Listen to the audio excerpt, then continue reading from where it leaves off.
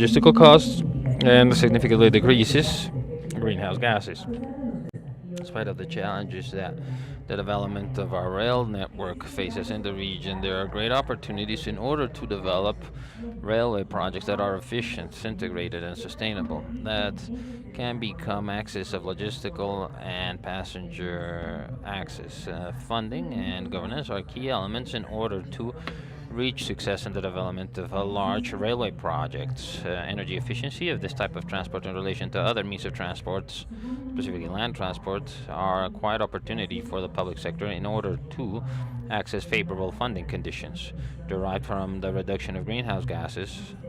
Interoperability rail system is key for systems that are competitive and respond to current and future demands. So the integration of the system with other means of transport through the creation of logistical nodes and the development of the cargo integration networks are basic in order to reduce logistical costs and increase competitiveness. So, standardization of technologies, procedures, and transported material allow us to be more efficient and align railway projects with global standards and guarantee long-term viability.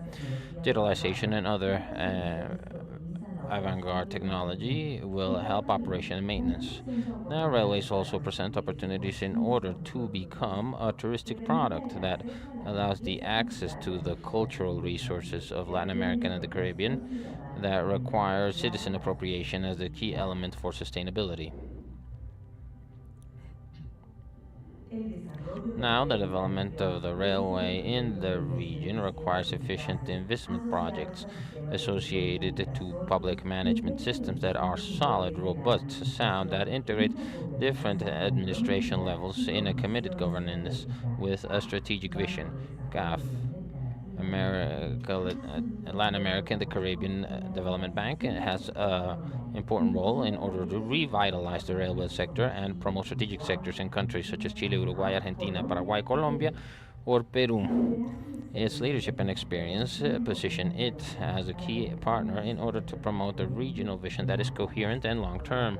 With the support of the Ministry of Transport of Colombia, this international forum seeks to contribute to the transformation and modernization of the rail transport in Latin America and the Caribbean by coordinating efforts between governments, multilateral organisms, development banking, and the private sector in order to build together a railway system that is more diversified, that is more resilient, and that is more competitive. International Forum for Railway Reactivation, CAF, Latin American and Caribbean Development Bank. My name is Lucia Esparza-Baena, and on behalf of CAF and of the Ministry of Transport of Colombia, it's a huge pleasure and a great honor to welcome you to this international forum for the reactivation of our railways. During these 2 days, experts of the sector are going to analyze the challenges that railway projects face, specifically those in the region, and that are going to transform the cargo and passenger transport in Latin America and the Caribbean by promoting a more competitive and resilient system.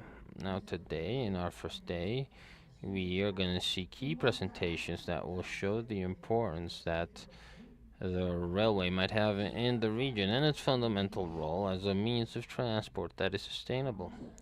Now we're going to have the opportunity to enjoy a panel, quite enriching one, regarding the cultural impact of the railway in Colombia. That's a live testimony of the historical connection of our communities with this means of transport. And also, we will dedicate crucial spaces in order to discuss access to climate funding, also present the importance of taking those large-scale projects as state projects, and also get to know international success cases from Spain and the United Kingdom, as well as the experiences of tourist trains. The day will end with an essential dialogue about governance and also institutionality, railway institutionality, that is, and thus laying the grounds for a future where railways are an important element of our transport and mobility. So I also like to tell you that this event is being transmitted in Spanish and in English through the webpage gaf.com. So I want to invite you to share your opinions. I mean, we'd love to hear from you in social networks by following the account at Agenda CAF at Facebook and X and Instagram, where we are going to permanently update everything that is going on here. Therefore, I also want to welcome those that have connected and been connected from different parts of Colombia and the world in order to be here present from their own homes via streaming through the live transmission that we are organizing. So we're going to start this event by inviting here Sergio Diaz Granados, president of CAF, for opening couple of opening remarks.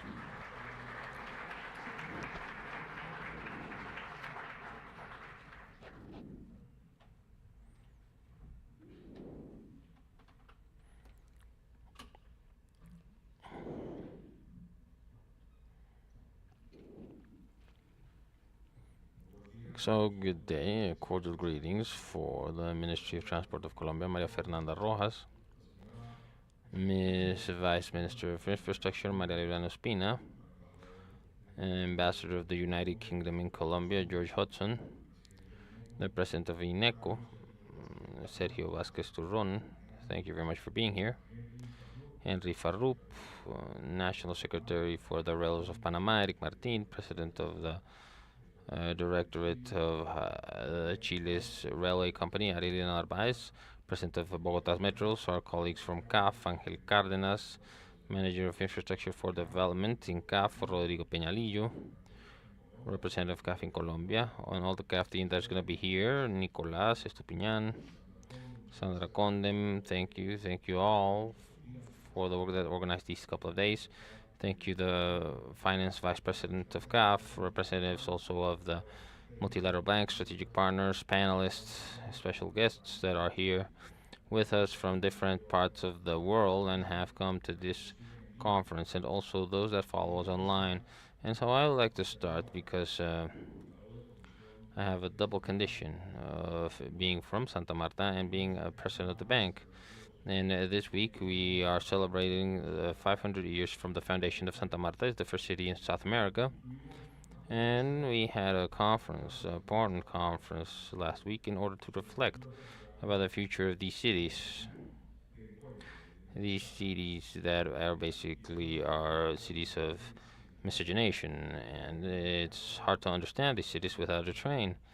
I mean, the train has been quite important from Santa Marta in the last 140 years. And the presentation that you're going to see later on, it's outside. It's a small exposition. It's worth for you to go and read when you go to have some coffee, because the work that Javier Ortiz Casiani has done is quite inspiring. Sometimes we need that food for thought for the ideas that follow. Therefore, it's a pleasure to actually welcome you to this international forum for railway connection as organized by the CAF in partnership with the Ministry of Transport. That's for. I also want to start to thank the government of Colombia and the administration of President Petro, because they consider the railway as one of their priorities, and that's why I want to thank the ministry. Thank you for all of the teamwork that has been done in order to organize this conference and continue to make headway for the future. And what gathers here, I believe, for most of us in this room is a common purpose: to reimagine the railway as a transformative force for the sustainable development of our region. And during decades, the train has been absent from the mobility strategies and regional integration strategies. But the reality is changing now in Latin America and the Caribbean, and in CAF, we are committed as well to change that narrative. It's not only our perception of the railways as an exploration of the past, but it's also a key piece of the future of the mobility in Latin America and the Caribbean, in cargo and in passenger transport as well. I mean, the railway has been, and will continue to be engine of progress. Now, historically, also, the train connected ports with rural areas and integrated regions. It consolidated local economies. And today, that potential is being renewed with greater strength, because the railway is a mode of transport such as, well, I believe we all know and we know what it is, but we need to repeat this. Uh, it's a kind of a mantra. It's a clean, efficient, and safe transport with a huge capacity to decrease territorial gaps. And at the end of the day, as the expert stated, geography is what matters. And we have geographical dimensions in Latin America, certain geographical accidents that we need to overcome. There's also a poem outside written by Leon de Grave about what it means. I mean, Javier mentioned it this morning because he used to work in Ferrocarriles de Colombia. Leon de Grave also used to work there, and it's a poem inspired by railways because we're saying that railways' contribution to sustainability is undeniable. It reduces emissions and it is essential in order to promote climate change and continue to implement our environmental commitments. Therefore, a recent opinion column of a colleague in País de España newspaper that the country budget is more than $100,000 for railroad investments in the next couple of years, and that's the level of ambition of our country. When we see the total sum of the countries in Latin America, we see a huge opportunity for the private sector, for the development banking sector, for the communities, societies, for the governments. I mean, each and every single one that want to transform Latin America and the Caribbean. Our renovated railway system will also coordinate rural economies with the urban economies, improve logistics, generate quality jobs, and reduce polluting emissions. That rebirth of the railroad is not a fashion, but rather a comprehensive strategy in order to build a region that is much more integrated, much more inclusive, much more sustainable, much more competitive. And in CAF, it's our commitment since 4 years ago of becoming the green bank, I say blue and green, of Latin America and the Caribbean. And this goes beyond funding the works, but rather contribute to transform realities. So, therefore, to promote the rail in our plan is to promote many objectives related to sustainable development, to improve quality of life, economic opportunities, less carbon footprint, more territorial cohesion, and therefore our funding network, our knowledge network, and partner network works in order to catalyze these projects so they can become more efficient and resilient. And obviously, we're in Bogota, and these lessons of Bogota is host of the conference is not due to randomness. I mean, due to reactivation of their economy. Basically, it's a decision that is by vocation giving preference to railway. Therefore, we have many corridors: the Pacific, the Central corridors, the Regiotram of the North, Regiotram of the West, the Environs train of Valle del Cauca. Those are parts of an ambitious vision that seeks to achieve the future. Therefore, that's why we're here trying to reactivate our rails, because there's willingness and a will to do so. And once again, Colombia synthesizes all that Latin American diversity, the rural, local, Pacific, Amazonian, logistical challenges. Everything is synthesized, yes, today in the country, and these ideas help us a lot. These ideas about the train help us a lot. Therefore, for the country, this forum wants to represent the plural identity and aspirations, the common aspirations in all of Latin America and the Caribbean. We're diverse, but at the same time, we have the same challenges. Today, I just also want to welcome to more than 200 participants, ministers, national authorities, representatives of multilateral organisms, experts from Europe, Asia, Latin America, technicians that come from every single corner of the region, because this is a forum with a Latin American soul, but has a global view. And that's why it's important to have this conversation amongst us all. I mean, we talked with George, the ambassador. I mean, we're close to our 200th birthday. The trains in modern train in England, and it speaks volumes of the contribution of the railway integration and the construction of a nation. I believe we are in that consolidation of consolidating a national project in Latin America and the Caribbean. So I just want to recall the strategic topics that are within the heart of the agenda. The first is climate funding. The first one is how to move green resources in order to support sustainable projects in railways. Second, institutional governance, and now that is the strengthening of regulatory frameworks and public capacities. Something that Latin America needs to continue to improve and need to continue to learn from countries that have already made strides in governments. Now, technical imperability, that's one of the topics that we're going to mention here in order to facilitate the cross-border integration of the train. It's one of the reasons why the bank was funded, basically to motivate regional integration. I mean, we need to think about technical interoperability, also intermodal coordination. I mean, the train needs to have a dialogue with ports, land transport, airports. So we need to see a huge connector, or digitization, as an engine of efficiency, of security, of modernization. And of course, last but not least, the development of human resources. In many of our countries, we just forget a train and we just forget the training our technical resources. We need to once again try to recover those capabilities in our teaching schools, either technical and for technicians such as universities or colleges. And I once again speak with nostalgia about our commitment.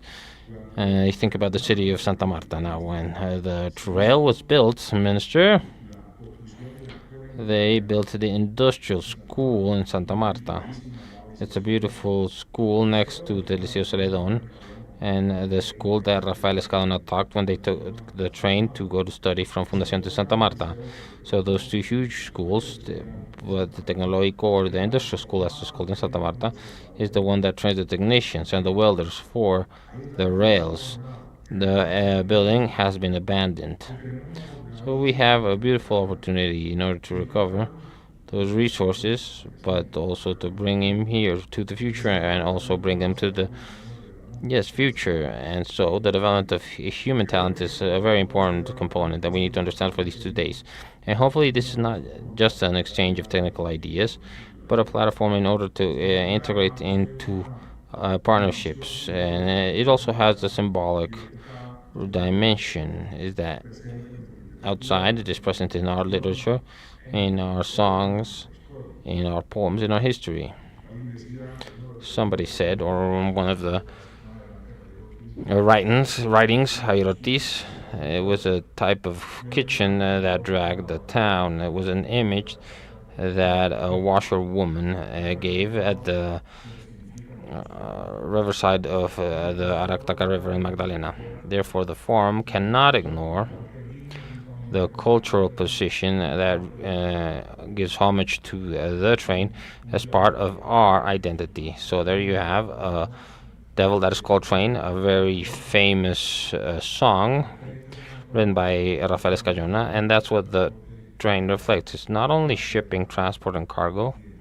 It's part of the cultural identity of a nation. Yesterday we were structuring our presentation videos. We saw that there were certain rail projects in Chile, in Peru, in Uruguay, in Argentina, Brazil, in Central American countries, in Panama as well, and obviously in Colombia. And we work for those regions to become plans, the plans into projects and projects into construction that will transform lives.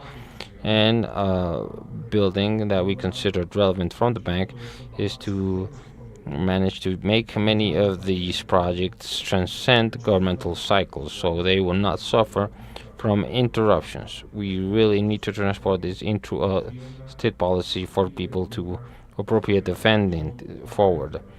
So therefore parts of our function here, and I say this in a highly committed way, is to manage to sow what we reap.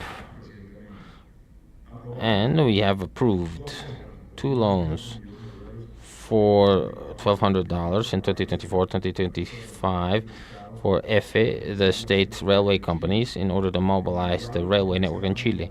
In Uruguay, we co-finance the Central Railway through a public-private concession for the transport of cargo with a loan of $85 million, and we mobilized much more through a trust that we structured with our assets management that is called CAFAM. So more than 200 kilometers between Montevideo and Paso del Toros. And that railroad might grow even more to the center of Paraguay perfectly. And it would give Paraguay and the north of Argentina the possibility of having a powerful tool in order to face climate change or water crisis.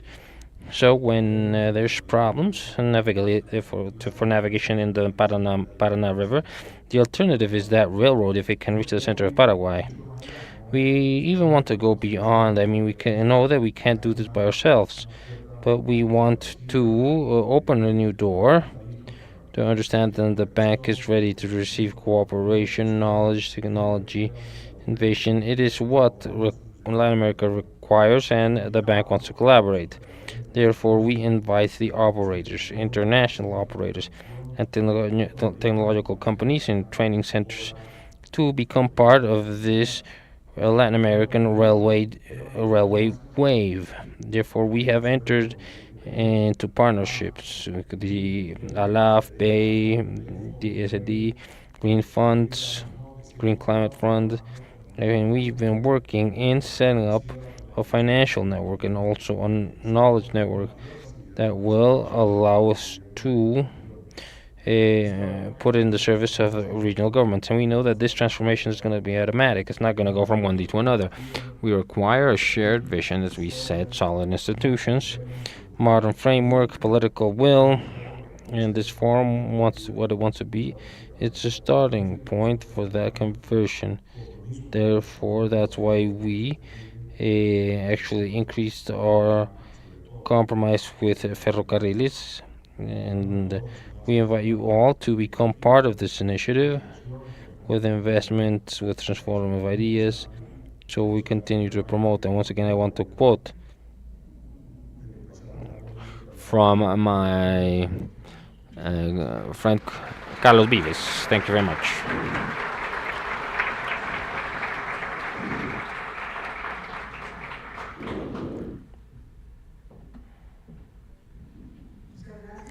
Thank you, President Sergio Díaz Granados, for those words. And I'd like to invite right now the Minister, Maria Fernanda Rojas, Ministry of Transport of Colombia, for a couple of welcoming and opening words.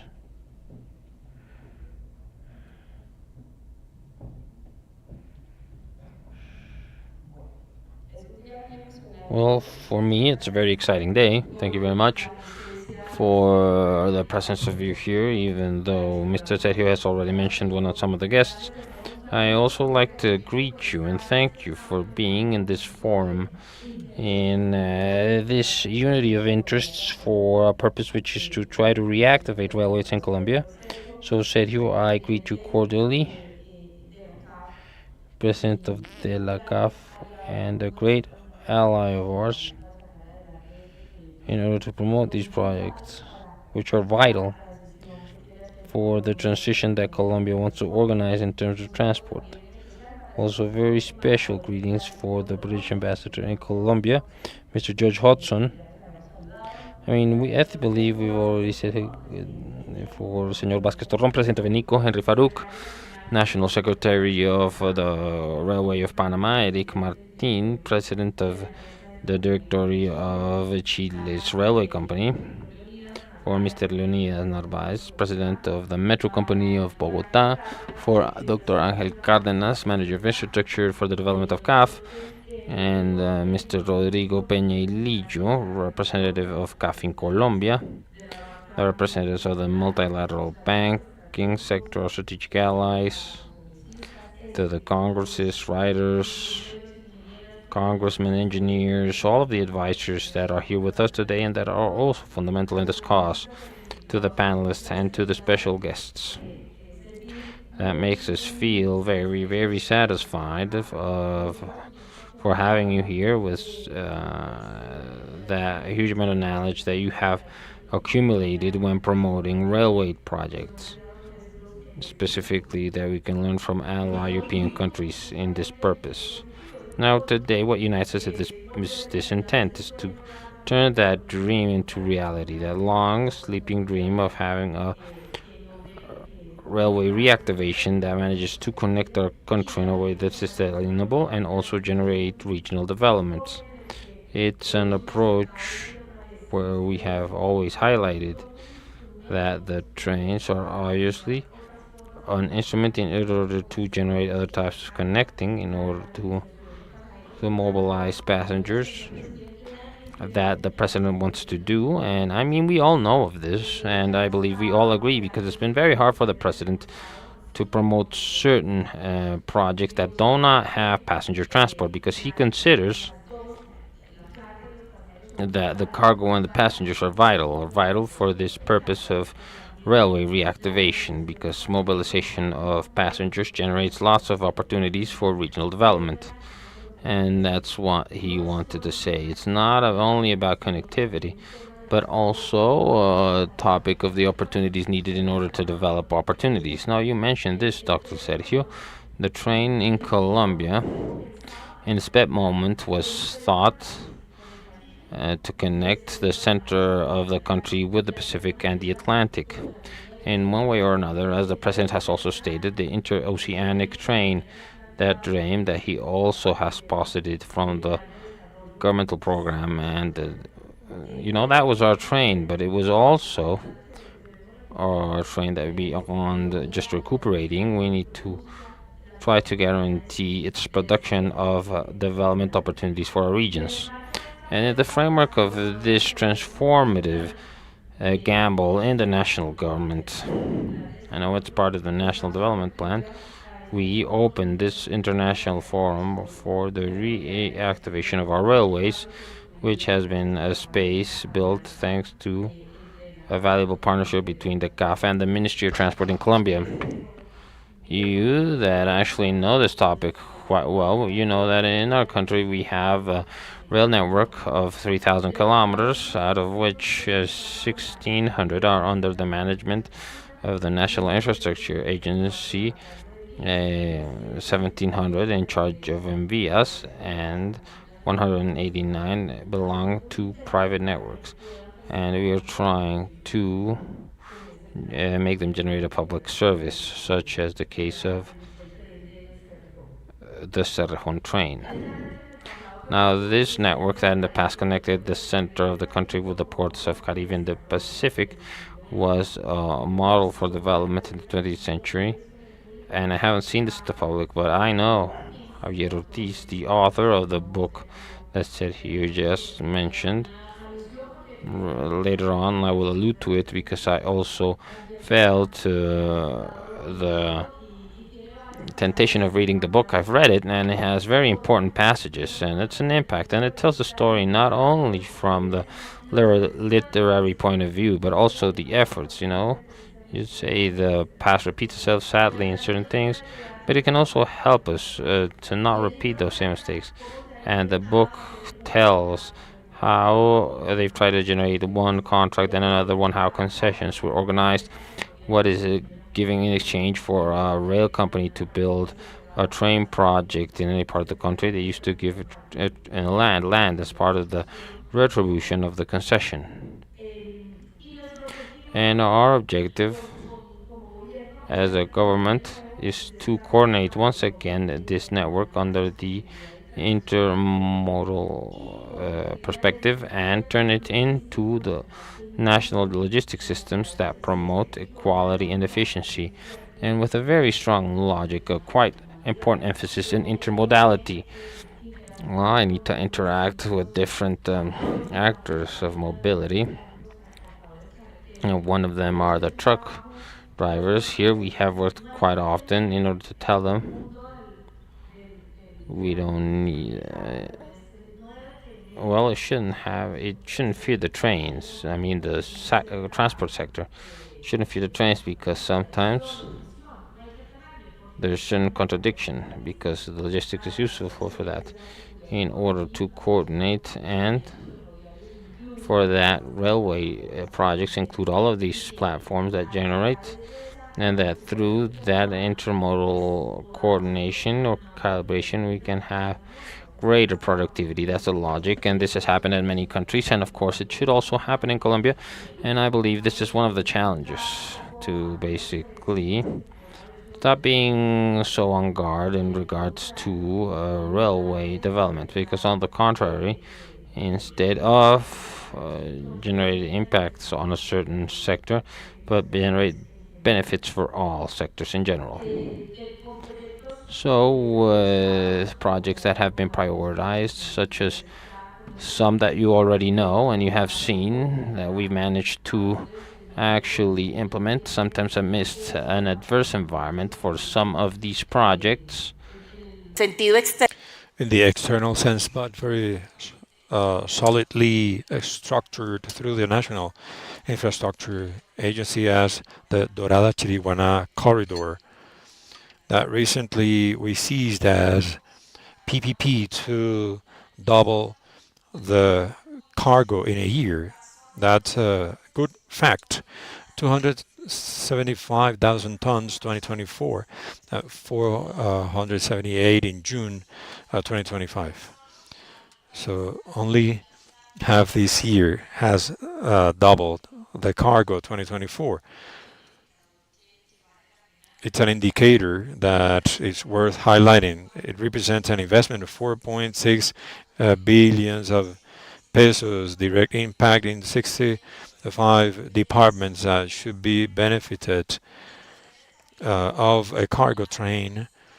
And with the logistics for the cargo in those municipalities could raise or hop off the train and go out the country, if that's a need, but also to create a series of businesses, productive activities around the railroad reactivation.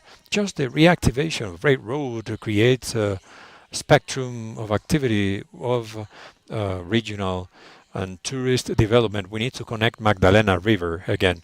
So impressive opportunities. Those 25 departments are with their local authorities working in that regard. These cargo numbers are ascending, moving towards a regional railroad that is tourist for and for passengers.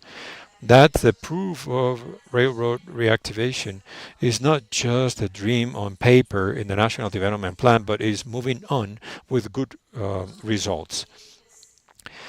Today, we are here beyond the need of empowering railroad and infrastructure, but a view of a country that needs to connect with itself. That was part of the importance of the railroad network before to connect regions and people to move from region to region. You go to Dorada, people tell the story on Sunday. I used to go early in the train to the town to visit my grandmother. Then I went to the other town to get groceries. I only got there. I had my boyfriend in another town. So that's a history that people have. Uh, Javier, you have more ideas of stories to be told thanks to the railroad in Colombia. It was part of the life and culture of people in these municipalities, and there is a great expectation for these projects. So that connectivity should understand that development should not be kept in the urban areas but reach regions, farmers, families, who can be parts of the system. It is not a technical priority or economic priority, of course they are, but it is an act of territorial justice. The opportunity offered by this reactivation of railroad regions that are disconnected in the future, the train of Catatumbo, you would say, it has to be magnificent opportunity for that region that has been taken by illegal bands, that hasn't had the opportunity to export with a legal market, that it is just having a policy of substitution of crops, more than that, to exchange illegal for legal. The train has to be the great opportunity for Catatumbo to connect with the rest of the country and through Santa Marta with the world. That is the emphasis from the national government. We have to all this technical group of people we have in the room, apart from engineering and technicians, We have all the aspect to reactivate railroad in Colombia. We are moving forward in modernization of the railroad infrastructure, the structuring of new corridors for the intermodal network to strengthen also the standard regulations with is fragile and has important projects such as the railroad project and the important role of the Congress of the Republic in the discussion. It is important. We have offered to have joint sessions because we need to speak about benefits, cargo, how to finance railroad projects, if we're going to have valorization or not, the free duty areas, etc. So the Congress of the Republic has a big challenge in this regard. We know they are a partner of railroad reactivation at an institutional level. How can we have a solid um, governance, agile, to respond to the needs of building these projects? And I appreciate the ambassador because we are working together in that regard to be able to structure the future national railroad agency that this reactivation needs. And I mentioned some strategic projects before. Apart from this one, the investments we are carrying out, it's worth mentioning two projects that is the interoceanic railroad that could be the most important railroad project in the hemisphere and one of the most important in the world. It is this big challenge that you have upon the shoulder, that an important line of Villavicencio, Puerto Gaitán, the Orinoquia line. So the people from this part uh, of the flatland, they are asking to reach Puerto Carreño. We haven't been able to hire the project yet, but the people do want to go beyond. So that's the need of the people to be connected to the center and the way out to the sea. This interoceanic project that today in 2025 we are structuring and checking for feasibility. It was a dream that is in the book. So Javier would have to share the royalties. So in the book, it states, or you will charge for the copyright. So in Simón Bolívar in Panama, one of these events, important events for the development of Gran Colombia, he knew of the start of the line Stockton and Darlington in the United Kingdom. That line was the first railroad line that allowed to have passengers in a steam wagon. So Simon Bolivar was in Panama. He knew about that. So he said, in Panama, we should have a train to connect the Atlantic with the Pacific. That was in 1825. 200 years later, we are standing here calling for the consideration of that line with a great strategic opportunity of Latin America to have that train that is possibly the most important one in the hemisphere. All through these 2 days, we're going to share experiences, knowledge from the countries that have been able to consolidate strategic railroad systems.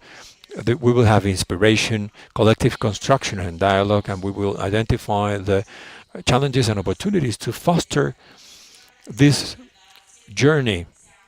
I'd like to appreciate the effort and the forum shared with CAF has been able to join experts that we wanted to hear, that is worth having in this stage in our country at this very moment that we are starting the reactivation. So we are going to make good use of your presence. We want to have very good material to share. In Colombia, we have the talent, the power, determination to move forward with these projects. today more than ever in the world, there are signs that they trust what we are doing in Colombia. There are national, international companies, government companies with high standards here interested to be part of the transformation. This is a message for the companies too. The country is ready. We need the best ones, the most committed ones, the ones with best technical capability. And this illusion to move forward with these projects of infrastructure, this is not just performed by a sole government. We are a year from living. These are projects built among the ones who plan, design, invest, operate. Of course, the citizens who trust the country can be better connected and more just. There are other aspects, the technical capacity, education, formalization of knowledge of the different stakeholders working around the railroad, the legacy, the knowledge of railroad, the role of battalion of engineers of the Ministry of Defense in building the project, the workers, railroad workers that are claiming for their role in this large project of reactivation. I'd like to appreciate because all of you are part of this new story on rails. So we consider you our partners. With you are going to be we are going to be able to move forward with the projects that are going to transform the way Colombia moves, the way Colombia connects regions, as we say in the ministry. We are live moving. We want to build this chapter with you. Thank you very much.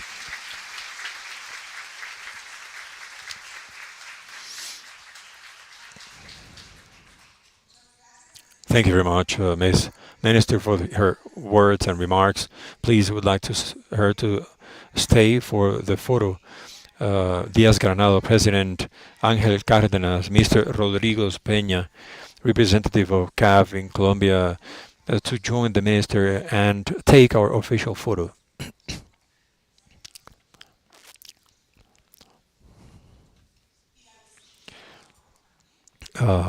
Please, the Deputy Minister. Yes, we're missing more women.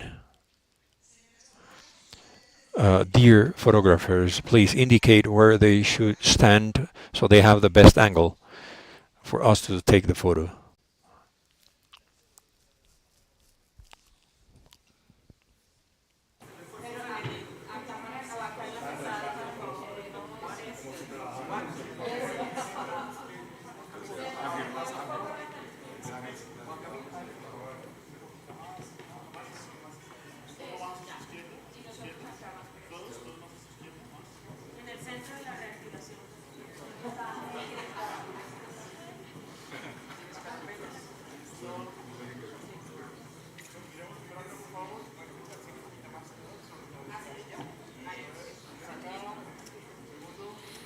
Linda sonrisa, no pestañeen.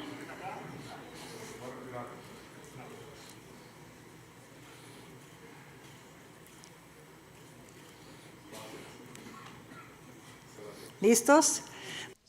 Thank you very much. Dear Minister, all participants of this official photo of this great day we have today, the International Forum for Railroad Reactivation.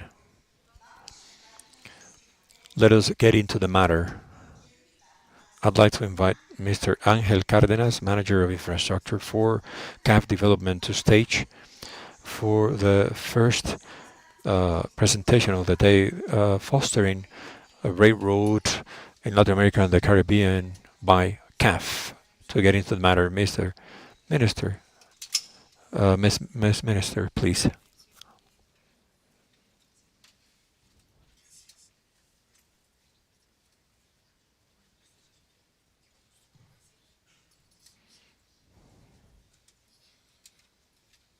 Buenos días. Good morning. First of all, it is an honor on behalf of CAF to be here. I think this is a dream come true.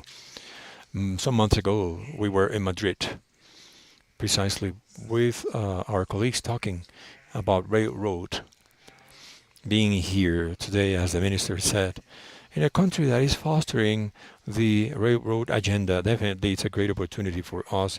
So it's on me to tell you a bit about the approach of this rebirth of railroad in Latin America. It's a challenge to uh, talk about, to talk after the Minister of Transportation. So she said very intelligent things, so I will try to be specific. At this point, if technology helps me, the question is why CAF is betting for the railroad in Latin America and the Caribbean. Railroad, as it has been mentioned, President Granados and the Minister, is not only a priority due to the environmental content, but it has a productive dimension, mainly a social dimension. The Minister mentioned it in the end of her words. It's a mechanism, a tool that is able to include the people.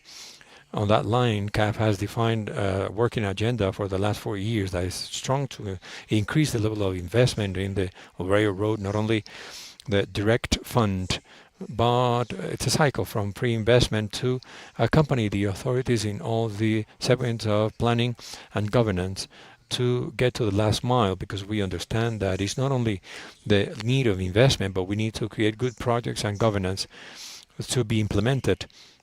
That line that we already mentioned. Let me read the quote. Train is not something in the past, but it is something sustainable for Latin America and the Caribbean. What has happened, said by the minister when she quoted Simon Bolivar, we have 200 years being speaking about the railroad in Latin America. Still results, we haven't accomplished the results. We need to rethink. Railroad is a modern opportunity, a view of the future to organize a structure, a development agenda to include with thematic urgency to transform reality and recover. It's not just look back, but see in the future with a long-term point of view. It is not just us speaking about that. President said that this is an event with Latin American soul, but a global connection in the world. In the railroad conversation, we've been for a certain amount of time in the reactivation in China. They have committed to for 2030 that 90% of their cities, more than 1 million inhabitants, are connected with fast trains. We see Right Line in the United States is transforming how to calculate surplus to create resources for the project, where we see Europe, where from a conversation of the climate challenge, there are choices being analyzed to increase the volume of investment in railroad to substitute the short greenhouse effect flights. That's a global view we want to build in Latin America together with the government and all operators. It's our own view for the railroad to be a choice. Nevertheless, and this is the one slide we know, we have a structural important is on behalf of the investment. Some numbers when we speak about Latin America and the Caribbean, the investment level we see in infrastructure around 1.42% of GDP. We calculate with the Agenda 2030. Just to have an estimate, is 1.5% of GDP in infrastructure. When we zoom in, we double click in transport, situation is more difficult for railroad because it's only 0.9% of GDP invested on transportation, and 80% or a bit more is to the road. That leaves aside a part of what we could be investing in railroad. There are 970,000 million of gaps in infrastructure of transport. That doesn't count that it is the proper combination to increase the railroad that takes more of the road. Now, consequences of this. Here is where we have to think, and I'd like to warn These numbers are difficult to digest, but we need to think as a relief for the people. Latin America and the Caribbean, they have the worst logistics cost of products in the world, between 14 and 18% when we compare to the OECD. It's almost double.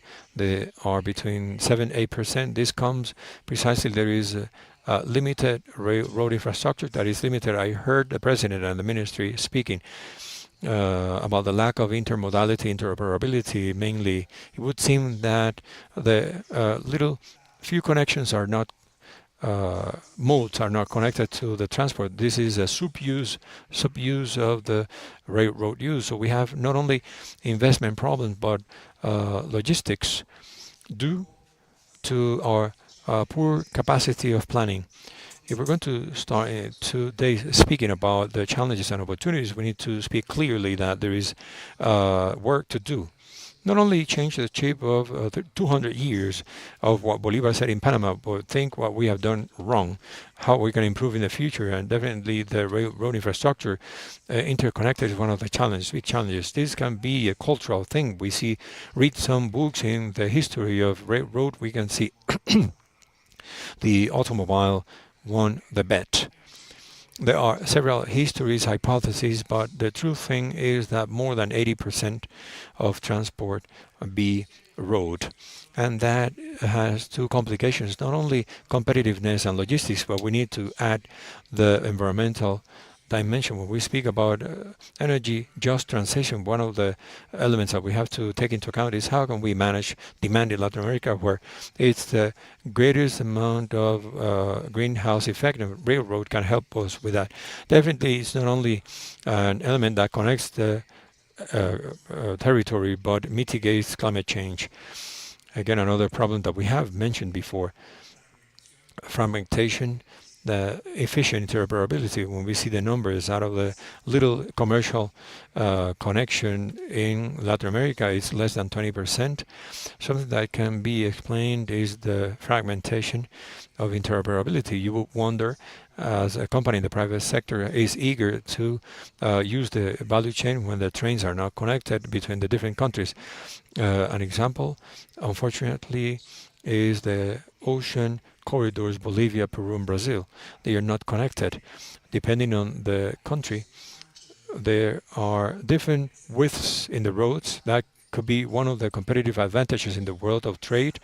And to go to Santos, Huacha, Chile, we haven't been able to do that because of our mistakes. And after this reflection, we need to understand. So not all news are bad news. We need to see further to rewrite the history of 200 years and honor the homeland of Bolivar. There are three elements from the point of view of environment that a railroad states. And first of all, we know, but it reduces the costs and the transportation times 30-50% at a certain point where at this moment where commercial geopolitics is being talked about. Latin America thinks of the next 30 years, it is more competitive and should point at this sector to reduce the cost and logistics, improves competitiveness, and our value chains are not necessarily not competitive. But because we don't have the enabling infrastructures to point this out, it increased the efficiency in the international regional trade. Venezuela, Colombia, and Ecuador you have 120 million people. In the past, that could have been an important cluster in many industries if we had a train. Think of what could that represent in terms of the economy. That's just an example. We can see the example in the Patagonia, in Chile. We can use Eric Martin. We have talked about the production of vaca muerta could go out through Chile. The increase of the efficiency of trade, because there is a strengthening of railroad and we can have interoperability at that point of view of economics. From the social point of view, it's more important to integrate isolated communities, what she mentioned. How there was a person visiting her grandmother, then she went to visit her boyfriend. It is what we are looking for to have a remote connection, to have a dignified service of transportation for the territory, enable the access to services and healthcare, education, the care between tension between the rural and the urban disappears. And last, to point at the environment. If we want to think of just one way, I invite you to keep the idea that railroad has 80% less greenhouse gases. This is our thought. 4 years ago, we started to become the green bank of regional integration and growth, sustainable growth. Beyond the metrics that we like internally to talk about, is that really it keeps us in line to what we want to accomplish with our mission. The environmental element is very important in the railroad. That's a strategy of mitigation to the climate change through decarbonization of the regional integration, the regional corridors, and promote the regional cohesion on the side of the sustainable growth to promote competitiveness in the value chain, and so to improve jobs. And on the side of the inclusion, as I mentioned, which are the challenges to wrap up? We all know capex are too high at a moment where there is a fiscal crisis in the region. Traditional mode of funding has been on the public treasury. Investment in a railroad, that's a large amount, and the way we fund them, it has a slow repayment. Definitely, in order to address this investment agenda, we need to rethink the way we need to finance them.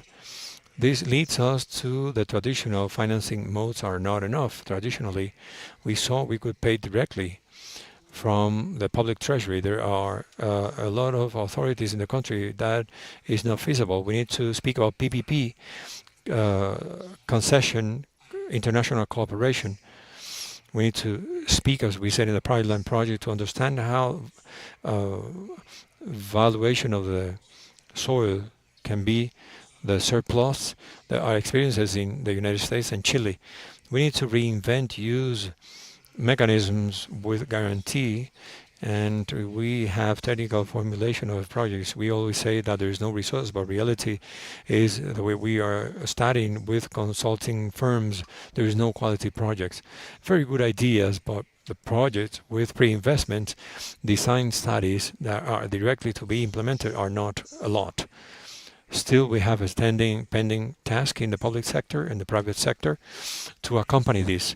There are more critical mass to avoid inefficient investment. The railroad cannot be isolated. They need to be connected to the road intermodally. Otherwise, we run the risk to have sub-used infrastructure. Something to be highlighted is we need to update, harmonize the regulation framework in the countries. And as CAF, we believe with all operators and all the ministries, secretaries in the countries, there is some space to work. And that's a message for the next days, because I think it's a first starting point how to start harmonizing this interoperability and start having standardization, harmonization of rules. So if that doesn't happen, we are going to see them isolated in our borders.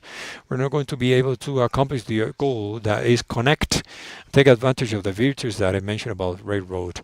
Where are the opportunities? Quickly, there are almost $384,000 million, 155 projects raised. Nevertheless, there is $155 million out of those that do not have funding because the projects are not ready to be executed. We go back to the need of pre-investment of design studies. Just give me a moment. Key instrument, financial instrument, we need to think out of the box.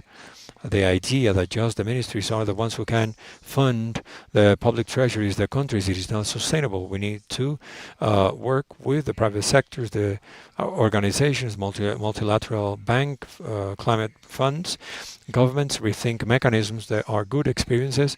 There is debt exchange, guarantees, fund through PPP concessions, But the call here is to innovate in order to have these kinds of finance and funding. We need interoperability domestically and overseas. If we do not understand that the railroads are made to be connected and empower the chains, we that's a failure to understand the railroad.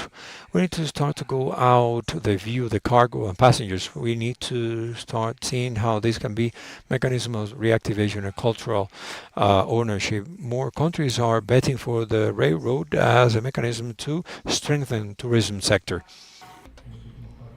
So we're funding ASCAF more than $2,000 million. If you calculate, this is almost 1% of the greatest number, so it's a drop in an ocean, but I believe we've mobilized lots of resources. Now we have increased substantively technical assistance. In the last 3 years, we have mobilized $14 million non-reimbursable for pre-investment and planning. We believe that at the end of the day, we're going to reach $20 million. And this will reach the other point, the mobilization strategy. In such a complex world of infrastructure geopolitics, we have to be skillful enough in the region in order to access different sources of funding, if and when they are useful for the countries, and CAF is working on that.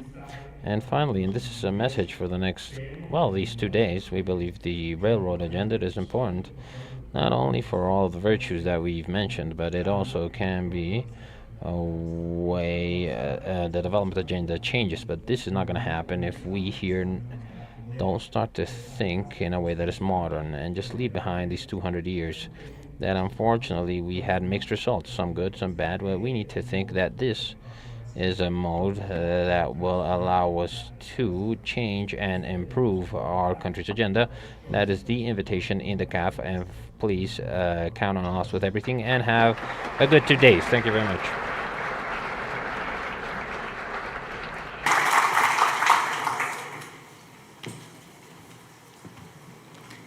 Bueno, muchas gracias.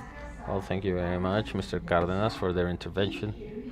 And I'd like to invite right now Mr. Sergio Vázquez Torron, president of INECO. It's a company specialized in consultancy and transport engineering in Spain, so he can present the railway system, a bespoke suit, certain lessons learned in the Spanish case.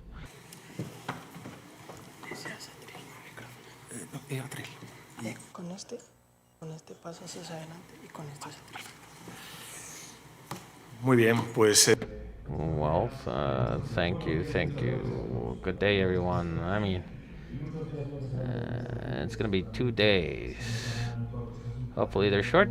It's a pleasure and honor to be here in this marvelous country. I believe in the most well-spoken country in the world, at least Spanish. They actually, it's a challenge, and such an agenda is quite a challenge, a very stimulating one to hear all of these people talk, and also to include literature, because this is something that is very akin to the railroad. So I'm going to try to be brief and just show a small presentation about the rebirth of the railroad that we are mentioning here and the historical trajectory of these means of transport by comparing two blocks that are represented in these days, I mean Latin America and Europe. Let's posit what are the challenges and establish that effectively each country in each region is different, and thus, as the title of the presentation stated, is that the railway system needs to be bespoke for each region. There are certain lessons learned. There are certain universal truths that, from our side of things and our observational capacity in INECO, as a benchmark company for railway engineering, not only in Spain but also in Europe and Latin America, well, I believe we've learned just by trial and error, and our colleagues will also continue to explain issues in more detail, things that are relevant to explain the development of this means of transport. Well, how can I say? Many things have been said, and we share many of those ideas 100%. We've talked about the story of the railway, 200 years. And that story is important and transferred to these two regions, Europe and Latin America, in order to know that effectively the railway arose 200 years. It was not a romantic invention, but rather it was born to solve the needs of the Industrial Revolution, above all cargo. But afterwards, through the 19th century, the social network of the time generated to unite cultures and civilizations. So we got to know each other better. So many cultural movements could understand each other. I mean, because it was a revolutionary transport in the 19th and the beginnings of the 20th century. And once we reach the 20th century, as we can see, we managed to get a model that has been, above all, in the second half of the 19th century, it was a fast expansion of the networks through private concessions, and in the 20th century, there was a consolidation and nationalization under state operators. This was also related, well, Eastern Europe, due to the need of the reconstruction of the railway network after the Second World War. And in the 90s, it is when we see a divergence. I mean, or we see a fork in the road between Spain and between Europe and Latin America. And Latin America that reintroduces private management and seeks to prioritize cargo. In Europe, they chose a common European policy. Oh, years of hard of public deficits that were quite high, of intense stabilization projects. And after this, we reach the current times where those paths of divergence have not met. And I believe perhaps it is time to do so.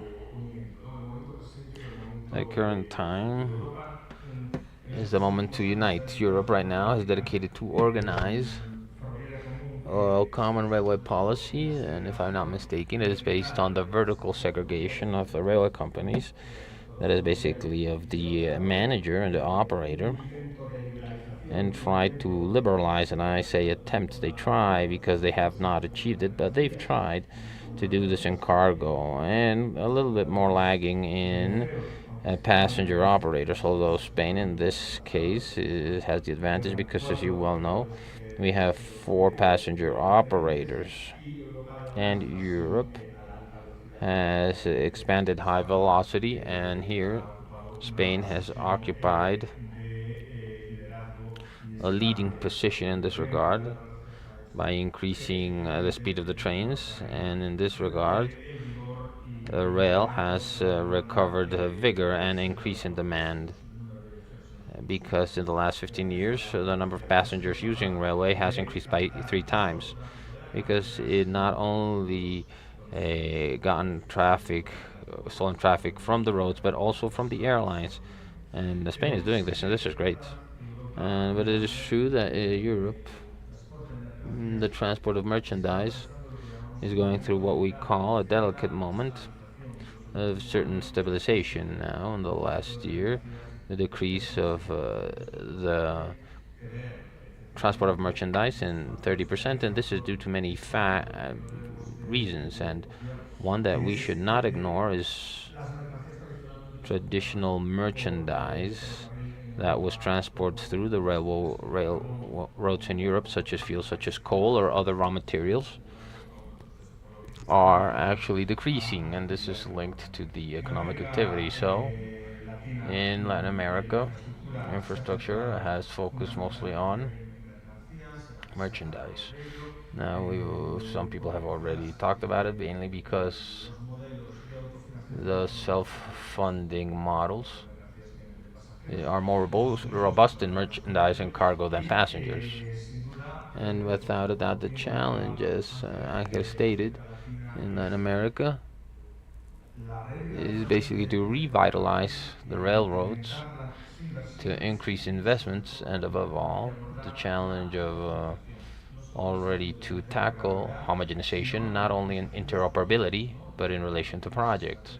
and strategies. Now we talk about diversity of projects, bioceanic projects, and how we in Latin America and the region should talk about the singularity of the projects, the capability of the projects, but also of total railway system, and I believe this is relevant. Now, the rebirth of the railway system, I mean, the benefits has already been stated. I'm just going to go through them very, very fast.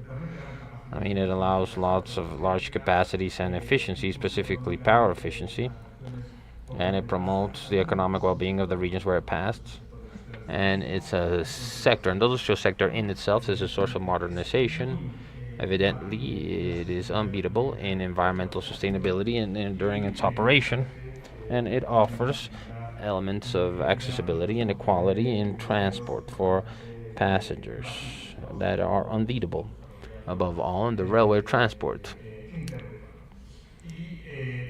And it is important also to talk about the challenges, specifically about the difficulties, because I believe for the rebirth of the railway, and in order to love the railway and to promote it, it is very important to know that it's a means of transport that has its own limitations.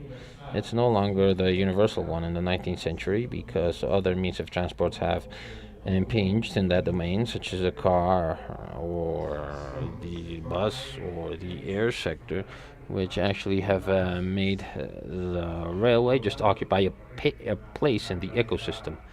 So it's rigid. We can say this, it's robust, but it's not flexible, and we need to be aware of that. It's a means of transport that requires lots of investment and long times of execution. Therefore, planning and political consensus beyond the government needs to be relevant, because when we talk about railway planning, we always need to think about the future. So, in order to avoid in our railway management and development models this fragmentation that takes place in Latin America, but also that takes place in Europe through different railway systems. And last, a huge challenge that perhaps has not been mentioned that much is environmental sustainability during construction. Now we say that the railway is unbeatable in terms of emissions. If you divide the device by 6 emissions during the operation of transporting merchandise and passengers. But as every single lineal infrastructure, it generates a carbon footprint during its construction. We in INECO have developed a tool recently that is called Carbon Track 360, which tries to measure the impact of emissions throughout the whole transportation cycle, not only the transportation one, but also the construction one. And evidently, in this comparison that we make between the air sector, the red line is the railway one, and the blue lines are the air sectors with diverse estimates of traffic. We can see that the railway starts with a debt of emissions at the beginning, but afterwards, in the case of Spain, the operation is zero emissions and it becomes horizontal. And that's why here there is many things to do to improve efficiency during construction stage. It improve efficiency of materials and improve efficiency of construction techniques. And this comparison is quite eloquent, and it is even more in favor of the railway when we compare it with cars. It's also lineal. It has an important load of emissions during construction, and the airport, because it's a terminal, so although it's cargo, it's not so invasive, and it does not generate so much emissions when they're building. Now I'm gonna stop here. I'm gonna stop in this point. I mean, there's no single recipe for the railway system, specifically as to how can we export successful railway models to other countries. But truth be told, there are certain clear conditions that makes a railway system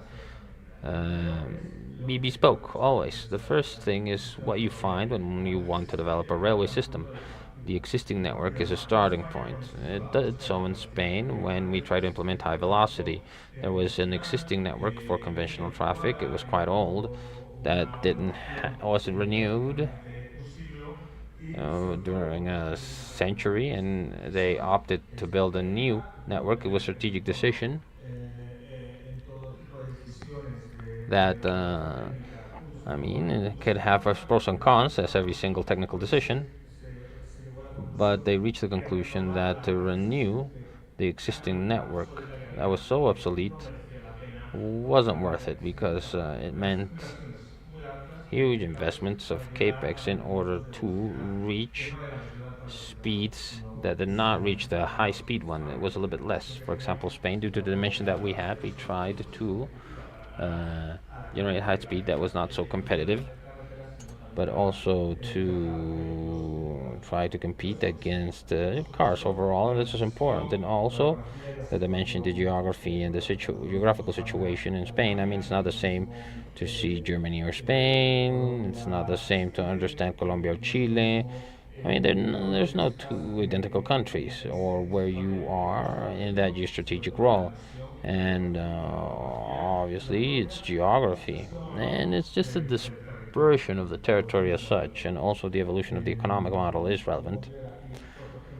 And we can see here very brief examples in Europe, Spain, Germany, and Italy. And we see how, above all, population density, its distribution, and the existing infrastructure makes the Spanish model and the German one have nothing in common. German has a huge mesh of a network that extended during the 19th century and that has been renewed and has important capillarity and greater density in comparison to the Spanish network that starts from the capital and that connects the main cities. And right now they're trying to generate transversal access because Spain, beyond Madrid, everything that goes through Madrid is a country that has. I mean, there's not many people in Spain, not so dense, so it's a more dispersed network. In the case of Switzerland, it's also a huge population density and very mountainous region. Therefore, some tunnel projects that are emblematic are the ones that actually have, in fact, uh, the draw that network. And the Italian one is a north-south axis. It's not a mesh like a German, no radial such as the Spanish one, but it has a south-north aspect that is well pronounced, as other countries in Europe have, or those that are developing such a network, such perhaps is the case of Portugal. So as we said, it's a bespoke system. There's not a unique system, but there are useful lessons for all, or what we can call the universal truths. And it has been mentioned, it is important to have a base, a technical base to train our personnel. They need to be solid, and also the managers. That helps. That helps a lot. So at the end, to try to implement the railroads is try to improve an industrial sector. When we in Spain, when we tried to implement high speed, we didn't know. We learned everything from the Spanish or from the French or Germans, and it was done through a technical education of high speed railways. And this was quite relevant because it was quite more demanding in the technical domain. So that educational base is key on the two sides of the table. On the public sector, uh, those are the coordinate, and also on the private sector. We need to have a balanced educational system and a social, institutional, social, and business consensus as to regards to projects and the model that is sought. So people will not actually lag or regret what they've done and hinder a system or an infrastructure such as the rail system that needs decades and decades of maturing uh, railway project since in the inception of an idea until it becomes a reality. Well, those are very exceptional cases. It takes more than a decade unless there is exceptional cases, or a decade and a half, or even 2 decades. Therefore, it's important to have institutional and social consensus in this regard. And afterwards, some challenges that we need to take into account above all in the area of merchandise. There are certain geostrategic factors. So obviously, some people say we are in a process of deglobalization. Certainly, we're perhaps in an impasse, but this really conditions the provisions of world traffic. I mean, we need to anticipate the transformations that are coming, and above all, to incorporate actors from the great global logistics chains. And obviously, sectors of the maritime sector have an important role. And also, we need to adapt ourselves to the realities of each territory. Now, they've talked here, because at the end of the day, we talked about the railway system, the passengers and merchandise. I'm not going to say there's two different worlds, but they're very different. I mean, the financial model that can actually support or that can substantiate the investment of both railway systems, of passengers and of merchandise, and also technical needs, also needs to exploit the system, and also the source of the project as such. So here sometimes we demand from our railway system to solve a very very complicated challenge. For example, to provide competitive times in long term and access to the center of the cities in the commuter environment, or for urban transport to have higher frequency and permeability, and effectively stops in each and every single population. And from cargo, requires capacity, cheap cost, and intermodal connections. So I'm not going to say that everything can be done at once. It's not a zero-sum game. Passengers or cargo, what we've seen or what story has taught is that something has happened, something similar, and in Latin America. Not in every single country. I mean, Germany has learned to combine it, passengers and cargo, through such a flexible and mesh like network. But we need to be aware that these are two worlds that are quite different, and that knowing how to combine them and being aware that in some cases one gamble might limit the other, or one approach might limit the other. It requires technical decisions, but also decisions that are of a political nature. So Angel mentioned public funding and that we need to think outside the box as to funding models. I totally agree. There is a truth in the high-speed domain up to now, is that there hasn't been any project in the world that relies on high speed that has a business model to recover private capital. I mean, high velocity is too expensive to make it sustainable profit-wise and functional profit-wise. I mean, the price of the ticket needs to be affordable or compatible with the means of transport with which it competes. I mean, aviation and the road. Therefore, it is very important to work to try to reduce that capex that we talk about, because not every single country, not every single region throughout the world build with the same capex per kilometer or per kilometer. And here in INECO, we've studied the mean cost of the high-speed kilometer and throughout the world, and we see that there's difference that sometimes multiply by eighth the mean cost. In Spain is perhaps the country in terms of efficiency of cost that is the most efficient in the world in comparison to countries that are more Anglo-Saxon. And this is vital because we're talking about public budgets, we're talking about budget stability, and we're talking about the fiscal capabilities of each country. So there is no key in order to manage to reduce or to reduce that capex and to generate more efficient investment. Obviously, geography does matter. Spain is quite mountainous, in fact, but evidently population density is important. It's not the same to occupy urban territories than those that are not peopled, but it's important to have a certain relevant industry that is capable of negotiating amongst themselves, specifically public and private sector.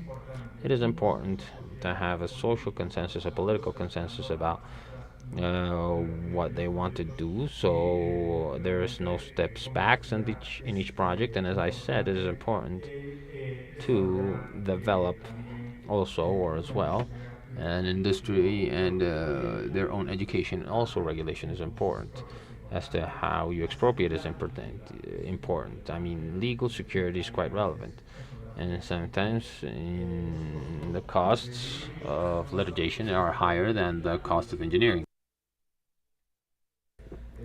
and this hinders the capability of generating new projects, and therefore we require an economic system, an institutional one, that is solid.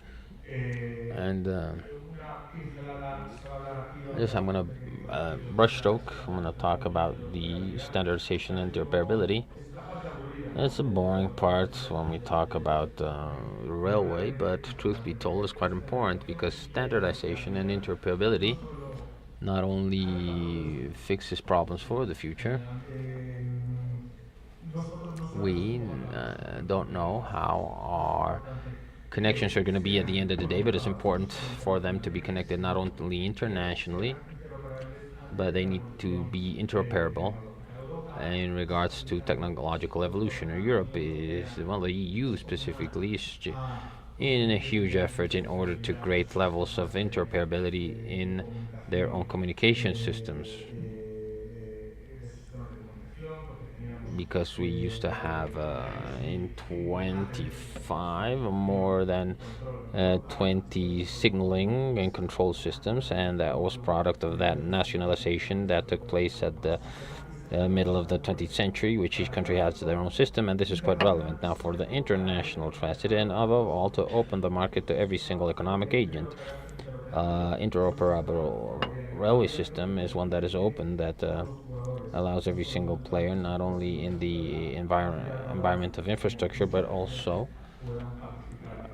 mobilization, have their own rigidities and they can participate. And I believe the challenge for Latin America, and I believe it is very important to understand CAF, because it's not only invest, but it's a bank that works and tries to consolidate through forums such as this one and through institutional development consensus regarding the standardization of railway systems, because it's the key. It's the key of our success. So I'm going to end by surmising certain ideas or takeaways. First of all, legal security is quite important in order to develop a railway system. Legal security for the companies investing or the companies that participate, above all, in for international projects. Now, it is also important, as I said, there's not a single pattern for a rail system, but it's important for every single one to be interoperable. Can be, well, this not only solves problems of the present, but also problems of the future that are unforeseen, develop talent in industry, and the industry helps. The railway is no longer a universal transport. I mean, it cannot solve everything. There's certain issues of capillarity that the roads solve better, but it's a massive transport. But it requires scale. It needs to move enough people and cargo for it to be profitable. And planning, and we need to reach a technical and political consensus. The technical is not above the political, nor vice versa.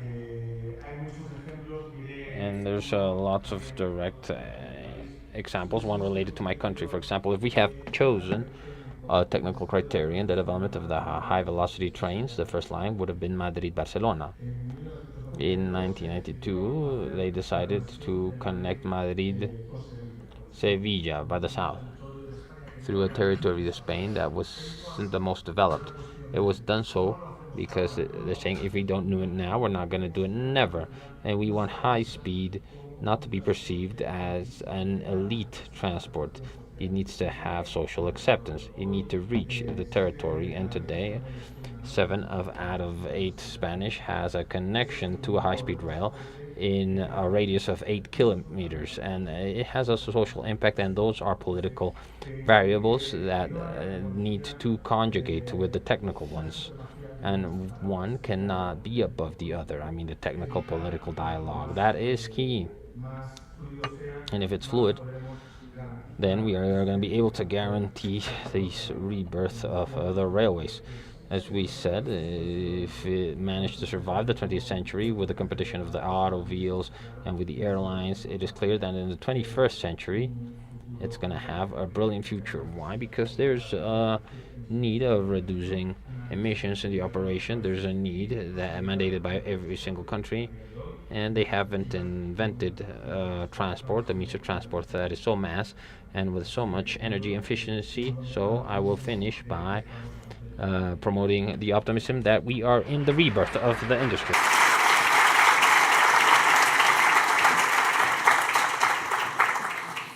Muchas gracias al señor Vázquez. Thank you very much, Mr. Vasker, for your presentation. Let's have a break to have a coffee, and we will come back at 11:15. It's our invitation, as President Diaz Granado mentioned, to see the exhibit, because we're going to have next conversation. You'll find history pieces of all that journey of railroad in Colombia.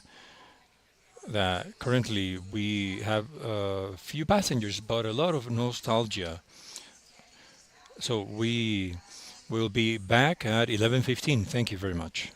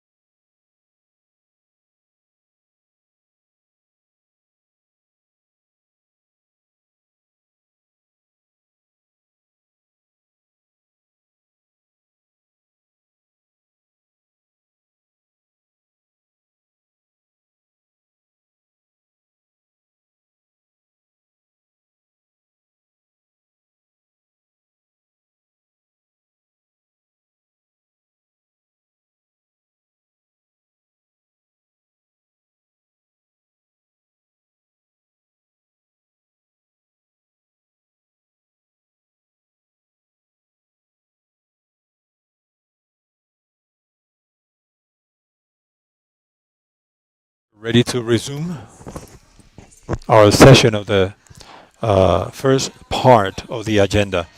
For the ones who are still outside, please, you can come in, take your seats, and let us mute our cell phones.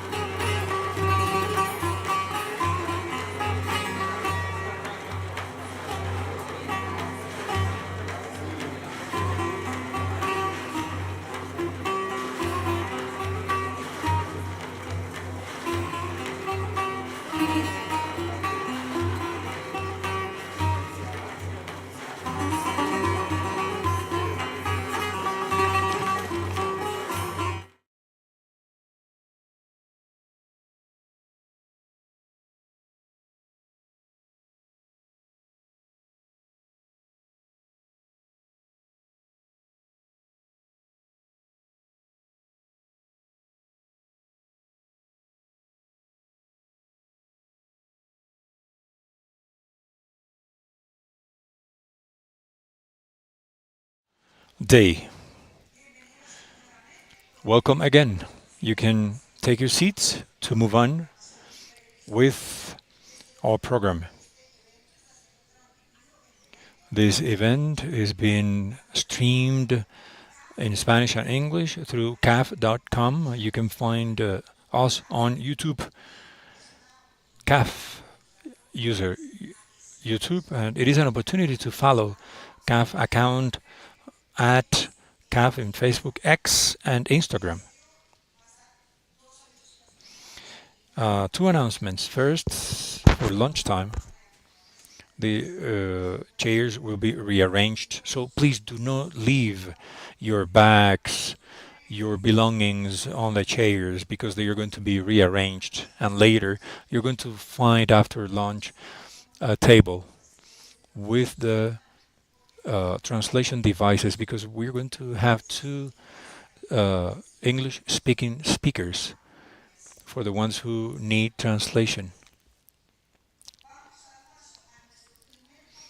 Let us move on with our first conversation, the rhythm of railroad history, music, and books, and let us speak about the different impacts of the development of railroad had in the history of Colombia, particularly analyzing the influence on the Colombian culture, such as literature and music. For me, it's a pleasure to be moderator in the panel. I'd like to invite you to stage our guest, Javier Ortiz Casiani, historian, writer of Valledupar. Please, Javier.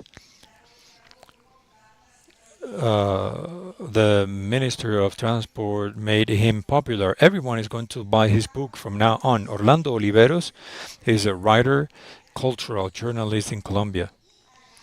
Alejandro Flores Aguirre, researchers, a salsa maniac and music programmer from Cali.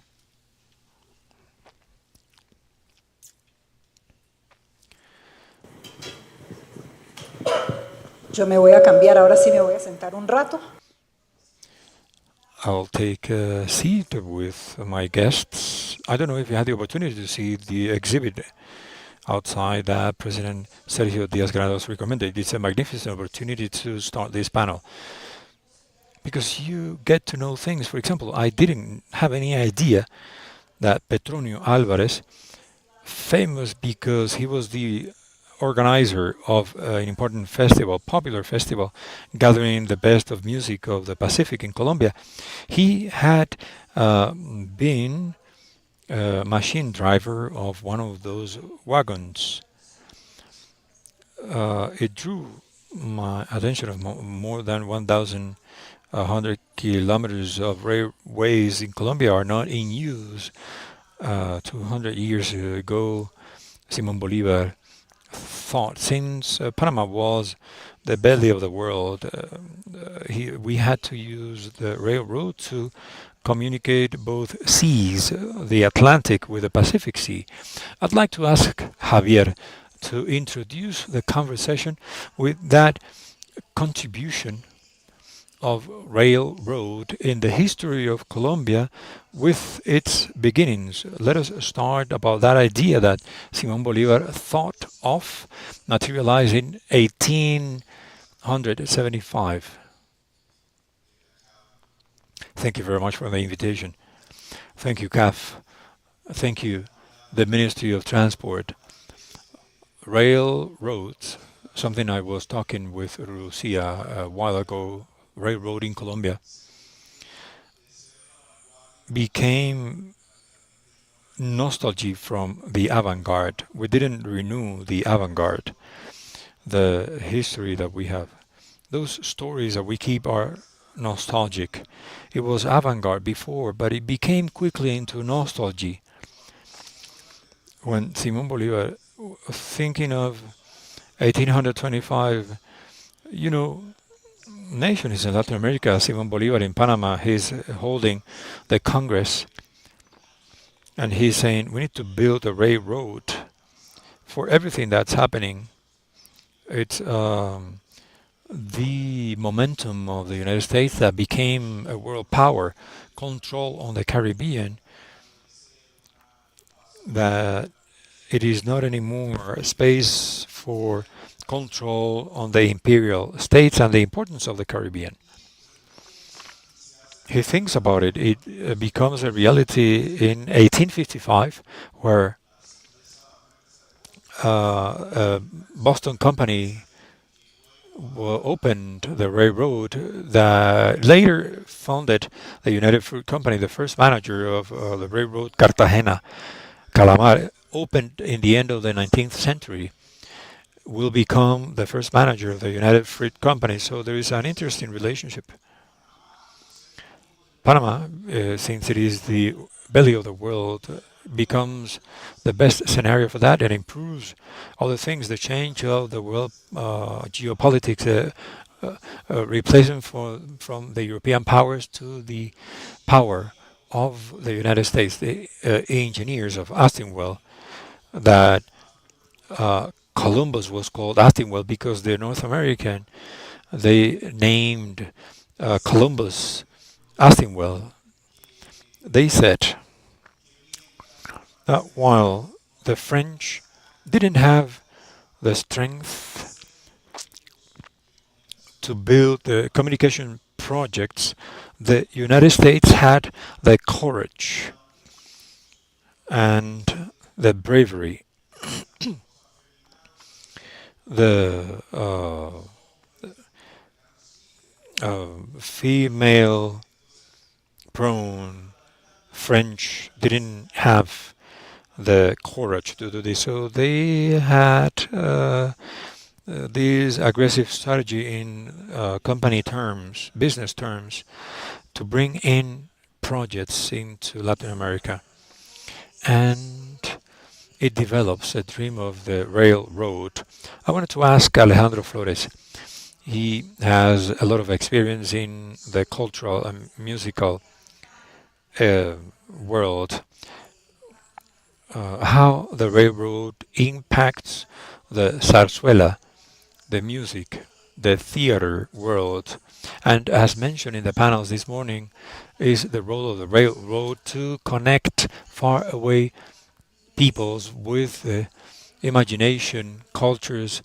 They brought South Robert with the beautiful fabric of Jesus Christ, opening paths through the jungle. Thank you very much. Thank you, the camp and the ministry, for inviting us. In Colombia, there is a tradition of theater companies that moved through the country in the 19th century. So the railroad made it easy to move around the country, and this musical like was met with these companies going to other cities that were not within their traditional tours.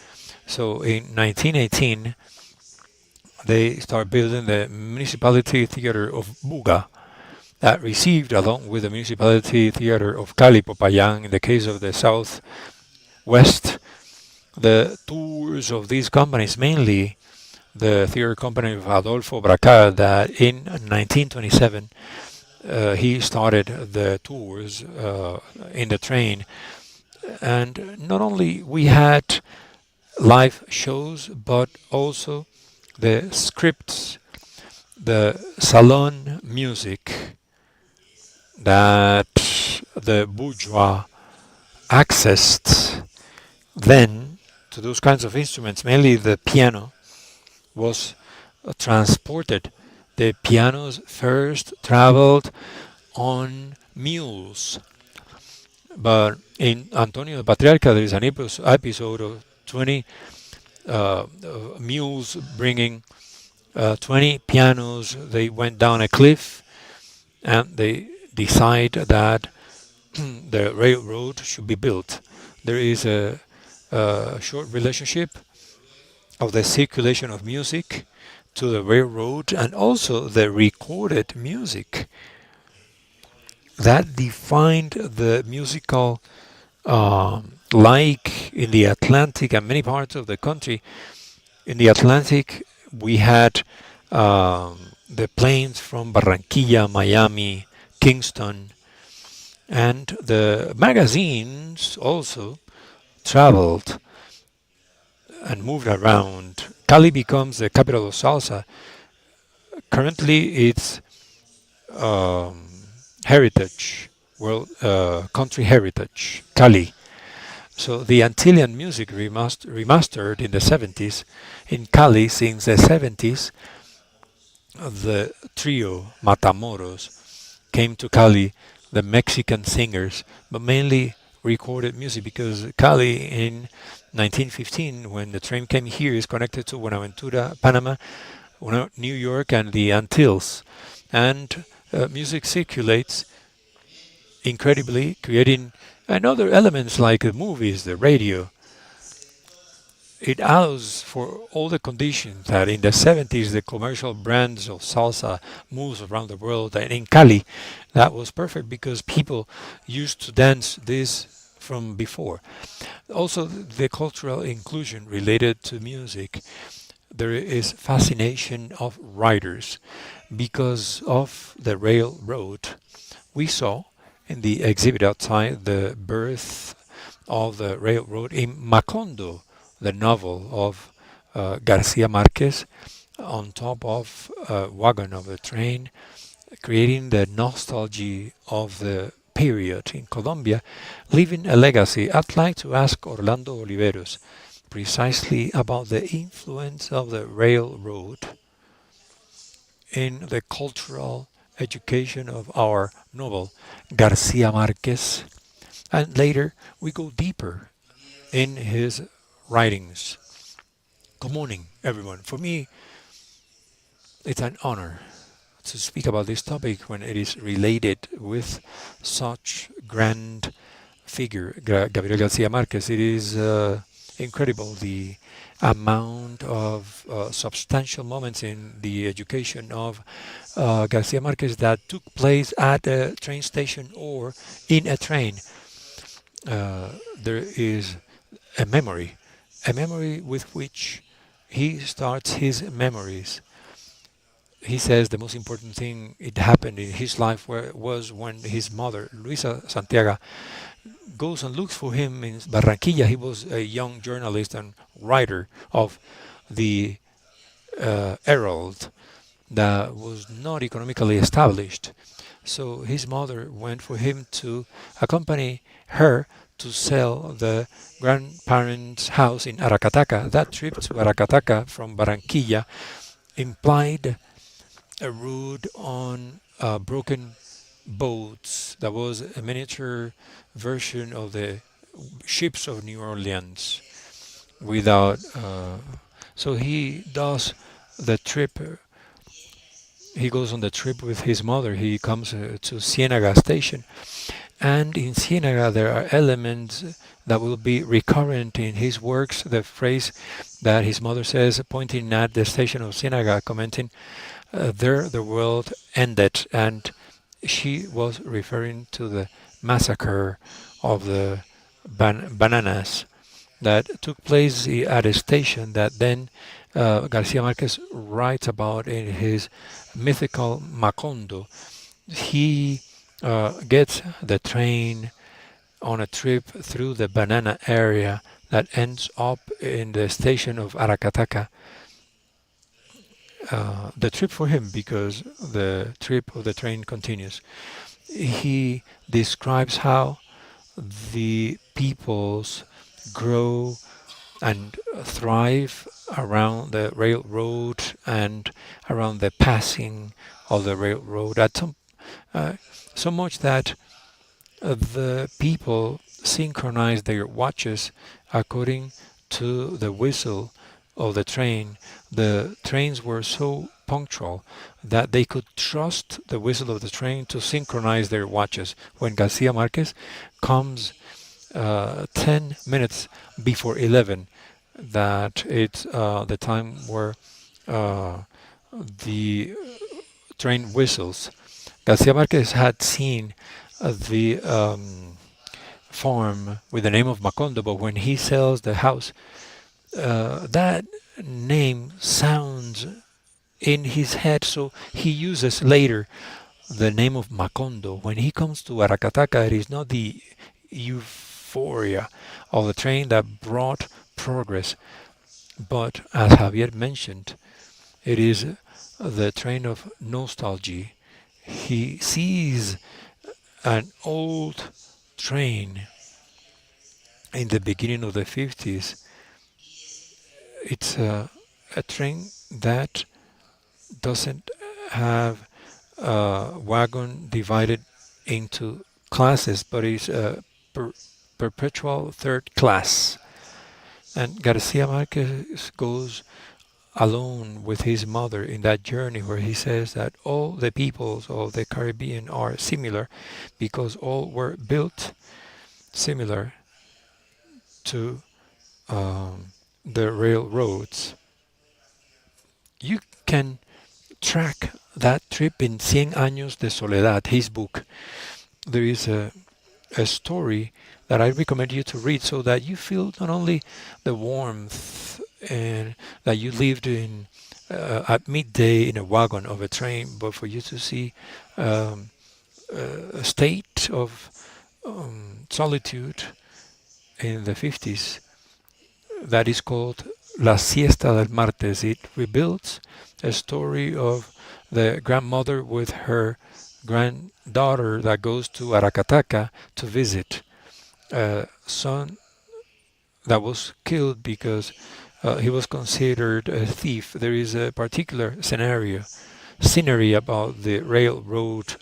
It's a railroad of the Caribbean that made him write Las hojas de la hojarasca, Cien años de soledad. He was reading a William Faulkner novel called Luz de Agosto. In the narrative universe of Faulkner's, there are train stations. We are similar to the train stations of the Caribbean. If we take into account those railroads that are warm, we should take into account the other railroads that Garcia Marquez should take through all the river. He had to embark in Puerto Salgar. The train station that went to Bogota was a cold railroad with melancholic description because those are uh, railroads in decadence. So he took that train when he went to the National School of Zipaquirá. Maybe he had never studied in Bogota. When he applies for a scholarship of the National Ministry of Education, he takes the uh, David Arango, one of the boats in Magdalena River to Puerto Salgar. The trip on the river that he uh, used to sing boleros, and just by chance, one of the officials of the Ministry of Education was in the deck listening to him singing the bolero.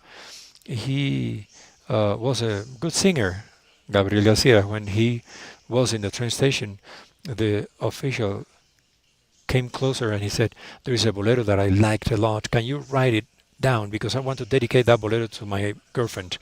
And he said, "These are the verses, and not only this, you have to sing it like this." So the officer gave him as a present a book of Dostoevsky in appreciation, and they split. In the train station, they met and they split later. When he has to do the line to apply for the scholarship of the Ministry of Education, there was a line of 2 blocks. The officer, the official, passed by and he said, "Hey, you are the guy of the boleros. Hey, come out of the line. Come to the office. What's the school you want to apply for?" He gives choices. Okay, if you pass the exam, you go to the school of Zipaquirá. Garcia Marquez comes to Bogota. He studies in Bogota and he receives education in Zipaquirá. He knows the poets. And then he goes to the National University in Bogota to study law.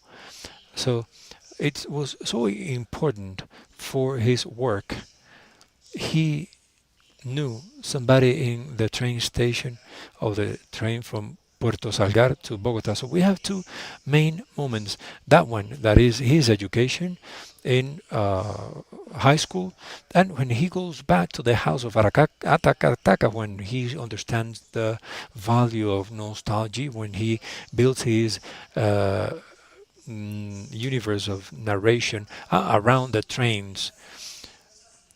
Those fascinating stories that have a lot of a word that we have mentioned, that is nostalgia of the railroad empire that existed once. I would like to go back to Javier to speak about the times where Colombia is thriving. We spoke about Simon Bolivar when he wanted to connect the Caribbean to the Pacific through Panama.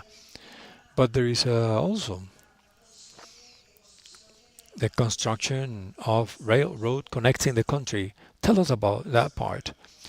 The development. At some point, the background band was the trains. The idea of development was around the train. So since the 70s, the first railroad was the one in Panama in 1855, linked to the discovery of gold in California in the 47th. It is easier to go through the Caribbean to Panama, cross Panama, and then go up to California, to go from the east to the west coast. In the 70s, we had the boom of railroad in Colombia.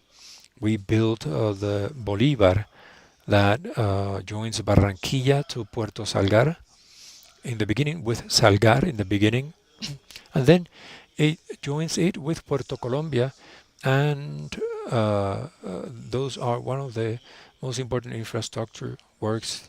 That is the dock, 2 kilometers going in the sea. And the meaning of that, because the goods, the cargo went from the railroad directly to the ships. Now, socially, culturally, the dock is where we receive most migration to Colombia. Barranquilla, a modern city from the 19th century. A little bit of that development goes in through the railroad.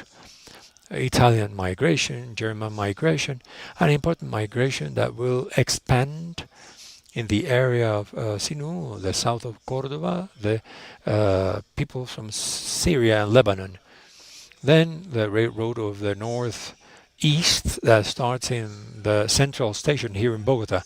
The idea is to develop that railroad to connect, because even though it doesn't seem to be true, but we think the same as we thought 200 years ago, to connect production centers and the cities with the Magdalena River or the sea. That's a logic, and we are still are looking for that.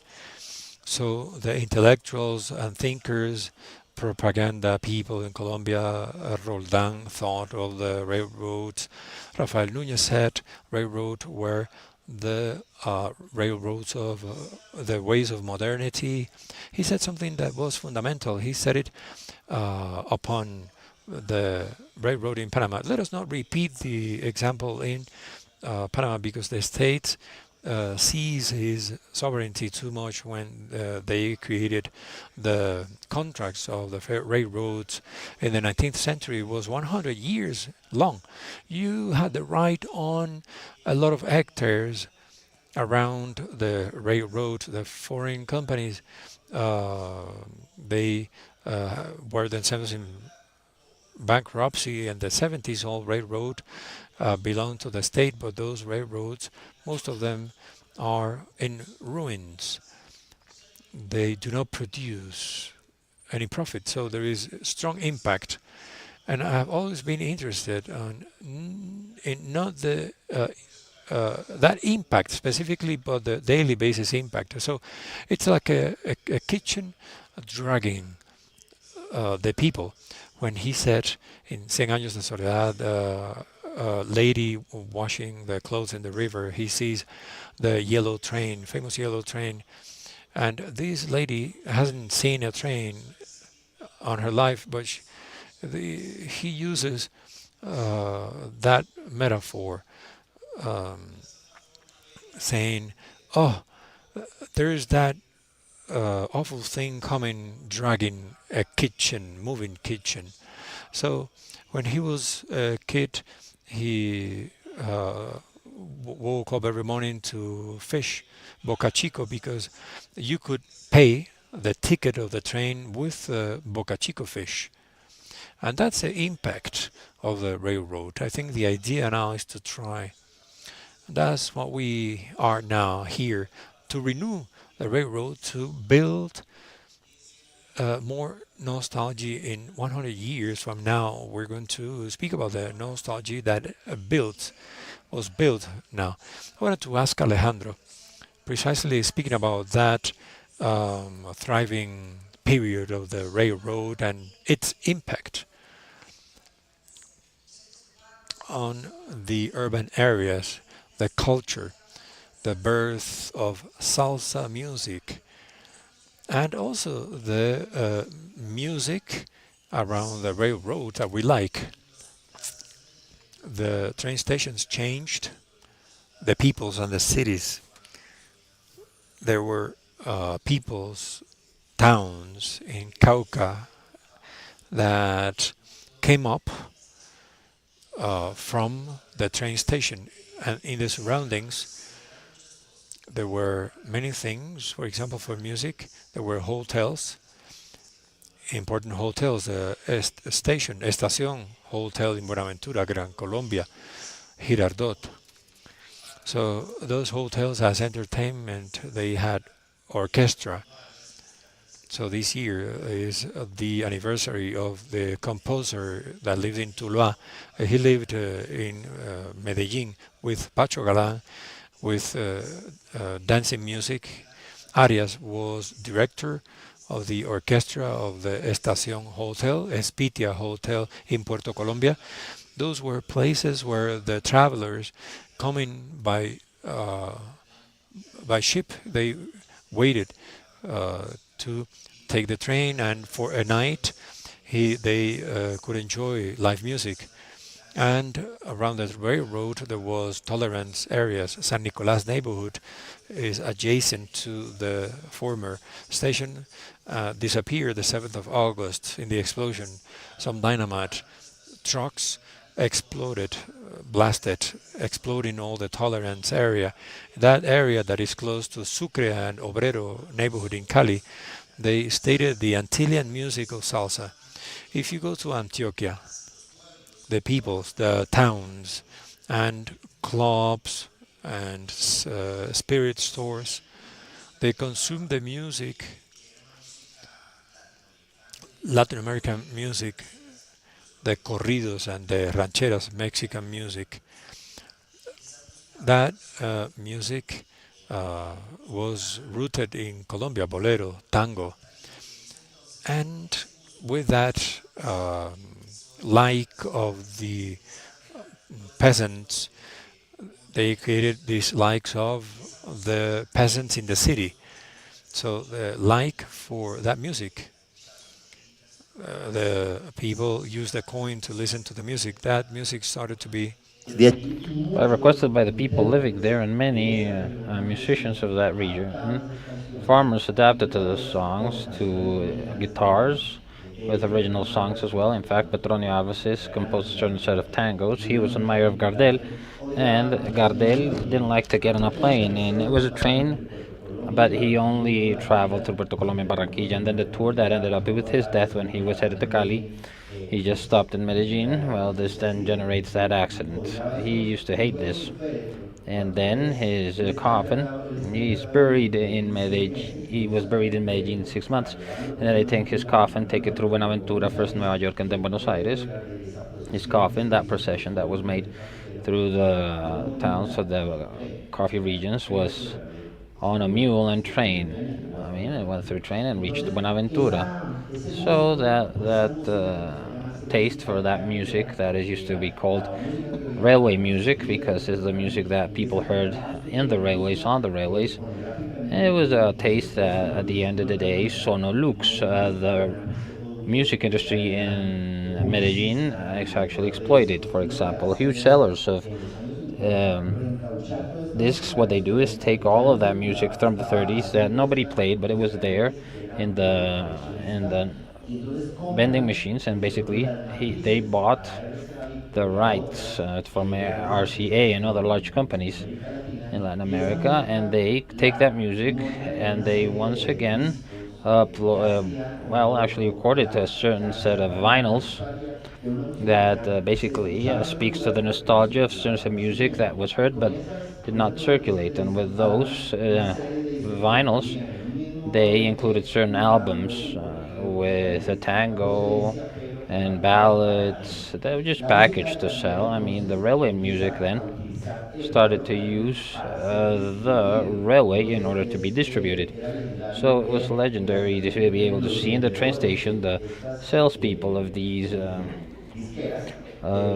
disco labels selling that music in the train station and also in restaurants and the environs. And then this music started to really grab a hold. It's called railway music. That basically is like kind of a blues.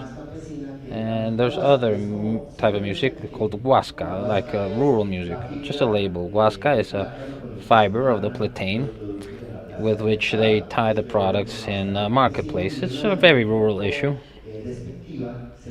and kind of like despectively, it was called huasca. But the railway music started there, and this has a further development on because the same musicians and songwriters from Colombia made versions of these classics from the train theme of the 30s, that Sono Lux, actually re-engineered, and they generated a new rhythm that is well known and that picks up all of this tradition of the Mexican popular music and the tango to a certain extent that even the railway music, we have even techno railway music.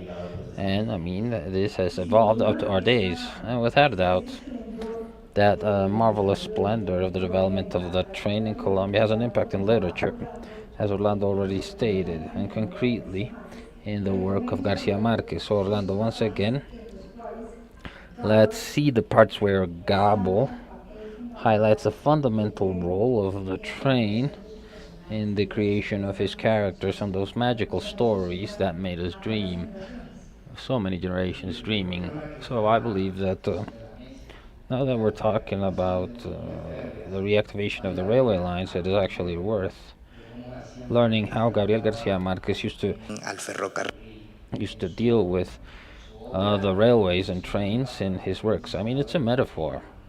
It's a metaphor of modernity, but the modernity expressed in two contradictory faces. On the one hand is the well-being, and the other side is the war disaster.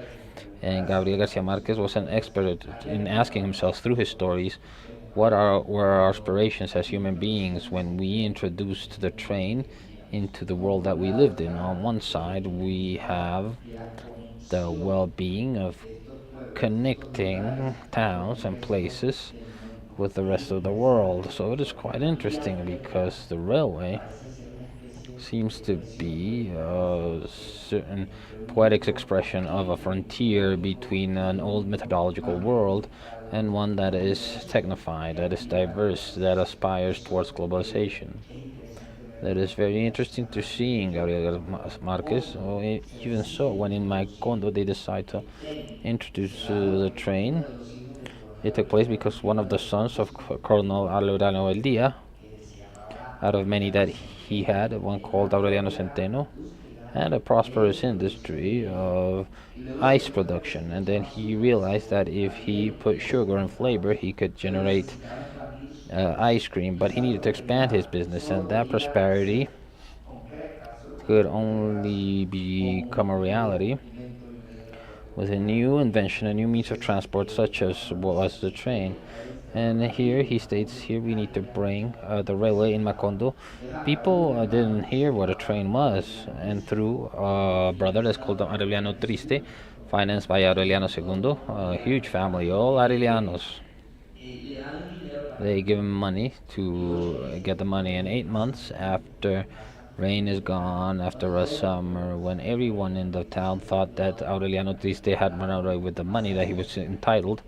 We have a scene that Javier mentioned where there is a washer in the river and they hear a beep and a huge sound, and she looks and sees for the first time that train entering Macondo, and he goes to the largest plaza Macondo, and they say, here it comes, here it comes. It's like a kitchen dragging a town.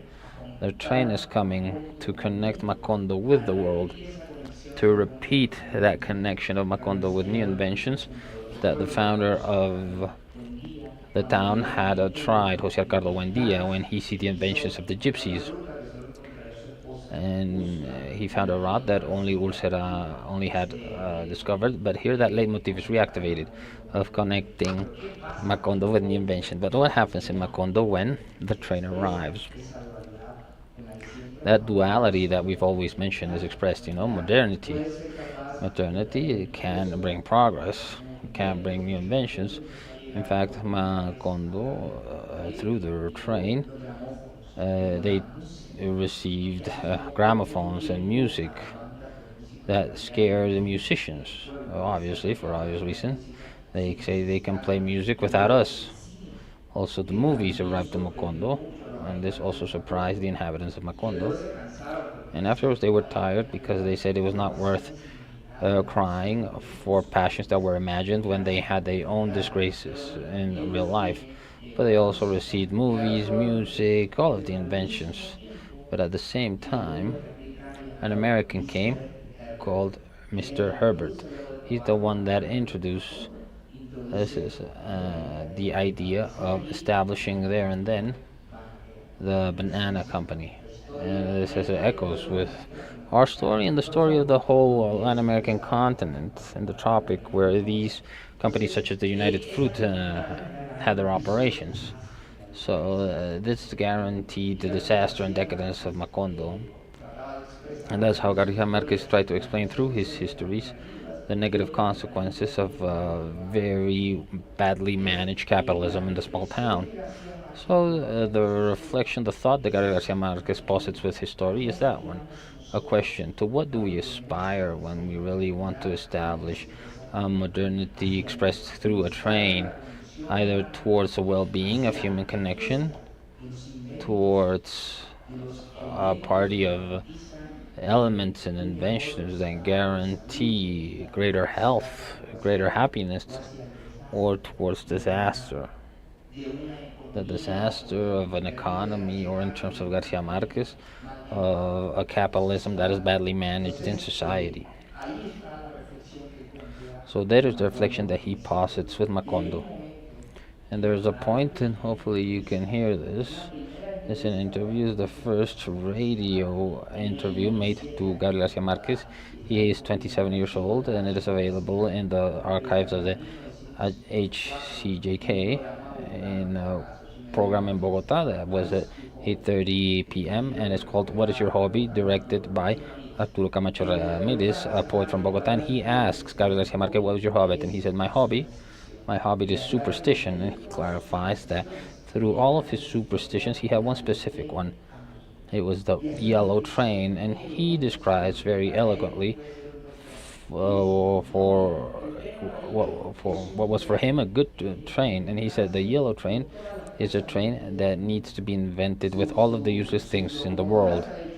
I mean, his engine is made with sardine cans.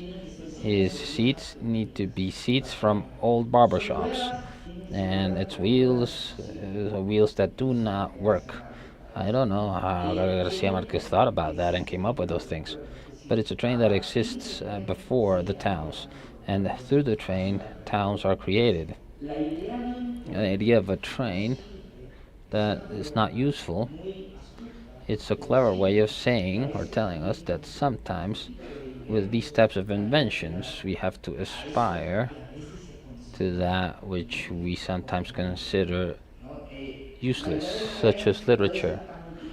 So the idea of the train can be so utilitarian and can revindicate certain useless things, such as art.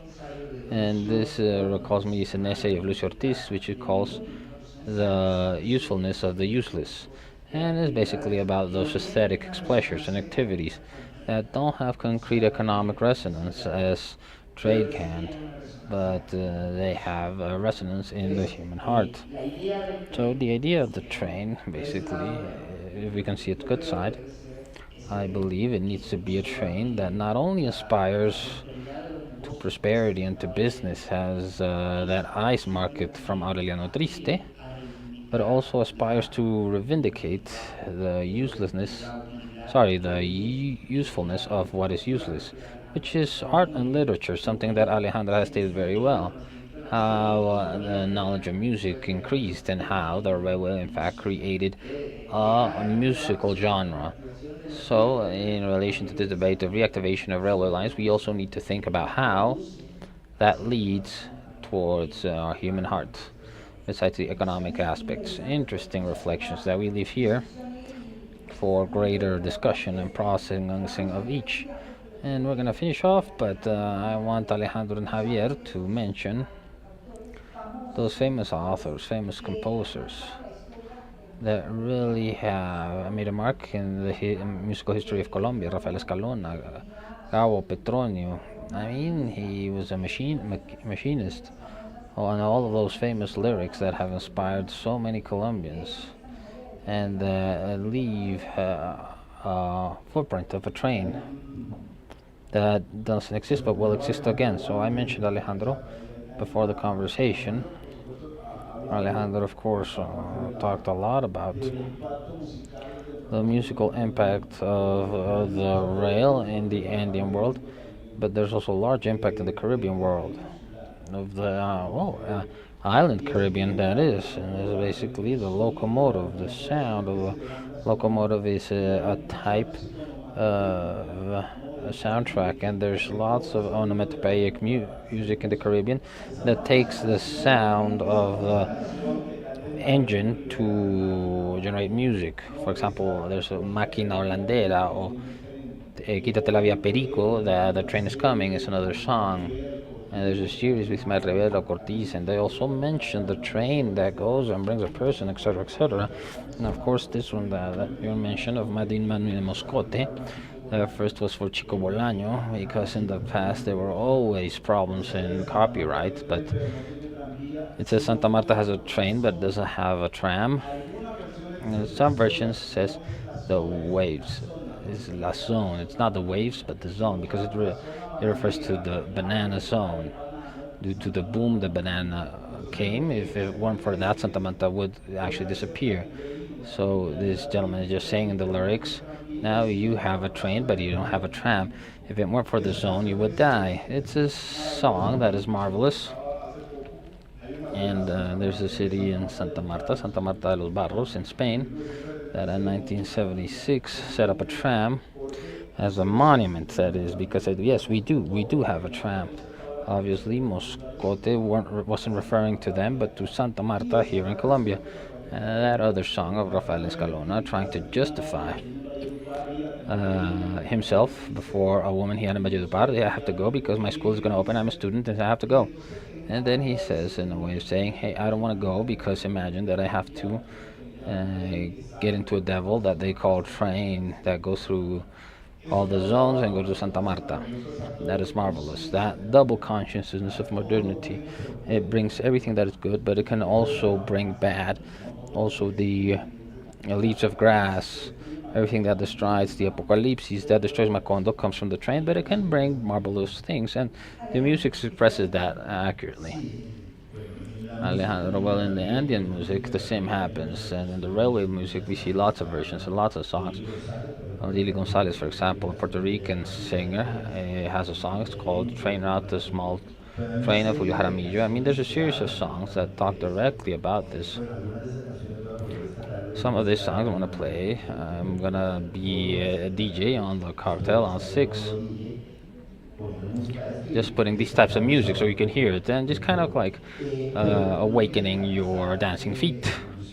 But Lucy, I just wanted to mention something that was very important for musical taste in Valle del Cauca and Cali. In Cali, characterized as compared to Buenaventura, where they preferred recorded music, music on a disc. In Buenaventura, they heard rather more live music.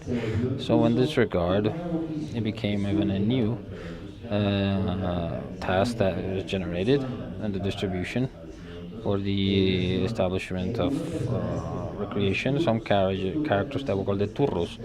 They were actually experts in reaching Buenaventura, obviously through the train, and pick up the albums. Although in Barranquilla, the Pan American Airways brought all this in plane. It was the merchant fleet of Colombia. The people that worked there actually brought the music. The music reached directly to Buenaventura. In the book Calizas for Sever, the investigator Rafael Quintero presented certain testimonies that show how on a boat LP could cost 30 pesos when it went Buenaventura 40, but when it reached Cali it costed 120 pesos. I mean, the value increased considerably. And sometimes they had a deal that the album was bought more expensive with a condition that a copy could not be given to Kali after 2 months. Sometimes the songs had hits, and these gentlemen were very skillful. And what they do was they erased the label, and the song sounded, but nobody knew. Nobody knew the name of the song and what was the group. Why? So nobody could have it, and it become a song that was exclusive from a bar or dancing place, and that actually lasted quite a lot. And it is very important in order to establish the musical taste in Cali of the music that was actually danced by people and in live music in all of the country. I already said it a while ago, but it was not only about the train stations. It was a time when the music of our country actually had better because there was lots of demand, and there was actually lots of bands and social clubs and the carnivals and parties, and the disc companies also had their own orchestras, and the soloists actually recorded with those orchestras. It was a time of a fervence for music in that time when actually a train had a splendor throughout the country. So we have 52 seconds.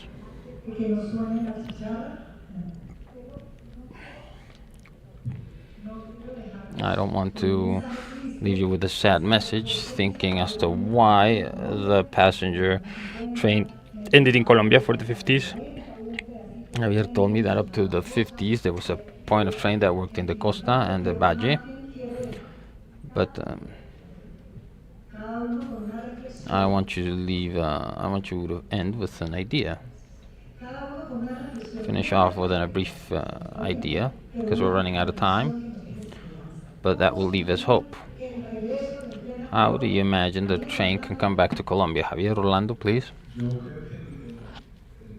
I believe that the train had a lots of cultural impact. And I am a son of a worker on the railway of Cartagena. I am his grandson. Calamar train. And there's a story, and that's kind of the idea, a story of a gentleman. Then in the parties where he was invited when he was old, he used to say that he had fixed that railway. He was in work with wood, and sometimes the train actually was damaged in Alto Viejo, and he had a steel piece that actually was broken, and he rebuilt it in wood of Guayacan, and the train was able to go to Atavieja to Cartagena. And why am I saying this? Because talking about the impact that trains have in the life of people, and thus, of course, in that moment, that was the vanguard. We can build other vanguards in terms of the railway and the rhythms of lives of certain. So the prettiest thing of the train is that in Gabriel Garcia Marquez, it can always be an image of hope. As a metaphor and a concrete fact, when Gabriel Garcia Marquez realizes for the first time the lyrical tone with which he's going to write 100 Years of Solitude, and he's driving a car in a road that goes from Ciudad de Mexico to Acapulco. In their interviews, when he refers to that epiphany, he says, the novel and really just interrupted my path as a train, like a train. So it's a metaphor of the large things that can be done. So when he described that train of the Savannah, Puerto Salgar to Bogota, there were moments when he had to, in fact, ride a huge steep terrains. He said that the train was so weak that they had to go to sometimes the passengers had to get down and try to pull it up. You know, it's hyperbole. The train can also be a place where we see collective work. And last, in that yellow train that was mentioned of the radio interview in 1954, Garcia Marquez finished up with something is essential specifically for this conversation. He says, the yellow train is the means of transport that should take us to the land of good luck. That's why he refers to the train as the forecast of the yellow train, because it represents every single hopeful thing in life. I just want to stick or give you those three images where the train implies collective well-being of every single individual involved in that project. Well, in my case, I'm a little bit more nostalgic because I'm from Cali. My mother's family is from Cartago, was a city with a very important train station of the Rail of Pacific. From the 6 years of age, I traveled on train every single vacation. My mother used to send me with my grandmother to visit my aunts, and we traveled to Cartago and Autoferro on the train that also went to Armenia, and one was dropped off in Zarzal. So I was thinking about the train, and truth be told, it's like an infinite nostalgia, and I believe that having a passenger train back in Colombia in long routes, that is going to be useful to continue to feed our spirit. And I believe that this that happened in the 20th century can happen also in the 21st in other ways that perhaps we can't imagine right now. But I believe that the train as such connects cultures, and a country such as ours, countries of regions so diverse, when we still need to actually get to know each other, because there's many stereotypes between the different regions of the country. A passenger train would allow us to continue to actually strengthen the feeling of what a Colombian is for 21st century. So thank you very much, panelists. A great conversation. An applause.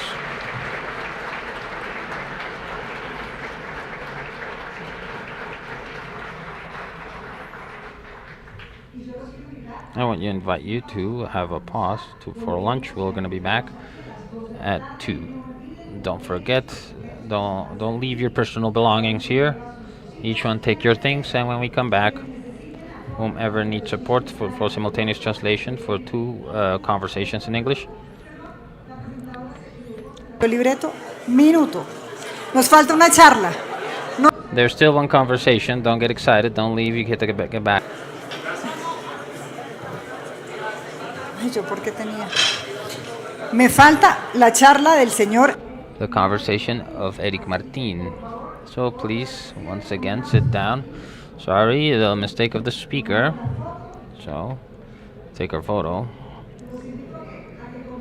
I invite you to continue in your seats.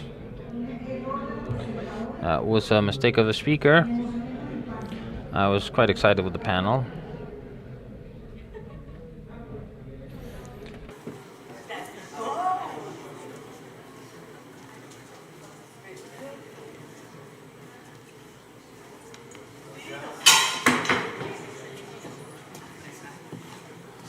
Bueno, vamos a dar paso a la siguiente. So we're going to continue with the next presentation that is related to the railway projects as state projects. And for this, I want to invite to the scenario Mr. Martin, president of the directorate of the Chilean Railway Company. So here we are awaiting you.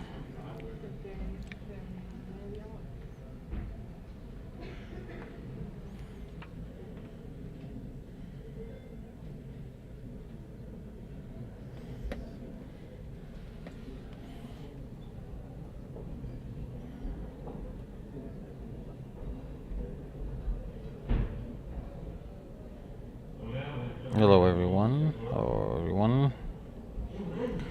It's very hard to talk about this presentation. I was very entertained. I wanted to continue to participate. I want to continue to hear. And now they have to talk about figures. Now it's quite hard to do so. So that's part of the humanist creative capability. And the humanist, after this humanist space, it's not nostalgia. I believe it's the present and the future.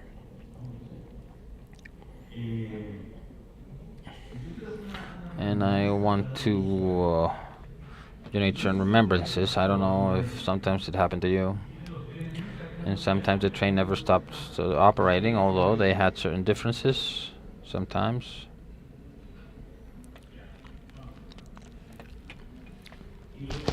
And what happened to me, although it still happens, and then that you go on the train and somebody in the field or in the city says hello, and they greet the train, wave at the train, and you're inside the train and you greet the person outside.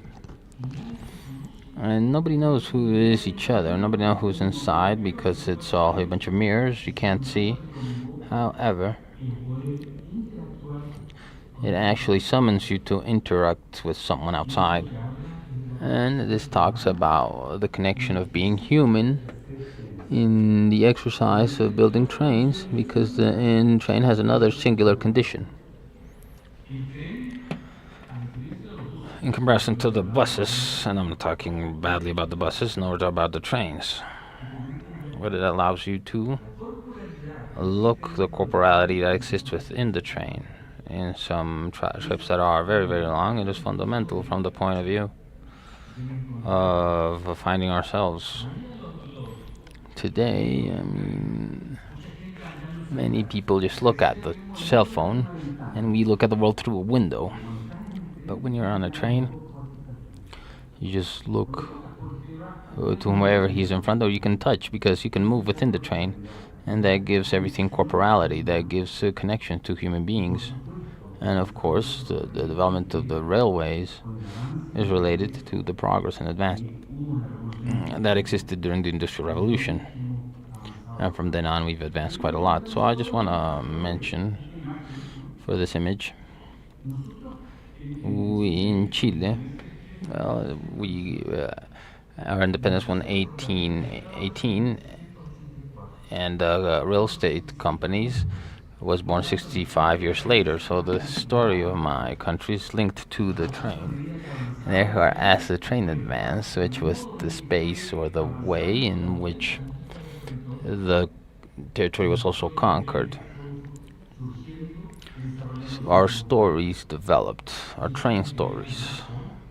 And this is also related to the fact that, as somebody mentioned in the presentation, the expressions that existed before, the train actually passed, and sometimes certain small townships or hamlets were built that now are cities, and they loaded up grains or animals for the city, which was the capital. But today they are cities, and thus that connection. Today, I mean, it's quite a little bit different, and I'm going to show you later. It's related to how we develop our country. Because then we go to demand, and we go to build to demand. It's a constitutional, part that constitutes the nation. It's only a reference. The mind that I mentioned, I don't pretend you read such small letters, but sometimes they actually, in fact, highlight. And from the years 50 to 80, Many other countries, the railroad started to deteriorate in the 80s with the coming of asphalt and trucks. There was space for the families that wanted to have a vehicle. The space for the railroad became precarious. So the cities had grown these trips, started being no so profitable or affordable. So in the 80s, in the 90s in Chile, there was deterioration where the state didn't invest anymore in railroads, but on roads. It was the decision of the dictatorship of our country. But after the 80, democracy came back, and there was another kind of relationship.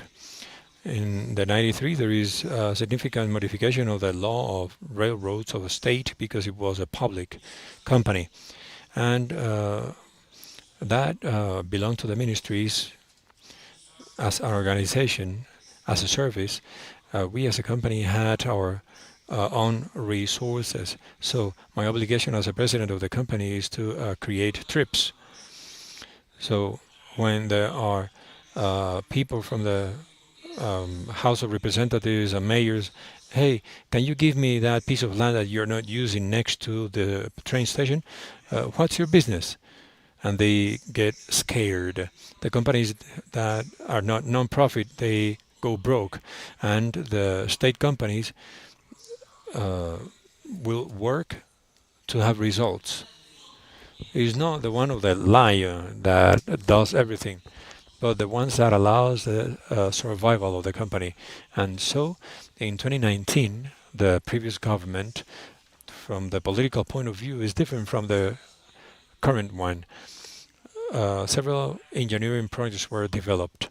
So for us in this new administration are carrying out those projects. That gives a sense of continuity and purpose to build the railroads. I'm going to show numbers.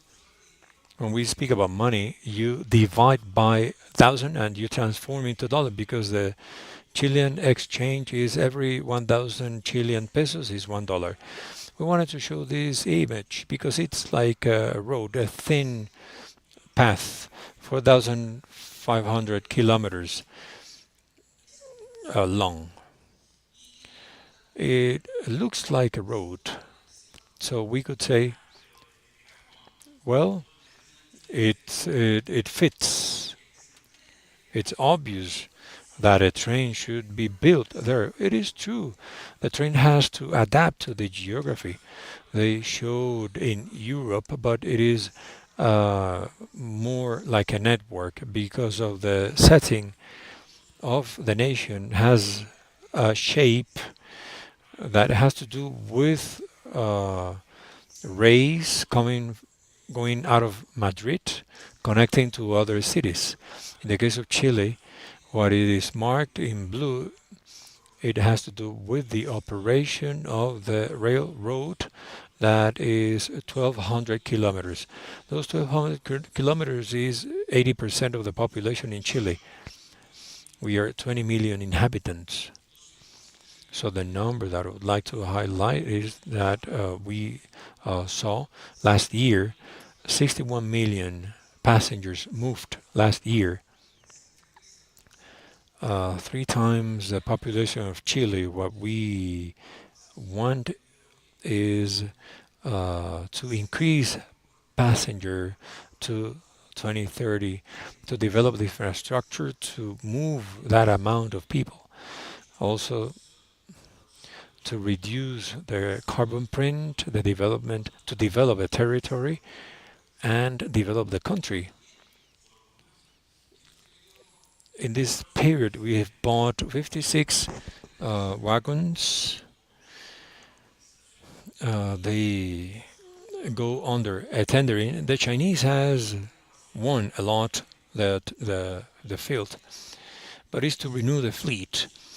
Now let us make a difference of these three kinds of trains.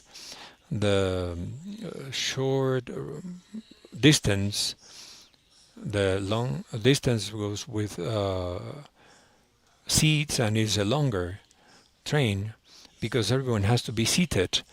That leads to a design of a business model that is necessary to move forward on the kind of railroad according to the needs I'm going to solve.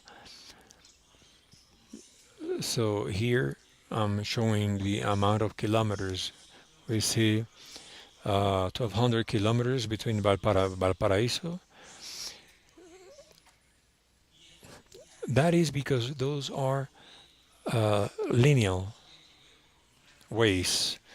One of those tracks are for cargo. What we do in Chile is passenger transportation. That's time left. So this has to do. I want to mention two things in our institutional structure. Our government is 4 years without re-election. So these kinds of infrastructure projects in railroad has to belong to the state because if we leave something pending, it is difficult to finish the projects. So we are currently developing a project that we used to be civil work, but now it's construction. It has taken 17 years. The projection is to finish in 2028. In 2030, we progress and we have more passengers a year. For 2033, we have 100 million more passengers. Why? Because the space where it is developed, the new railroad, adds up the territory of the capital. 62 kilometers of track to develop the urban development or the development of territories that are not taken. So the capability, the second paragraph of strengthening of the regional mobility is indispensable to get the profit that I mentioned in the beginning for public companies that should create income, revenue for the company. From the point of view of the organization, and the company is made up of 7 directors that is difficult to manage, chosen by the government. There is something we need to modify. For this corporate government of directors, now when there is a change of government, everyone leaves. So we hope to install mechanics where 4 leave but 3 stay to allow the continuity, to keep the criteria when you work in civil work projects from the point of view of its development. They require 8 or 10 years for development because in the end the way to fund these projects no doubt are state resources. So the proper way to be executed, they need to take the necessary time to have the best project. In this circle, with several components, I wanted to highlight fourth and fifth, that is funding and institutions. Funding, of course, answers or responds, we're going to see next, to a structure in Chile having to do with the social assessment of the project. The social assessment is allotted in a ministry that has approaches. Through those approaches, we present projects. These projects should have social revenue. The railroad, if you measure it, is a natural monopoly, when we execute projects on this natural monopoly, we should have the certainty that the project has a social revenue. And I wish private too, but mainly social. Many of my colleagues would comment from the point of view of investment and operation. Probably investment could be funded by the state, and it has more to do with external things carried out by the society. That's why the capex should be paid by the project more than the ticket, etc. So what we should do is the passenger pays the opex, the operation energy, the fuel. That is the obligation set by the Ministry of Treasury. That is the one that allows us to build projects. And of course, regarding funding, to show, since we are a company, that we are subject to any rules of any company. So I want to appreciate the CAF to the invitation, but also to think that when we receive the visit of the CAF and they audit what we do and how we do it to the value of the project, because that allows to create the necessary resources through a loan they gave us to execute these projects. This is fundamental. These allows, from the point of view of the public, the local, where there are other private and public companies, to have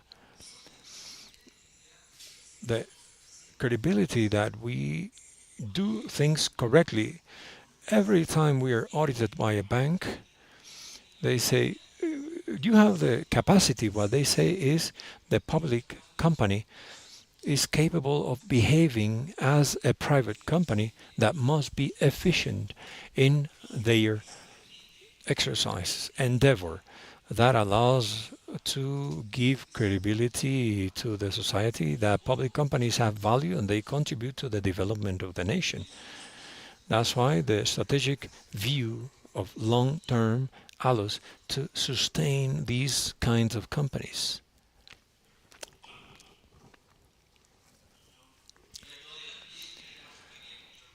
So this one was the slide I wanted to share. As for the spaces the company moves, so we should move through these 6 elements of our projects. And so there is where we focus and make effort to solve the support that we have from central government. This is propaganda for the people who other ministries that do not help build projects. You say, I said this, we did we did it well, and we did our work well.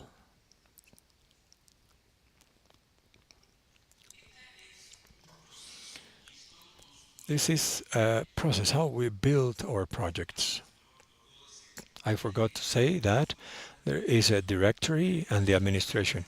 The administration is permanent, it is professional.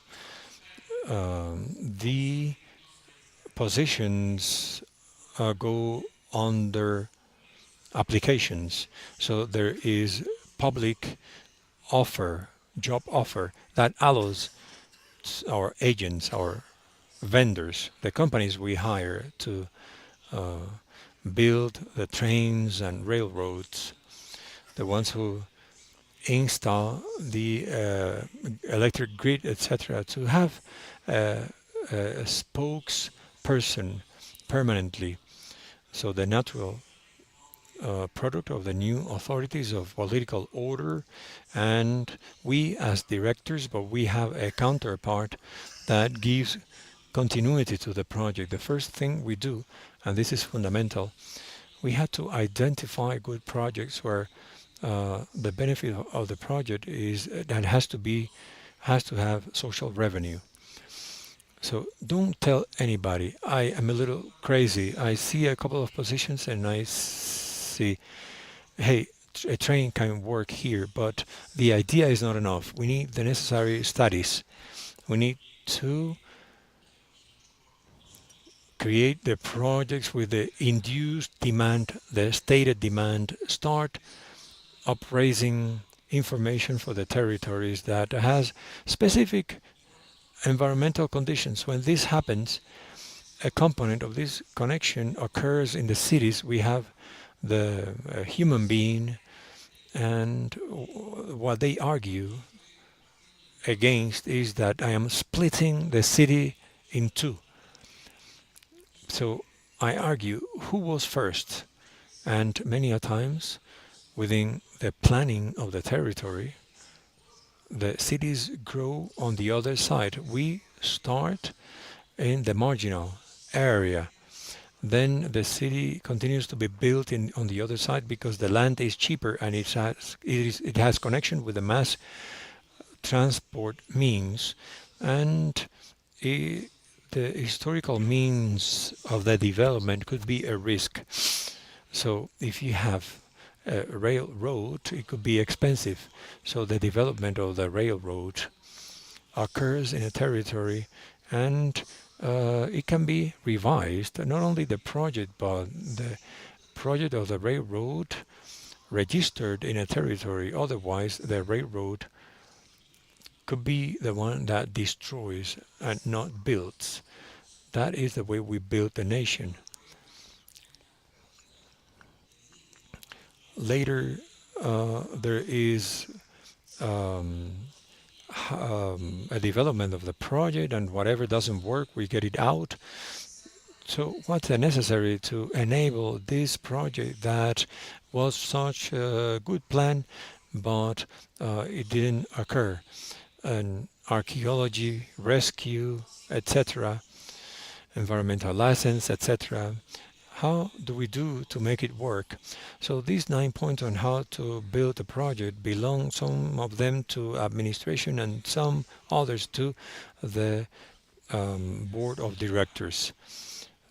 Worth to point out, this is a risk for directors, but as in many cases, the board of directors is responsible legally and as in the civil field for negligence or a breach or an arbitration. So the regulation upon the board of directors makes us make leads us make decision to say that when we make a decision was with the best information we had. No project is assured. They can fail. But important as it happens with decisions is that we have all the necessary elements to make a decision and move forward. If we want to solve everything, probably 17 years will not pass, but 40 or 50 years.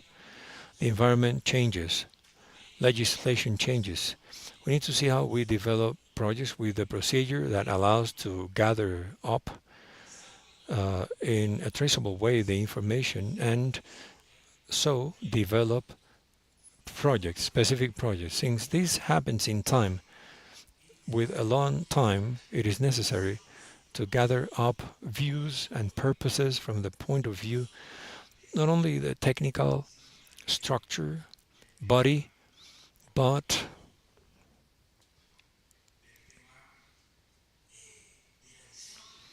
the view of the country that we desire.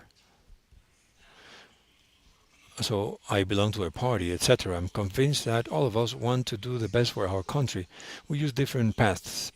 This is the historical train.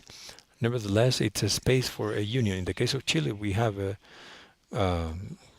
directors where we call once a month the ex-presidents of railroad that are old because this is old. And despite our differences, we have joint views that allows beyond politics, we have persistence on the project that we are developing that on the point of view of risk assessment carried out by the companies, Sandefur, Fitch.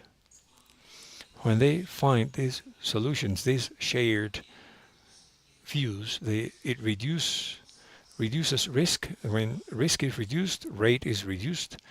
When rate is reduced, then we can have profitable, feasible projects. When we have these spaces of agreement, our rates are lower and we do better. So below there is the sequence of the stages in the case of institutions in Chile to carry out a project. This has to do with profile. Why that part is so important? Because it is easier to make a mistake in the design than in the execution. When you are building, whatever you do is expensive. When you make a mistake in the design, is cheaper. Frustra. It is frustrating because you need to take another year. But when we handle resources of state, it is better to make a mistake in the planning.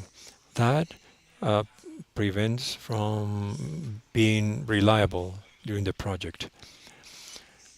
So it's one of the natural exercises in Chile that we want to share with the rest of colleagues is to develop a good engineering.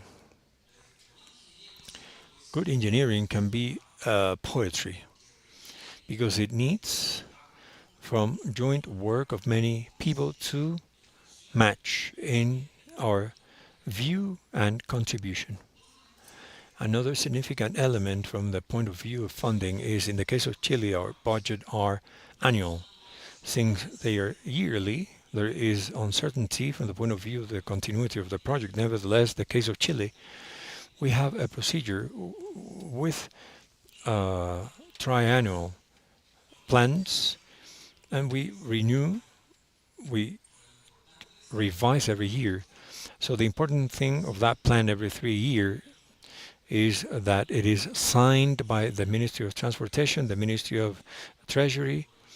So our vendors in 3 years, they have the certainty that nothing will be changed in 3 years. For the new projects, it can change, yes, but the projects in execution, they are certain, uh, despite the fact that our budget is yearly, we have cash flow to pay the project for 3 years. So from the point of view of regulation, there is a mechanism. We assess the project and approaches, existing approaches. And that's where the nation acknowledges that the project is useful. And when I say it is useful, I have to confirm this. At least I don't know any railroad project that pays a total capex. Some good ones pay up to 40%, but the nation takes their hand in the pocket and they pay. The question is, why am I going to pay? Because I have social profit, revenue, saving time. A person that lives 20 kilometers from the center of the capital, and it's a fast trip. But then cities are clogged because they grew as they grew. They have the streets they have, so the time they take to for the last 10 kilometers is brutal. So saving time because of the logics that the railroad has a monopoly of traffic makes it easier for the people to come on time to their jobs and schools. That's why it's a good business to build trains. But these projects have to be assessed socially in the first stage of planning and development. We need to add to these projects also the costs. When it goes on a place, it creates vibration, noise, it destroys households. Uh, you need to use panels to counter, to fight or control the noise, etc. I think I have 2 minutes left. Let me go with conclusions that have to do with issues that should be present in the development of infrastructure railroad infrastructure.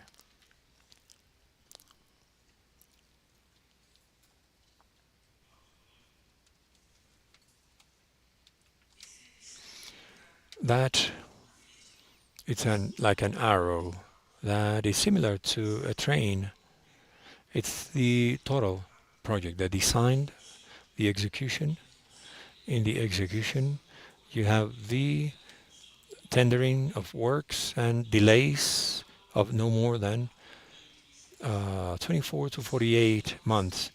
That's the execution of civil works. And railroad has civil works of tracks, signs, level pass or underpass, but rolling material for us.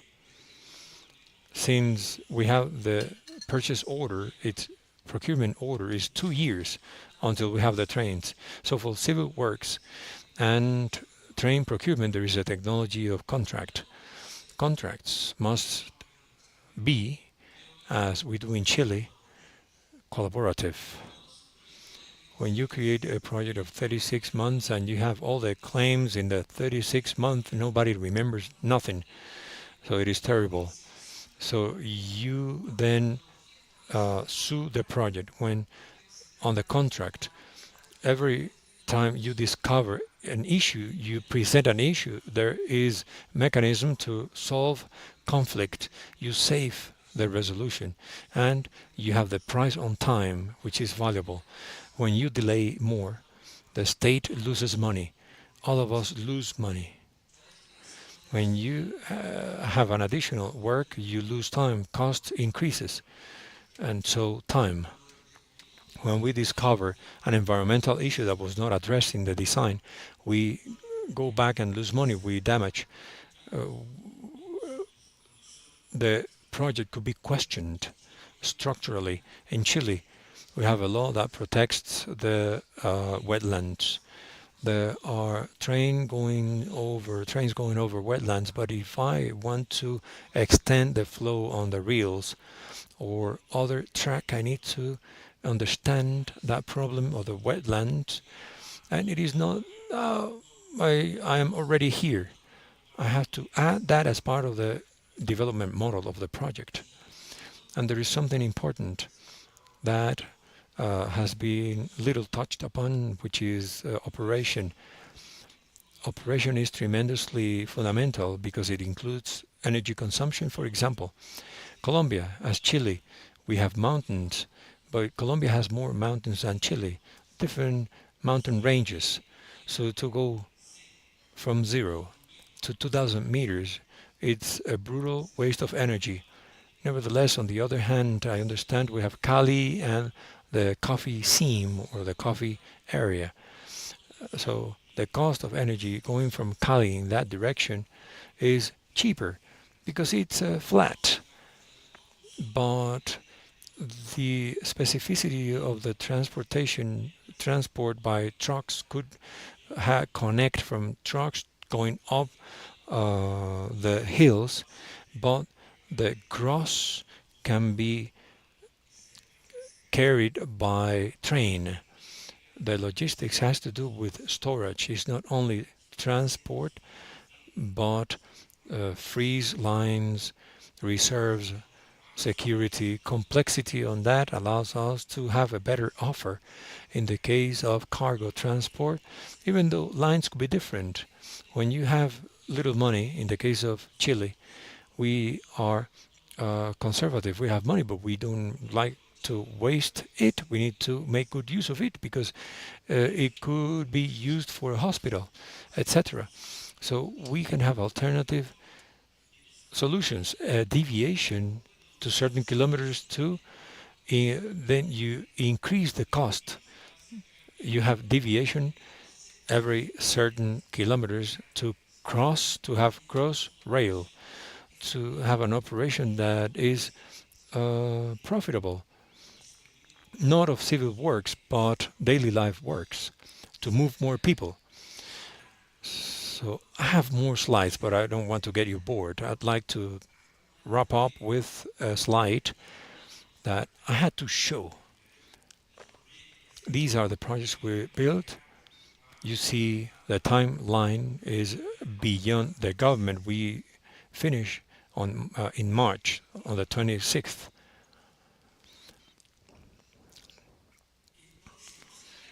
When there is the peak, the slope, biggest slope is 2027.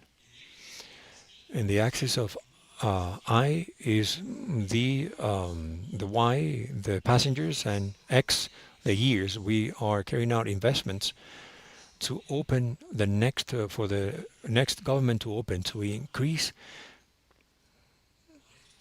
This is like a carrot. When you I increase the amount of passenger, the amount grows. So in 2022 it was 50 million passengers.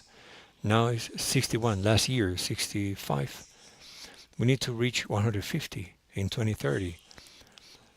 The administration will not solve that. The civil work happened. So what we should have currently for the project to happen on time and with resources is our obligation, and to pass on the project to be executed and opened. It doesn't matter they opened it because the benefited are these 100 million trips that otherwise could not happen. And another element I want to insist is an example. These crazy examples, but are not so crazy. When you connect an point A, Bogota, Cali, big cities with a B point, 500,000 inhabitants, 200,000 inhabitants, that trip of 30 kilometers, 40 kilometers is costful. You need flow to move, but the whole intermediate territory is an enormous opportunity to develop housing. I read a couple of days ago that President of CAF mentioned how we saw the power to develop in Colombia infrastructure of household.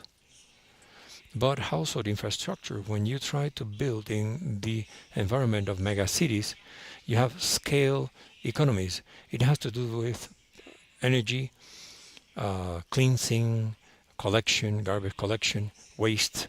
So when you do a master plan, a project of 5,000 houses, we calculate 4 people per housing, and you start with 1,000. But the cost is calculated connectivity A with B. This is an intermediate point. You pay less for the territory. The same resources are wasted in a better household to live. So you can create cables on the ground with wider streets, combining pedestrians with bicycles and vehicles. There's a famous project in Paris speaking about the city of the 15 minutes with walkable areas, human cities, and the uh, train is made by humans for humans. This encounter of faces, hopes, and future. Thank you very much.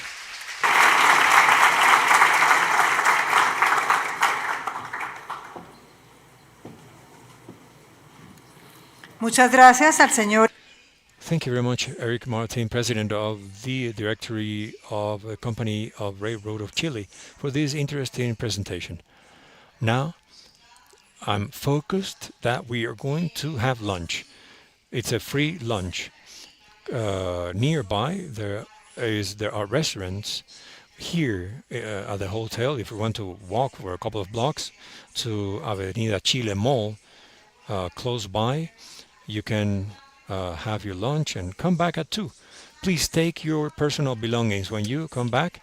The ones who need support of the simultaneous translation devices are outside the room so that you can pick them up and you can enjoy the 2 presentations in English for the afternoon. Thank you very much.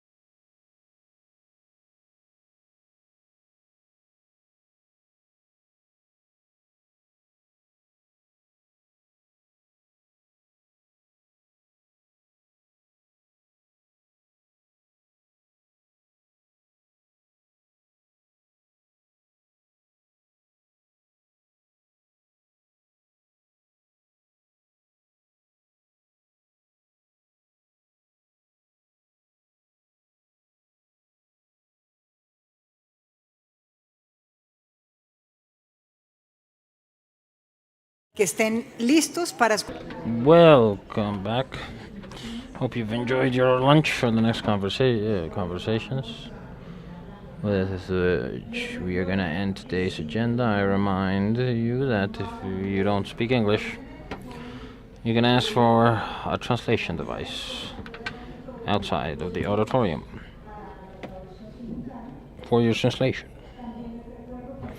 I'd also like to remind you to mute your phones. Mute your phones. And people outside, please come in.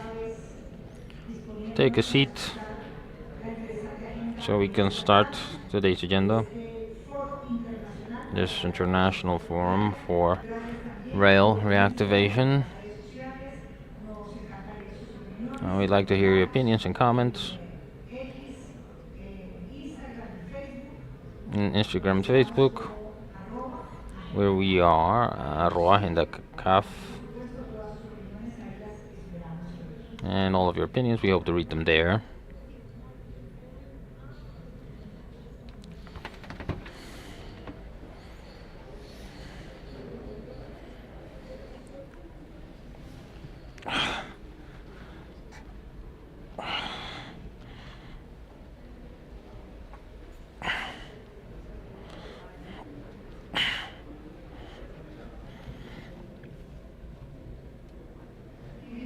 We invite those outside to please come in. y ya. Just giving instructions, and we'll start in a couple of minutes.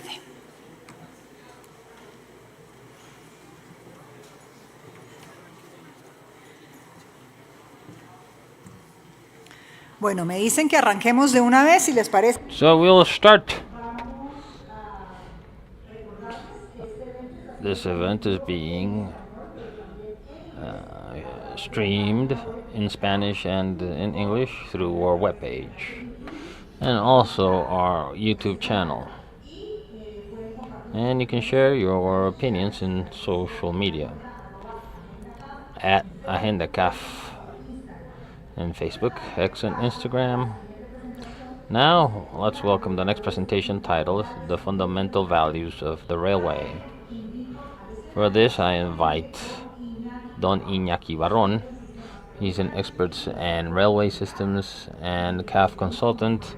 And let's give him a round of applause.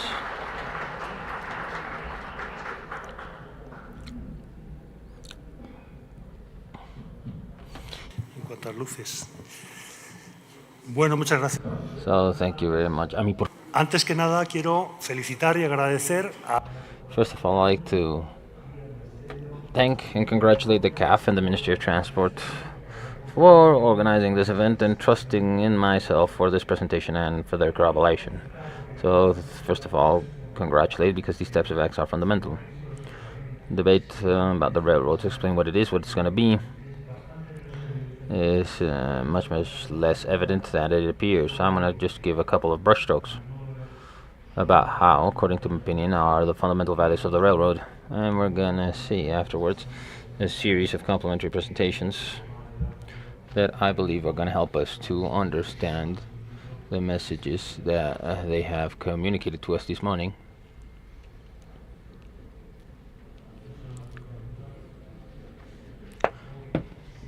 Where do I point the clicker? Over there. Yep. So, the fundamental values of the railways. This is my presentation. Iñaki Barron, civil engineer, Spanish, executive MBA. I believe, as I define myself the best, is as a railroad professional who has dedicated most of his life and part of his most of it to the railroads. So amongst my most important duties and knowledge is having participated during 20 years in the International Railroads Association, a large platform, and this gives us a vision of the modern railroad that can be conveyed, and it's quite interesting. So right now I preside the research committee for railway accidents. I don't earn any cash for it, but you can learn. And a series of organisms have to trusted me. If companies, universities, and also the CAF is important. So, first of all, I like to recall three basic ideas that I surmise in three letters: S, S, S. S as in service. Railroads are services, that is the objective. It has already been said, and it is fundamental. See, we build infrastructure and we don't know why. It's just money going to the trash. Service is the first thing. Now, system. Railroad is a system.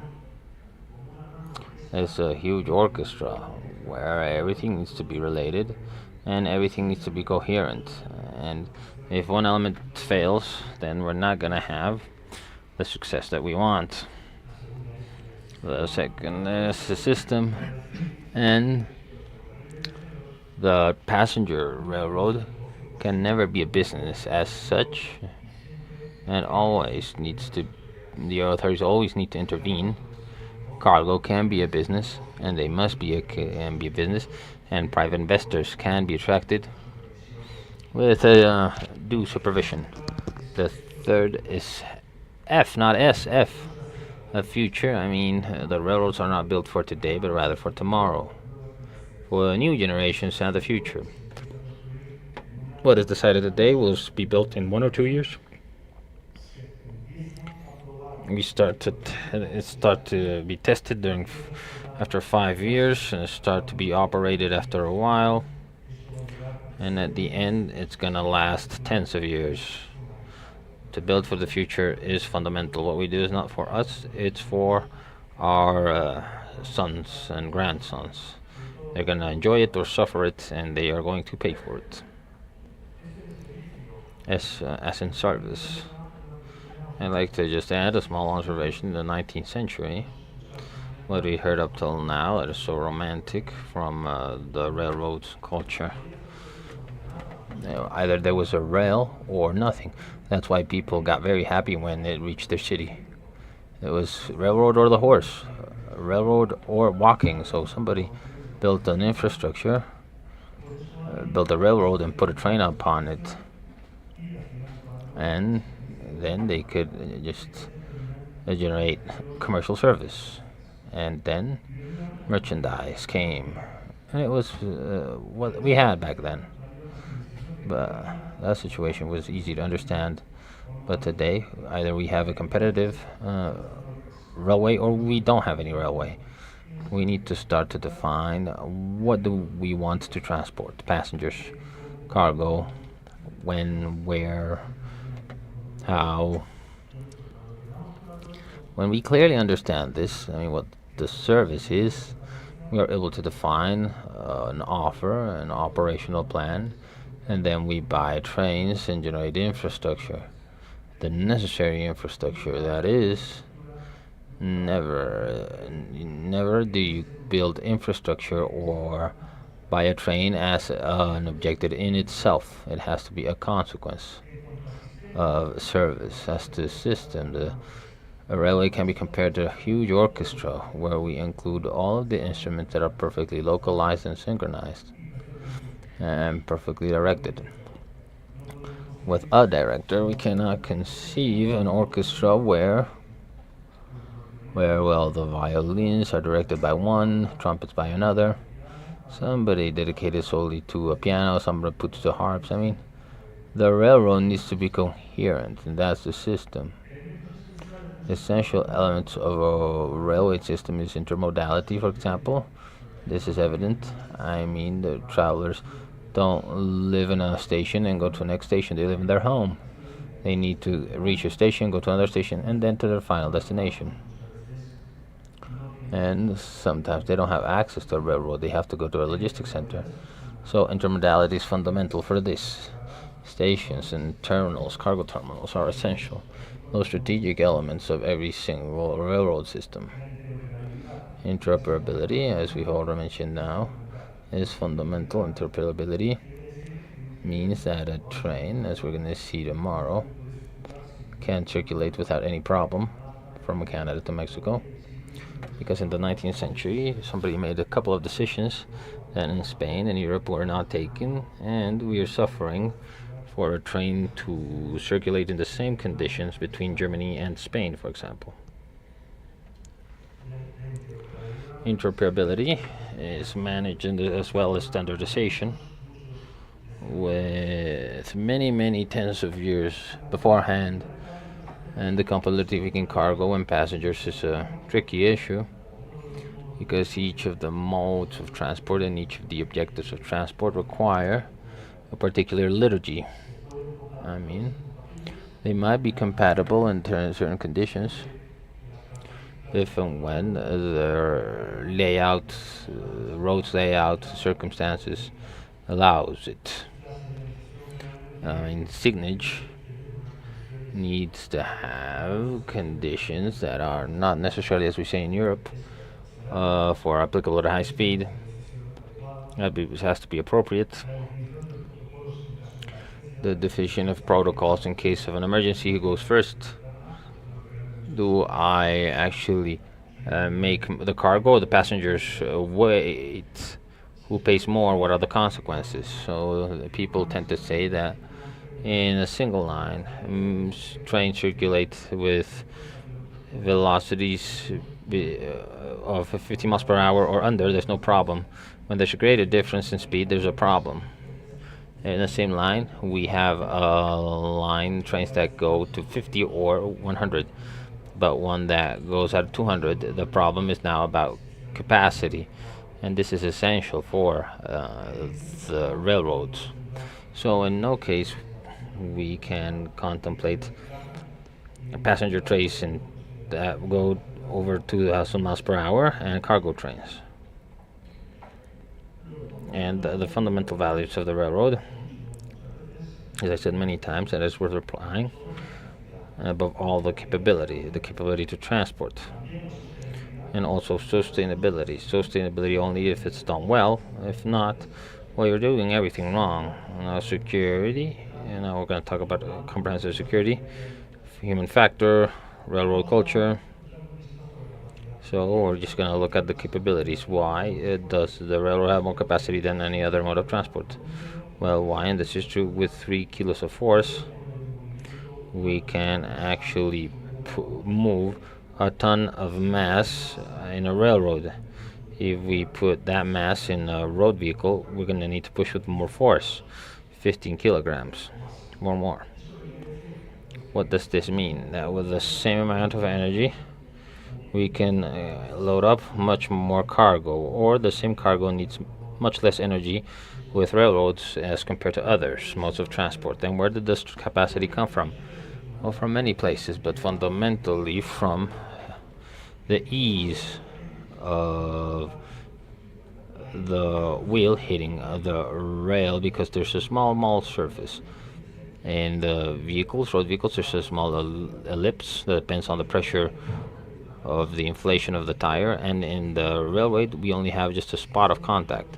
That spot of contact we add it up throughout the whole train. For example, this is the first high-speed train that was functioning in Spain and is continuing to function. It is 300 kilometers per hour, 200 meters long, and 28 axes.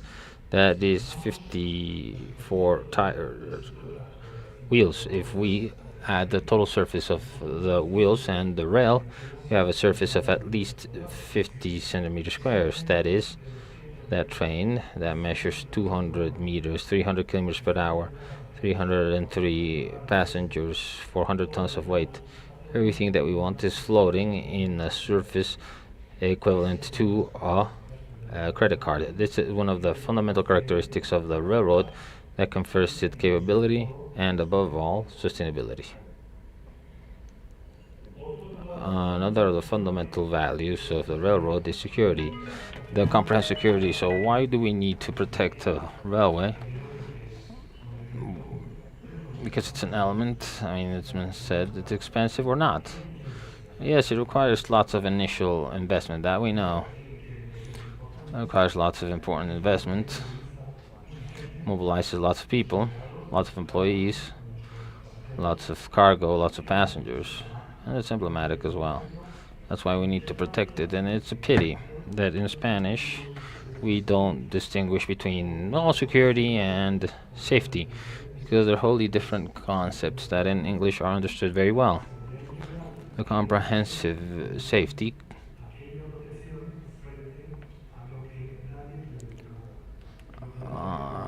might have a negligent behavior, but I don't want the train to derail. Safety is based on train railroad culture, the design, education, training,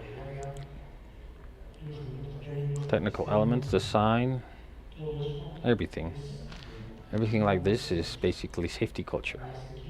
Now, security is more police type.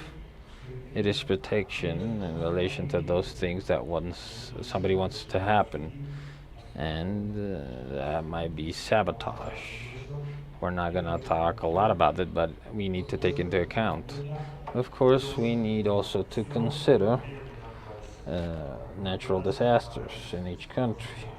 As you well know, they exist, and we need to ensure safety at a nationwide level for each railroad, and also security or safety for other complementary events that we would call civil protection. It might be fires close to the rail, or a design of the station's floors so people will not slip because somebody might break their head. Everything configures security or safety, and that's one of the values or one of the fundamental demands of the railroad. Now, talking about governance, it has been mentioned this morning, and it's going to be mentioned this afternoon. Railroads are a state project. It's not a short-term thing. It's a long-term project, very long-term. Therefore, it's a state project. We need a single authority, not a person. An agency that can define what the railway should be and how. And they have to coordinate the main criteria. Not only the width of the sleepers on the rails, but they have to determine certain priorities. Therefore, an assessment of the existing features is fundamental. In Colombia, they don't start from scratch, but almost. Then it's important to assess what you have, what works, and what not. And based on that, we need to have a strategic plan and a methodology that allows us to maintain that strategic plan current in time. Therefore, good planning needs to follow good management. And I believe it is interesting to have like an advisory committee, somebody that can establish a series of suggestions to go forward. And last, certain challenges of many types. So if we want to liberalize, we want to be aware of what it means to liberalize or provide concessions or internalize. This is a state decision. They want to liberalize something in terms of travelers. First, we need to invest and then liberalize. We cannot leave many things hanging to say, hey, you take the concession and then we'll see. Instead, cargo, we first can provide a concession and then demand an investment. And later, they're going to talk about the Mexican experience. We have to see the transitory terms, the road maps, and also how wide is the road. This is part of the standardization and interoperability that we have already mentioned. And we have to plan, and we also have stated this many times. The railway needs certain planning, and given to the fact that the fairways tend to be linear, they tend to confuse themselves with the road. I mean, the road means that this year and the next year I just put asphalt in this place of road, and the trucks will use it. But the railway is different. It's a system. Everything needs to be perfectly planned and perfectly structured. And that's kind of like the main takeaways. I mean, the railway needs to be planned, and we need to think on what we want to do on that service, first of all, and that system we need to consider it within its integrity, each and every single detail, create a railroad culture full of capacity building, and just by thinking at the future. And now we see the best comparison perhaps is to think that whatever we do then needs to make us smile in the faces of our grandsons because they're going to use it and they're going to pay it. That's the message. And afterwards, we have many, many more. This is in short of time, and all their colleagues, I believe, will continue to develop similar ideas. Thank you, and good luck and enjoy.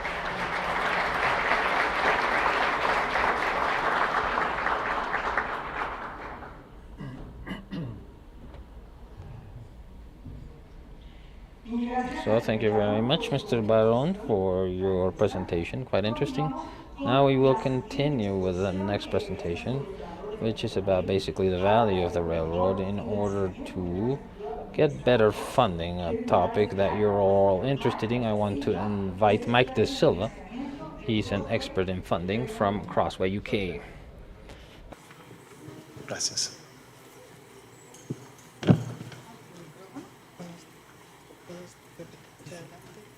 Pero el micrófono no lo necesita.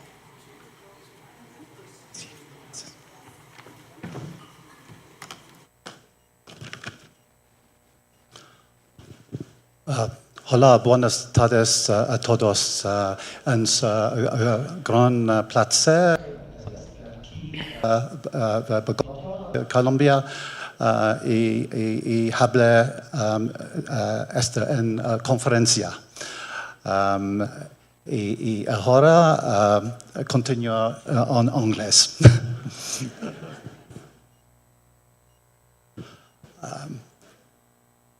Well, hello everybody.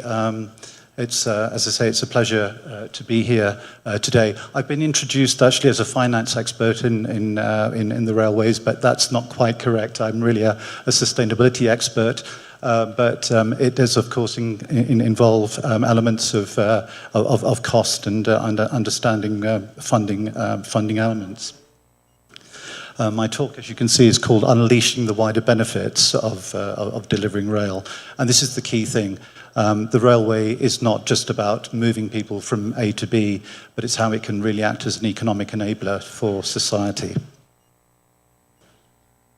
Just a little bit about me. I've spent about 30 years in sustainability, predominantly in the rail industry. I won't go through all the details there, but I've been involved, as you can see, in a number of projects. Just to start with, a little bit about Crossrail International. We are very much a government-to-government organisation, and we are really keen to work with governments across the world to ensure that you learn not only from the good things that we've done and things that have been successful, but importantly those lessons learned around things that haven't worked for us. The dark blue areas here on the slide just show some of the commissions that we've been involved in over the years, around 70 plus commissions in total. So, unleashing wider benefits. Well, we all know, I think, that the benefits of rail in terms of placemaking and vibrancy. These are very typical benefits that can be derived. A couple of examples here taken from the UK. On the left, this is one of the Crossrail stations now opened as the Elizabeth line. It's a great opportunity to actually re-establish some of the original features in that old town square in London, Hanover Square, and also use it as an opportunity to get a much better balance between the use of cars and pedestrians. So this was actually facilitated by the Crossrail project. Again, a fantastic example of placemaking, taking the historic St. Pancras station where the High-Speed 1 line comes into, and really re-energizing this whole area of London around St. Pancras and King's Cross. And also, I think we all understand the stress-free nature that rail can provide. And again, a few examples. Yes, you can be stuck on roads like this, and this is a very common sight now in many countries, of course. Or you can have a much more relaxing journey on rail. And all at a much smaller physical footprint as well as rail. And that's, if you look at the image down here on the bottom right, a typical motorway corridor next to which is the rail corridor. And again, of course, this has significant benefits in terms of that physical land footprint that we have when we're comparing the two transport modes. Also, of course, there's been a lot of talk about freight this morning, and again, a couple of examples here how we can move freight. I mean, what we're familiar with is quite often heavy cargo being taken in containers or bulk transport, of course. But there is also the opportunity to actually put vehicles, those heavy HGVs, on the trains themselves, what we sometimes refer to as piggyback rail. And again, I think this can be a very good enabler as well, particularly when you're in a confrontational situation, shall we say, with the road haulage in industry, because there is a solution here that can perhaps satisfy both parts of the industry and help to alleviate some of those conflicts that you might have. So again, there are different ways that we can look at how we can really utilize rail for these benefits. As good as rail is, it does come with a physical footprint. And again, I think that's been touched on during the course of the day so far. But again, just giving you an idea for these pictures of the scale of what we're doing, and you can just get a sense of the amount of materials that we're actually using to build these structures. Again, just quickly on these images, one of the stations on the High-Speed 2 rail network that's been built in the UK at the moment, a huge underground cavern as part of Crossrail, the Elizabeth line, that allows the lines to actually cross at this point in time. Segments there for a tunnel on the bottom left, and a big viaduct structure being built here again as part of HS2. So a huge use of materials, and we really need to do something about this as well when we're talking about rail sustainability. We can't just say because the railway in operation is sustainable, that's enough. We have to also consider these initial impacts. But they also do provide a very significant opportunity, and I'll come on to that shortly. Now, I just want to touch on this. This is just one example of why we need to tackle these upfront impacts. I call this the carbon gap, and it refers to concrete and cement. Again, some of you may be familiar with this figure, but about 7 to 8% of global emissions, carbon emissions, are from the manufacture of cement. Similarly, 7 to 8% from the manufacture of steel. So there are major carbon emitters that we must do something about. Now, why is this so important? Well, when we're thinking about the railways of the future, and that the fact that we're looking to make sure that they run in a low-carbon manner, perhaps through electrification. There are some other evolving technologies as well.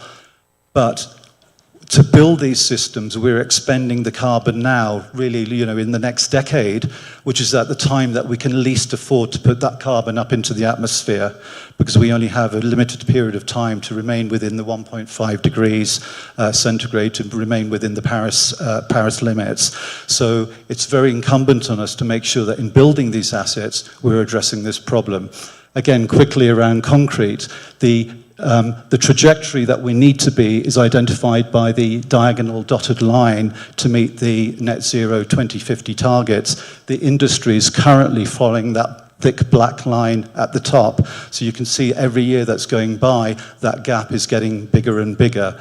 Again, just a quick process diagram showing how how cement is manufactured. But basically, again, sorry, quick chemistry lesson. I'm sure some of you will know this. But in converting the calcium carbonate to calcium oxide, which goes into the cement, it's releasing CO2. as part of that process, because the equation has to balance. And of course, we're using typically hydrocarbon fuels, which are also releasing carbon dioxide into the atmosphere. So anything we can do to actually reduce this, and there's some fantastic innovative work going on, will help us to reduce those, what we call the capital carbon emissions, through building these systems, these rail systems. So that's just one example. I would say that two other key materials, as I mentioned, steel and also glass, particularly when we're looking at passenger rail and stations and so on. So probably three very significant carbon emitters there that we really must be mindful of when we're building these systems. But as I say, this also provides us with huge opportunity, and here I've called this demand signals. The need for these materials means that there's a market for them. So as client organizations, it's incumbent on us to send those demand signals to say to the industries that are manufacturing these products that we want lower carbon products. When we're talking about rail has typically got a huge government funding bit behind it. We might go into a PPP arrangements or some privately financed arrangements, but essentially it's public infrastructure, and the government have a huge stake in this. And the purchasing power of governments within countries throughout the world is huge. And if they can leverage that purchasing power to send those demand signals, we can encourage the innovation and R&D that we need to make sure that we're building these systems, these rail systems, in a lower carbon way. So it's really incumbent on governments and client organizations to create those demand signals. That then gives that confidence for that investment in the research and development in innovation. It then gives lenders the confidence to actually invest in that as well, because they know there's a demand for their materials and that they will see a return on their funding. So it's vitally critical that we do this. I want to also talk about the benefits framework. So looking at the railways in the kind of much broader context. And again, apologies that it's in English, and I don't want to go through every single point on that slide. But basically, we have a series of inputs over on the left and the outputs that we're looking at from this. We then have some direct outcomes, and these are the things that we kind of probably expect from delivering the rail system. Reduced journey times, if we're talking about passenger transport, relieved congestion, improving rail connections, an improved public transport experience, improved social inclusion and mobility, and again, that's a key theme that's been mentioned again this morning. So a number of, as I say, more expected benefits, if you like. There are also these indirect outcomes as well, and these are things that I also want to touch on, particularly in the context of what I've just spoken about around materials and so on, and the way that we actually build these assets in a I would say, not just a lower carbon way, but in a lower impact way. If we can demonstrate that, show that transparency around that and the robustness of the way that we're actually measuring all of this, it can help us to attract green finance at lower rates of interest, and that has to be a very positive thing. As I mentioned earlier, it acts as a catalyst for research and innovation.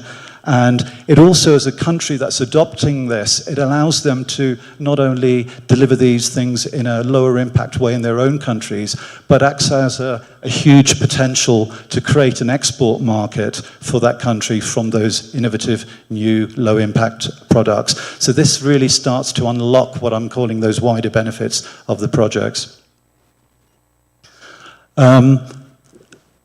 Another way that we can actually look at this and unlocking some of these wider benefits and leveraging money from other sources is depicted here in the Crossrail funding model. This is just taken as an example. I'm not suggesting that this will necessarily work everywhere, but I think there are elements of this that we can kind of look at and see, well, can we actually use this leverage to get financing sources from elsewhere?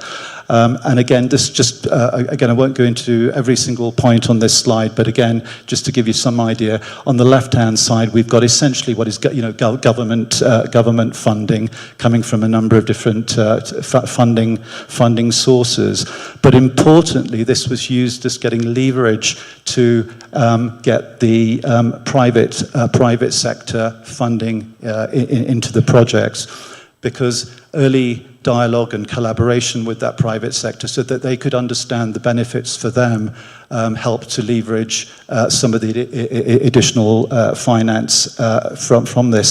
So Heathrow Airport, for example, being one, could see the direct benefits because it was improving transport connections to the airport. So they were able to put in a lot of money. The City of London, which is a sort of an entity within the city itself as well, they could identify the benefits for them in terms of the benefits to their employers and their mobility and coming into the city. And they put in a large sum of money and in fact funded one of the Crossrail stations. Again, a couple of examples there of private developer contributions as well. So again, another way of leveraging money. Also, because of the locations of these stations, it was seen that there could be a levy on some of the businesses as well, so that they had to pay higher business rates, because again, they would be getting a higher footfall and obviously revenue generation for their businesses. So it therefore acted also as a mechanism for increasing those business rates. Transport-orientated development, of course, is another thing that we talk about quite often. Again, I won't go into all the detail of this, but a key thing around this is early collaboration, working with those development partners so that they understand what the railway is doing, where it's going to go, and making sure that you're maximizing those opportunities to integrate the surrounding developments with the transport. So those early communications are so important, and I'll use the word collaboration. I'll use this a couple of times, I think, already, but collaboration is key, and that early dialogue.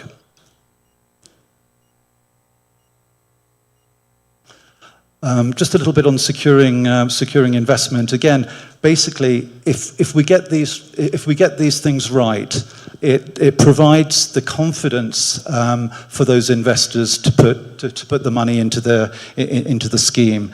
So ways of basically assuring this, if you like, and providing those investors with confidence are covered in this slide.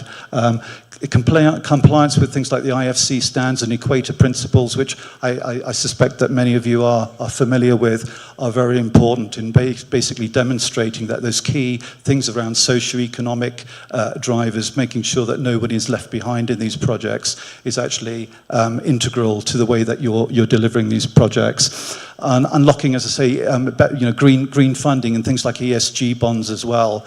Again, this money can be unlocked at lower rates of interest, but you do need to make sure that you have a very good monitoring and management system, having some serious, some KPIs that you can measure and manage your performance against, and be able to demonstrate that you're hitting your targets to make sure that you are getting the benefits of some of these bonds and not having to pay, in some cases, some cost penalties against them, which you wouldn't want to do.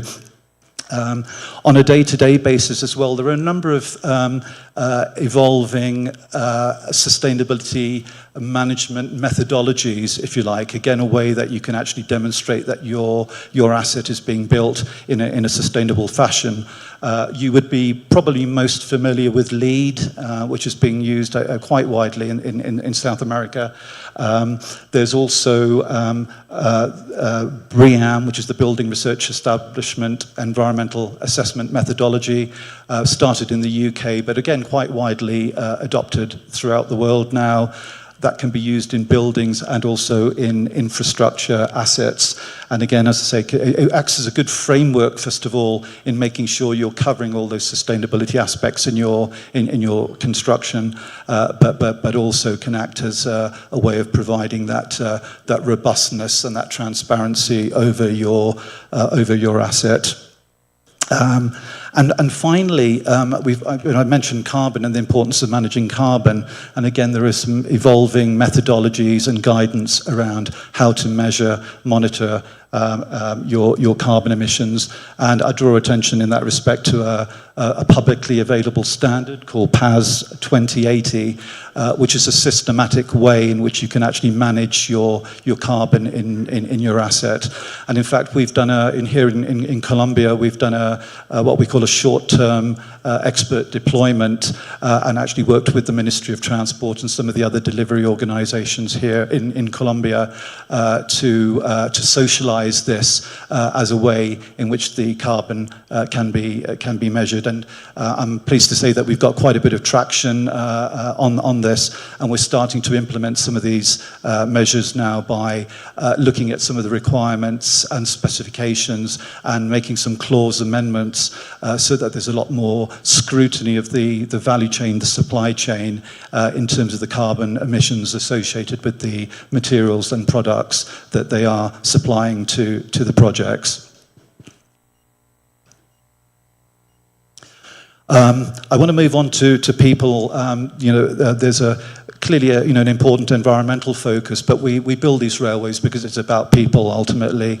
It's about helping them to have access to work, to be able to have that mobility and so on. But again, in terms of the wider benefits, it also unlocks a huge amount of things, and the capacity building is a key thing, and we're very keen to support the countries that we're working in with that capacity building. When we look at the railway, we shouldn't be looking at it as just individual projects. It's a program and a portfolio of projects which over a long period of time really justifies investment in people. The investment in saying, well, what are the skills that we need for the future? If we have a 30, 40, 50-year rail program, that's the sort of timescales we're looking at for some of this rail infrastructure. They're huge programs. If we train people from the moment they leave school, let's say at the age of 16, these are jobs for life for those people. It's a huge, huge economic enabler. It then helps to unlock as well the need for funding for education and training facilities as well, because there's a market for those skills. So huge, huge opportunities there. Also around supply chain, how can you work with your suppliers to make sure that they know what are the products that you will want for your projects? Making sure that they know those requirements well in advance so that they can start to prepare for the requirements that you will impose on them in a few years' time. Don't leave those conversations until you're ready to procure your project, or don't leave it to your contractors to have those conversations. Client organizations can and should be having those conversations really early so that when they come to putting those requirements and specifications in their contracts, they know that it can be deliverable because the supply chain has had an early heads up that these are the requirements that they're going to see in those contracts. And here we start to really, really enable the economies. A number of other things there. I've sort of touched on them as I've gone along, really. But as I say, a huge world of exciting possibilities, I think, opens up. It's also a fantastic vehicle for innovation. And I just want to touch on something that we ran on the Crossrail program, now open to the Elizabeth line in the UK. Is we recognized that if each individual company went off and tried to do innovation on its own, it was actually quite costly. So what we did is we set up an ecosystem where each of the principal contractors put in a small small pot of money, which is match funded by Crossrail as the client organisation. So for each small contribution, say £50,000 sterling that the contractors put in, suddenly they had access to about £500,000 worth of innovation as part of this ecosystem that they could share. So you really have a fantastic synergy there. So again, looking at programs like this, I think can really be very instrumental in making sure that we're delivering these projects in the right way. I've just provided just a few graphics there of some of these programs and how they were promoted in the UK. What does this look like in Latin America? I just wanted to kind of touch on a few things. The solar and wind potential, for example, I mean, here in Colombia has been identified by the International Energy Agency as being the 4th highest potential in the world for green hydrogen because of its wind and solar capacity. Well, what's the linkage between that and the railway? Well, if we want to go for a low-carbon solution, are we always talking about electrification? Electrification can be a very expensive thing to actually do. $1 million per kilometer is not unusual. Again, here in Colombia, as well as other parts of South America, you have some very sinuous railway lines. If you're going to spend the money on electrification, you've got to look at how you straighten those lines out. That has a significant engineering impact, environmental impact as well. So, are there alternatives to this, rather than electrification? Can hydrogen be an interim transitional fuel, for example? What is the time at which you bring that hydrogen technology in? I would suggest not now, because you need countries with deeper pockets to de-risk some of these technologies. But maybe in 15 or 20 years' time, you can start to make that transition. Well, what do you do in the meantime? Is biodiesel an option? Carbon emissions about 1/10 of diesel. You can use the same existing rolling stock so that you don't end up with stranded assets, but you're lowering your carbon emissions in your transport significantly by an additional 90%. There's a very important and nascent biodiesel market here in the UK and production facilities. Can that be, here in South America, can that be scaled up? Again, if those demand signals are sent by the railways, for example, then again, that nascent market, that nascent manufacturing capability can be scaled up and provide some of these transitional fuels that are required to build a low-carbon railway of the future. So again, just as I say, a couple of thoughts really around that. And I would say the importance of governments to lead on these. We've spoken about these being long-term programs. They have to be cross-party. There has to be cross-party consensus on the importance of these railway schemes.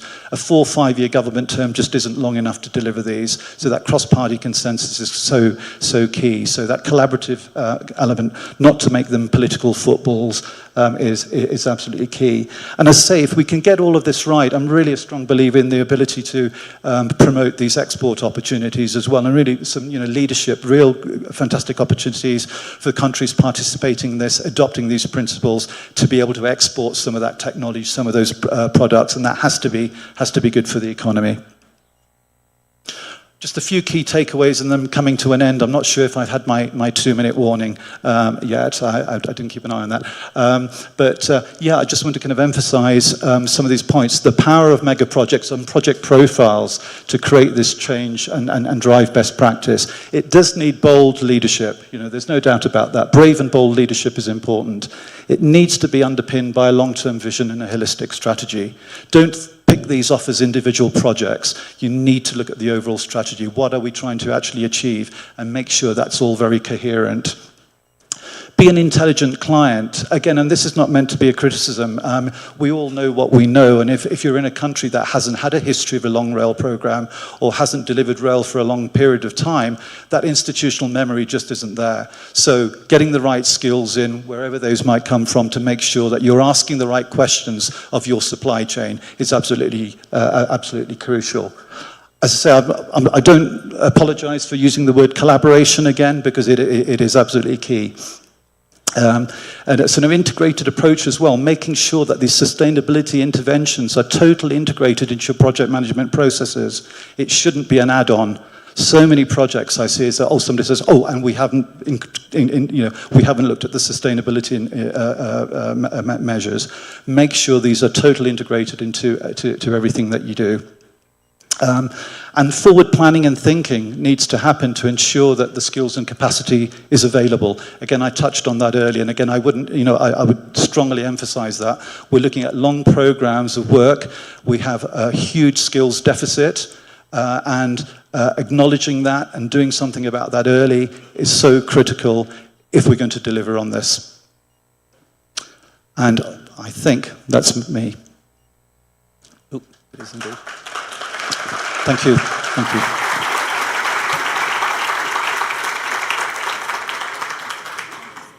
Thank you.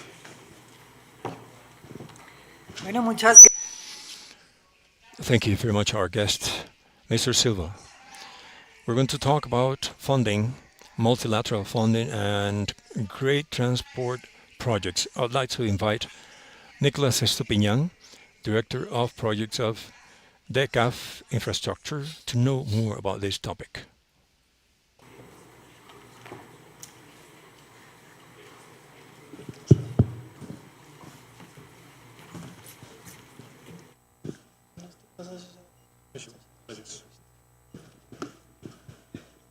Muy buenos días para todos, buenas tardes. Good morning, everyone. Good afternoon. I work at a bank, so we're going to speak about funding. I'd like to try to analyze a case with you to see how we can keep living nostalgia on one side and see how we're going to move forward. How do we do to continue into the future to see how the railroad in Latin America and the Caribbean unblocks, unleashes all those benefits Mike told us and serves as an element of territorial and social cohesion, which is a great part of why we do this. The minister told me CAF president was referring to the memories of municipalities, towns due to the railroad. What I'm going to try to do, if you allow me, is to analyze a case of the main problem that we have here is not money. It could seem that it's not a good idea coming from somebody who works at a bank, but if we follow the presentation, we're going to see that in reality, it is not about money. Money comes up, shows up. As long as we have conditions and structures that move, if we accompany the process from CAP, let us go a step back, see the numbers. These numbers gives us the concept framework that is relevant to see where we are and where we want to go. First thing is, there are several sources with the IDB and ICLAC. We track these numbers of how much is invested on infrastructure in Latin America in the public sector. We've been for 15, 20 years, different banks, different development entities saying Latin America has to invest 5% of the GDP to close the infrastructure gap.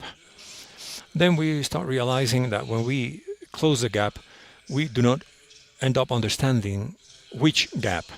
A stock gap? How many kilometers do OECD countries have? How many kilometers the Asian countries where we want to imitate? It is not so easy, the comparison on kilometers or infrastructure. Then how much is the amount of $1 million we have to invest? And we see the number and we get scared. We go back to the analysis. Let us speak about service levels, time, quality, costs, coverage. We've lowered the analysis because even though the gap of infrastructure in numbers on how much we have to invest, I want to go back to the fact that it's not about money. Let me present two cases that are absolutely successful. We have our dear Chief President Eric, whom we have worked from Chile with, where we had a successful case. I'm going to introduce another case in Uruguay. A great amount of why. A good substance of finance and infrastructure goes to transport and to the roads. It's because those are easier projects to structure. The environmental license goes easy. Less problems with communities in most cases. Those problems have a lower capex, so they require less technical complexity. They can finish earlier. And those are faster projects and aligned to the political cycles. Eric said it in the morning. We have been structuring this project for 17 years. Some projects takes only 10 years. Sometimes when we give this to decision makers, they say, as Iñaki said, my sons will pay this, but I don't want to take the cost of these problems to see the result in 10, 15 years from now.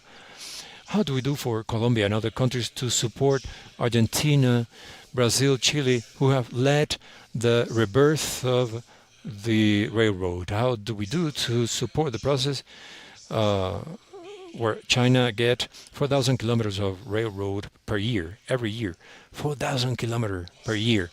How do we do in Latin America in order to move forward? We have identified a series of projects that require investment, $150 million in the next 5 years. But in order to get to that point, in order to unleash those sources and financing fundings, we need a couple of things first. After pandemic, many of these countries, not only Latin America, we overlooked all. Oh, we went over the indexes of fiscal rule, the debt in most of the countries, starting with the United States, in Latin America, the Caribbean. These countries went with a great amount of that push to invest more, reactivate, rebound our economies better to go out the crisis. So we are facing high indexes of fiscal deficit, public debt in most of our countries. That is one of the main limiting factors we are facing. Great amount of what we do as multilateral bank is to find those spaces where we can overcome gaps, overcome problems, meet with you and say, let us find the financial sketch to unblock benefits, implement projects, and money is there. With Eric, here he is. Here's an example. We approved $1,200 million. It's the highest allowance in a public state company. And that turned on warnings. And I'm going to tell you about this because I think it's worth it to share these reflections as a bank, because it is not easy to tell a risk committee of the bank, we're going to use $1,200 million without sovereign guarantee in a deficit company, as most of transport companies, because the technical failure is higher than the income. So, but this is not only necessary but desirable. So we have the budget rigidity or fixation, and it is difficult to close this conversation if it is a public model, private model, mixed model. Do we give concession, open access? These discussions in Latin America are constant. But it doesn't matter the model we choose. We need to make sure that the model that we have chosen for a project will be the necessary one to unblock the resources. With the ministry in Argentina, with Macri as a president, we did a cheap study, $80,000, comparing different providers, public and private ones, with cargo and passengers to find out where ARIF were failing, the cargo operators of the railroad structure, the provider of the infrastructure. We created a series of measures that gave us a lot of information on how to improve the production passenger kilometer. We found the failure. We removed the noise in the middle, and we found the different failures in the provision of the infrastructure and the management of the infrastructure. So those are the limitations that we find currently, but we from Multilateral Bank can help solve. We are strategic partners, no doubt. Many of these conversations are difficult. Angel said it in the morning. If we want to move forward faster and better, we need to look back to see what we need to do better. Part of that work, we do it in the Multilateral Bank. We support government, national, municipal, local, to have these conversations, to go a step back and see what didn't do well. We didn't do well, to see what we can do better. So since pre-investment, we create important resources of pre-investment to finish structuring the project. Many times we say, I don't have the resources to fund the project, but that's not the point. Great amount of the work of multilateral is to serve as a catalyst with resources to finish the restructuring of these projects. That's where we emphasize. We move additional resources. There are different sources. CAF, of course, have pre-investment funds, big pre-investment funds, but there are international sources of resources designed to finish the structuring of the project. Technical assistance and institutional strengthening. There's a series of steps that need to be taken.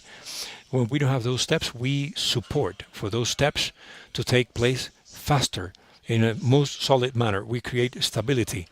Multilateral bank provides with continuity guarantee, particularly the processes of for the administrations who leave and the administrations who come in.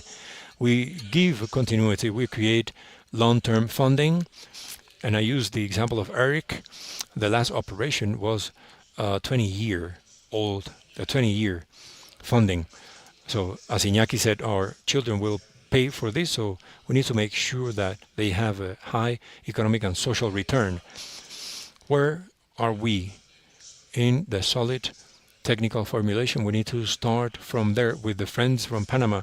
We see how do we do to support them to understand the dimension as for cargo passengers to structure the projects they want to carry out.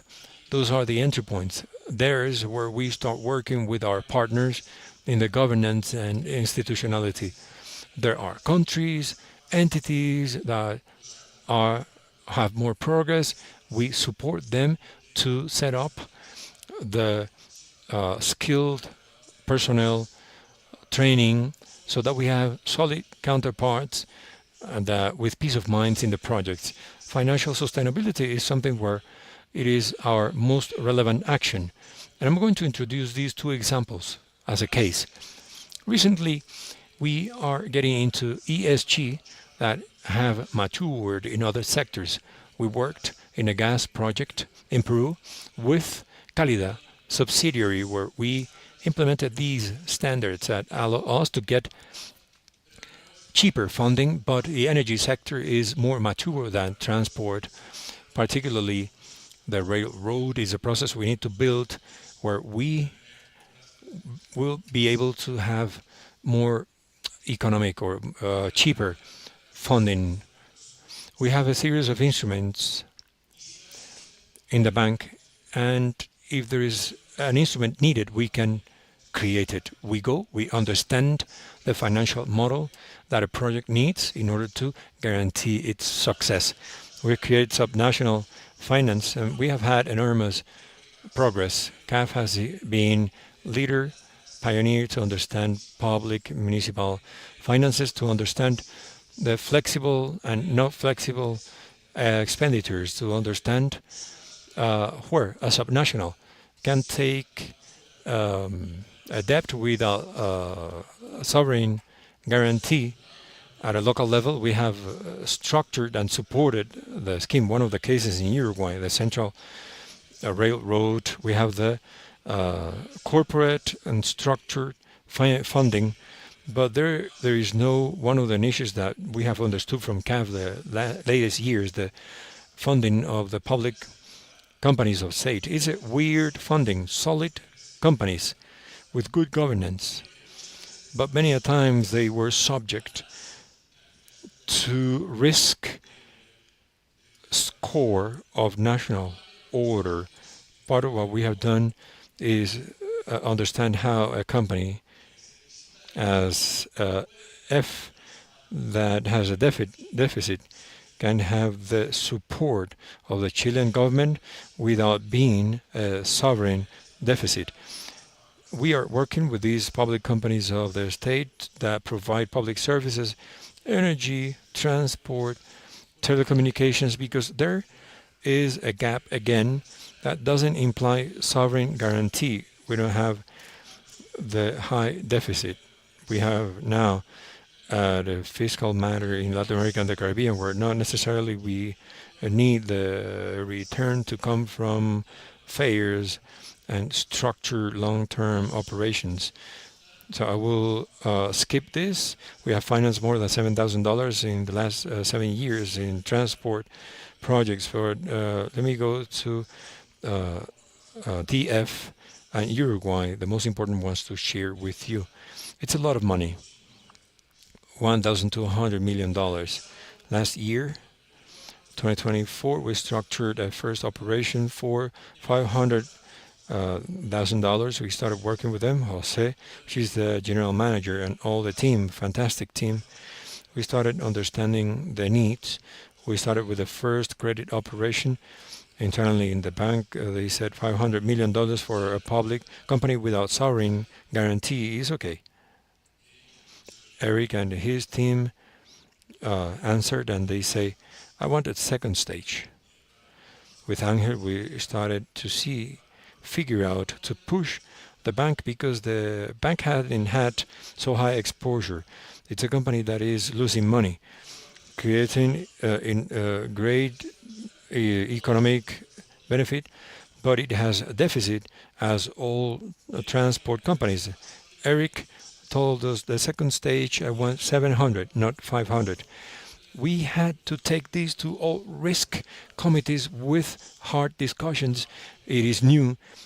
All the team internally was nervous with all the challenges that we had facing this matter. We didn't have a guarantee from the national government, but we understood. The Chilean state, every year through their budget laws, supports three rubrics: operation, debt service, and infrastructure construction. If the Chilean state, in their budget law, they place a rubric to comply with these three elements, then for us, it was like a sovereign guarantee. So the fiscal space of the national government was not sure, but it allowed us to have a risk score that is similar. So it's a first loan to a public state company without sovereign guarantee in Chile for $1,200 million. And I think it has been very important partnership. We hope to keep counting on the support of DF. Now, technical robustness, how we structure and define a shadow operator. There are no many cases in the world, but we're looking for a way to find a technical point where we can support EFE in a best way of operation. The case of Uruguay. It's an interesting case. You know, Uruguay has become important manufacturer and exporter of cellulose. In Argentina, in 2019, the UPM, the company in charge of this in Uruguay, agreed with the government. They were going to use a plant of cellulose, but not in the docks. So in Paso de los Toros, 270 kilometers north from Montevideo, they built the plant, but for this business to be profitable, they needed a first level, high quality railroad. We started working with the government, and we created an interesting structure. We, as CAF, granted $85 million PPP loan. We created funding multiplied by 4 from an investment of $85 million. We times the resources through our asset management, that is CAFAM, which is a manager of third-party trusts to bring other funders.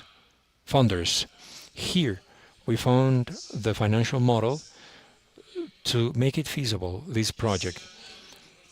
That made it feasible, the main components of production and job creation in Uruguay, that is cellulose.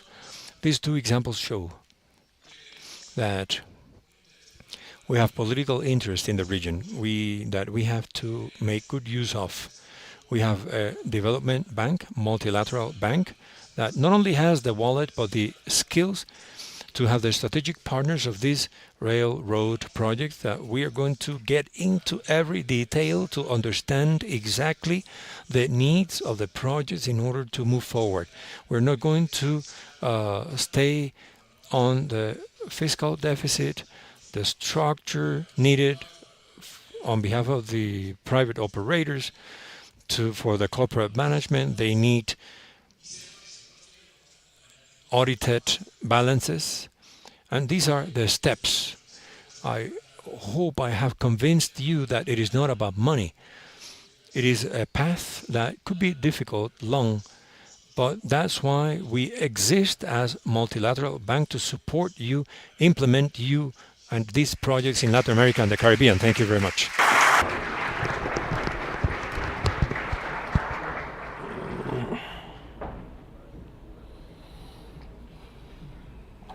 Thank you very much, Nicolas Estupiñán, for your presentation. I will continue with today's agenda, and we will go to a case study that is called the train tourism resource that we can exploit. Ana Garcia Pardo, expert in the topic from the UIC of Ecuador, is going to present.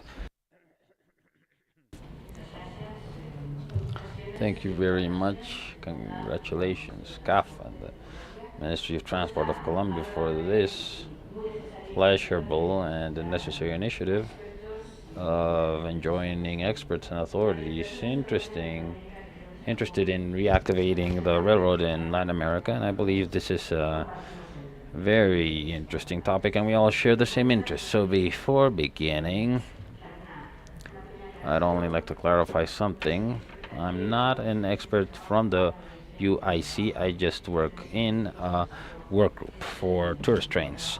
I advise that group, Top Rail, that gathers information and joint projects from different train companies throughout the world. And if you're interested in delving into the topic, you can just download all of the information that is produced. Because tourism, why do we talk about railway tourism? Because in spite of the fact that before the pandemic there were more than 1,000 million tourist trips in the world, less than 1% use the railroad. And this means that we need to potentialize all of this in order to capture all those potential travelers that can actually complement the frequency of passengers in railway systems at an international level. This means that not only is the railroad an opportunity, but also a reality that is also once again growing after 200 years. We are always again in the center of people's attention. The railways are. Why? Because it's a mode of transport that presents itself as sustainable, at least in its experience. Not only in the production of the system, it's a mode of transport that offers times to contemplate and discover landscapes, a space to socialize, to share, to know other people during the journey, but also the time to live throughout experiences and create memories that are unforgettable. So this is what gathers us here today, and that's what I want to talk about. Historical lines between railroad and tourism. What are the main features of tourist trains? Main requirements for it to have success, existing typologies, difficulties for companies, and also advantages, and also suggestions. So I talk from a double point of view as a tourism specialist, and also I had the opportunity of being the general manager of the public manager of a public company for train tourism in Ecuador in the final stage of renovation, and also in its commissioning and the penetration of international tourism markets. And this allows me to understand where we have contact points and friction points between both activities from point of view, as Senior stated at the beginning of his intervention. The point of friction as a service. It offers a service. to tourists, which is a differentiated type of species. And above all, it's a service that needs to actually serve different segments within the tourism. So, what is this partnership between tourism and a train that comes from a long back ago? So, it shortened time and space simultaneously in every single part of the world. And this is important because the excitement and nostalgia that we felt when hearing these comments about literature, etc., etc., this also happened in other places of the world. In less than a century, it created an infrastructure and investments, stations, clocks, whistles, bridges, engineering works, tunnels. Everything way back then meant progress. I mean, the image of technological triumph. And this has permeated the collective unconscious, but also through literature, photography, cinema, reports. We see a collective imaginary as to what it is like to travel in a train, and that differentiates itself from current contemporary tourism.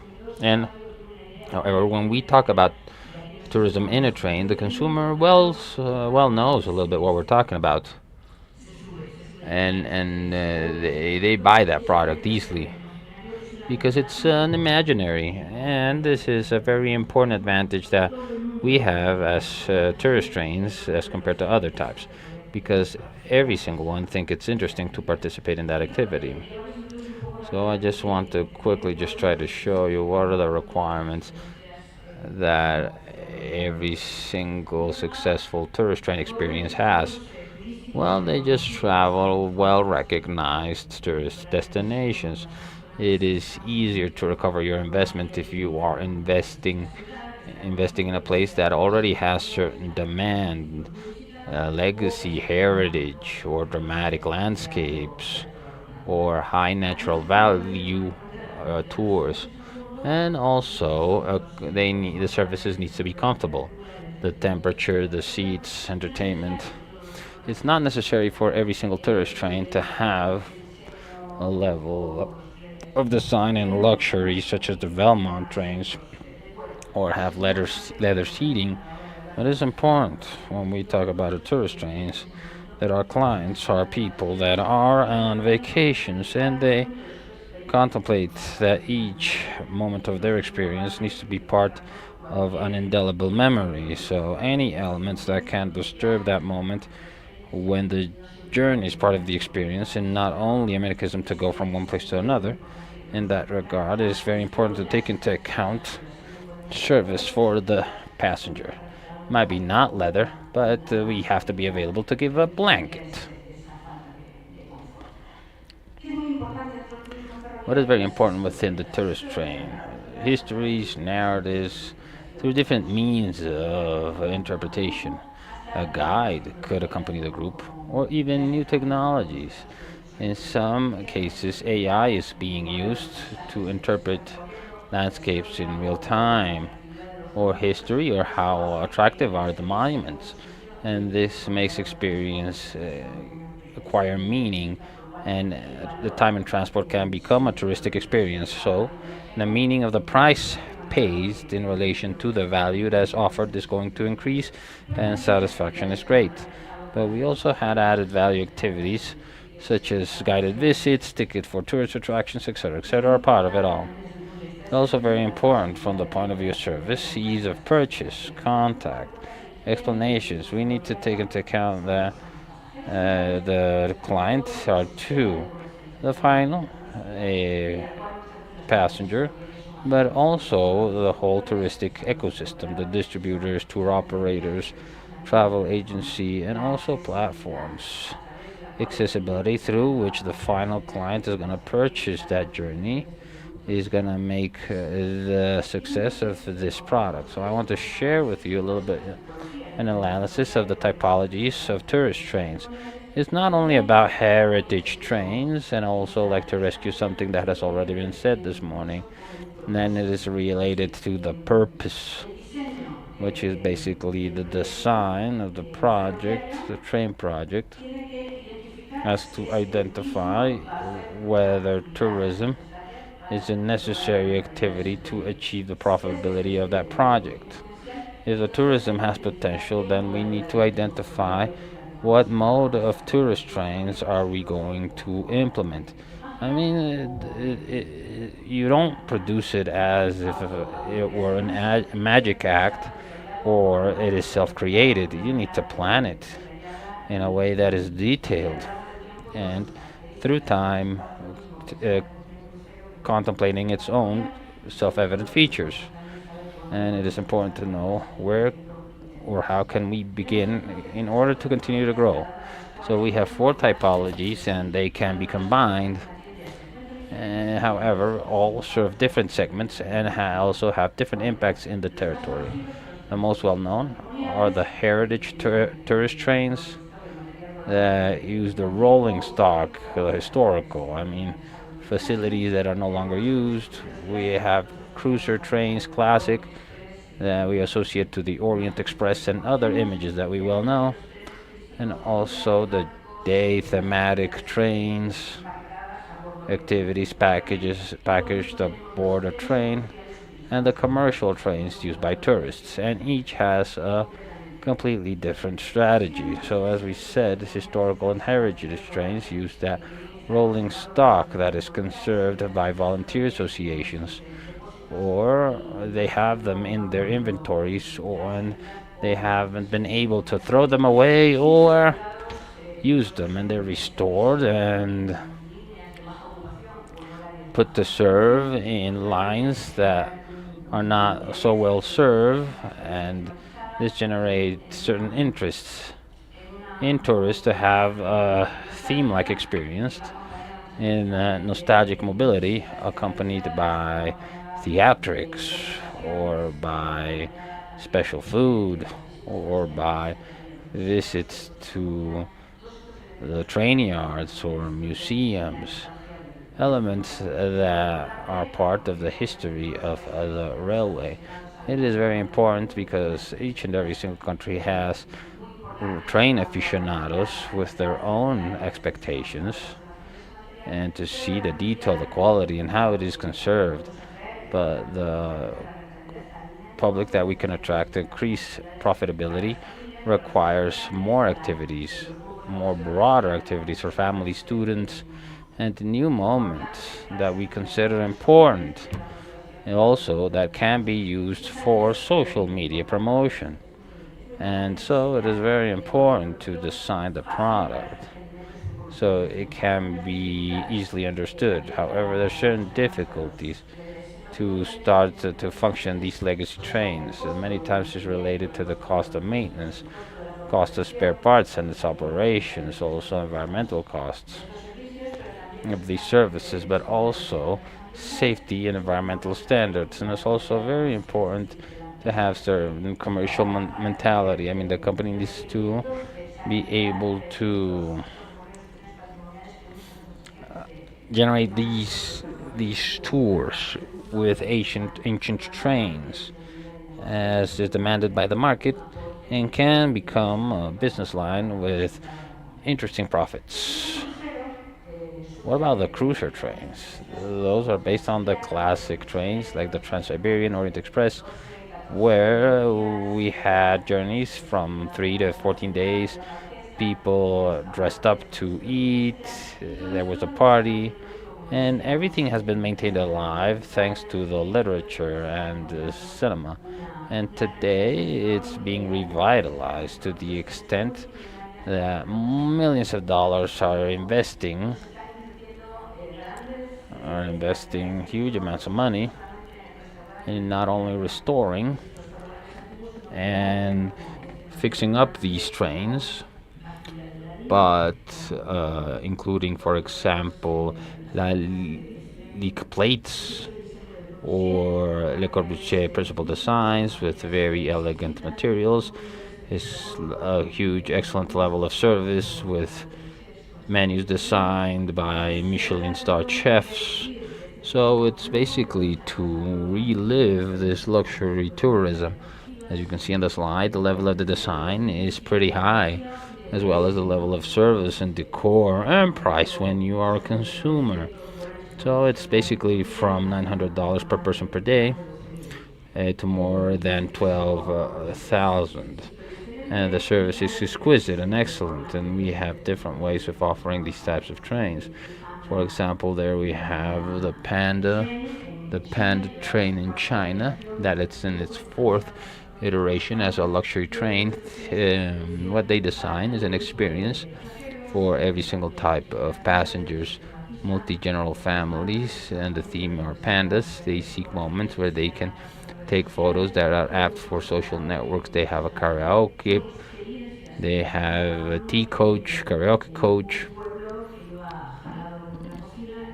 So as they say, is a town pulled by a kitchen. This is basically a whole Instagrammable experience. Vacations on wheels. What happens then? The tourists that consume these types of rail services, it is normally seniors or multi-general families, people with experience that have already purchased tickets or luxury tickets in many types of the world, and they continue to consume those novelty items. It's quite demanding consumer, and also the operators are quite demanding. So organize and implementing these products without prior planning and understanding the market is very hard.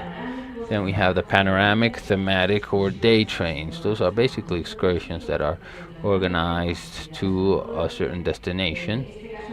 In this case, we have an example in the Express Panorama in Switzerland, and they have developed an impressive tourist train where they build ad hoc rolling stock to ensure that they are spaces of contemplation. Every single coach is panoramic. They have a restaurant.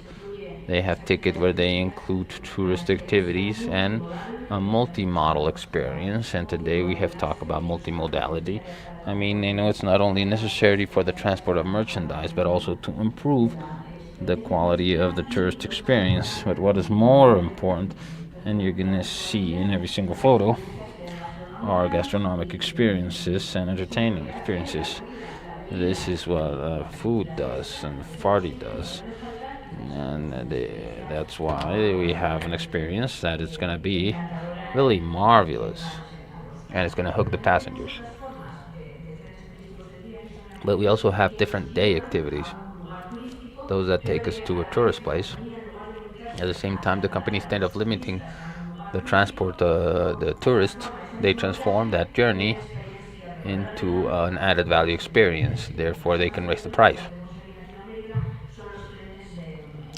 The most emblematic case in Latin America is the Machu Picchu trains, which you have to take it to reach Machu Picchu. However, Inca Rail or Peru Rail have developed a level of segmentation in a way that they have three differentiated classes. The most expensive one, the Air in Bingham, is a one-day experience. You go to Machu Picchu, you go back, and only on the best scenarios $900, but it includes food, drinks, party, music, and time to enjoy the infrastructures of the rail, which is what motivates the people, being able to enjoy a space designed for the tourist so they can contemplate the landscape, take a couple of photos, and enjoy that experience on wheels. And we see in this case the photos on the top correspond to the Valdenuria station in Catalonia, Spain, which you can only access with a train in the beginnings of the 20th century. The company has decided to turn it into a touristic experience where they stop at the middle of the journey, where you can see a huge riverbed, and it is the passenger who decides if they really want to enjoy a content or not. It's a regular passenger that goes to the ski station, perhaps they don't need it. But if it's a tourist that goes for the first time in order to be able to get to know the natural environment, then the auto guide it allows them to consume certain set of information.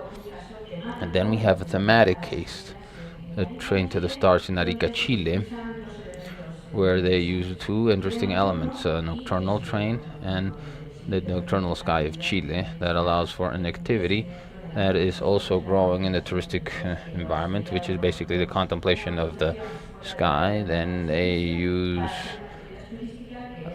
the trains outside of normal hours, and it's an activity that's quite fashionable.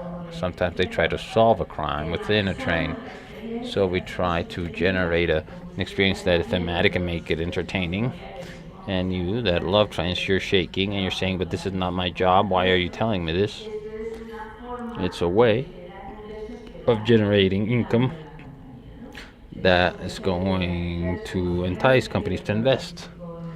And for example, in Spain, we have another company that organize daily tourist trains on the weekends using regional lines that are not used on that days that much, because there's just commuter lines and they're used for tourists, mainly national, in order to have a day activity. So with that, they manage to develop places that are more remote, where mass tourism does not reach. However, you take the people that consume, visit, buy crafts, and they return happily, and the next month they'll take the family. And in the Swiss, it's at a Swiss level. They have packages. There's 7 touristic trains in a single ticket, and this makes people travel much more in Switzerland. And the last one, the commercial trains used by tourists, which are the lowest level of involvement, but requires certain level of mentality change in the rail company. I mean, because the tourists have different needs as compared to their normal passengers, and that is information. Why am I going at a train in a specific train to a specific city? And they need to explain why is it important to do so. So it's important if the company needs to attract tourists or enters into partnerships with companies that can provide that information and make the trip more attractive. And instead of using a car or a plane, understands that it's more attractive to go on train. Many places like in Japan, Belfast, where they send for a determined time access to different trains in order to go to their destination. And this is very interesting for tourists that actually are traveling on their own. And also what the company, the train state company in Italy, are actually trying to implement incentives and price for regional trains, so people can use a regional train sometimes to go to work. They can think that they can also use that train to generate tourist trips. So what are main difficulties for the development of tourist trains? So I'm gonna go faster because I don't have much time, but mainly it's a change of mindset for the company. It's a differentiated segment. It is important to think that when we generate change towards a specific service or a customer service, this is going to generate organizational change that later on is going to benefit the whole company, because it's a company that culture requires in order to serve a tourist, and this is going to permeate to the whole customer base, and this is going to benefit the company on the whole. Well, the most important thing of all are the people. We need to develop skills in people, and the purpose of all the company, from the maintenance guys to customer service guys, they understand that as professional, this is something that really changes culture and elevates the satisfaction. So what are the advantages? Well, we already stated all, but tourism actually turns them once again, because it's a value not only for the company but also for the destinations and for the country itself. So it's very important to segment and diversify, but it will also help us to differentiate and to position ourselves. A touristic destination that can use a train acquires a higher level of branding, because it's not an easy activity and it's also a prestige activity. And last, the recommendations for tourist trains. We need to start with baby steps, and also try to help in governance. In the case of tourist trains, governance implies incorporating from the beginning touristic actors in the territory and in the country, the Ministry of Tourism, ProColombia, etc., etc., but also tourist actors in foreign countries that sell tourism towards our country and has a piece of the narrative as to where people are going to go. So we have to take into account all of these. And something that is much more important that I personally feel, due to the recent issues, is road education. Incorporate education from the beginning for all of the population. We are not accustomed to live with a train, and the instinct of beating the train is ingrained in our mindsets, and we don't recall that it's an exclusive pathway and the problems of stopping a train. So let's try to educate people since we start structuring projects, not only tourism projects, but also any type of train or railway projects.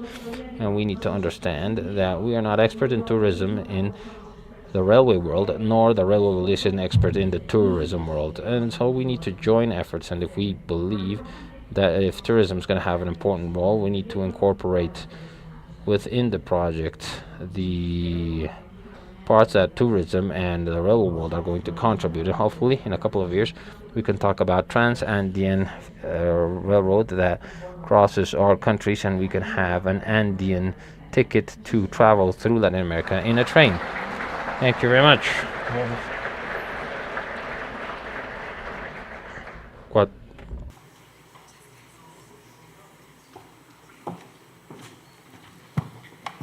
Mil gracias a la señora. Thank you very much, Garcia Pardo, for her interesting presentation of this study case. Now I invite you to have a brief break, some snacks. We'll meet each other in half an hour to continue with the presentations foreseen for today. No olviden llevar con ustedes sus objetos personales, sus carteras, y ya los vuelvo a encontrar en 20 minuticos.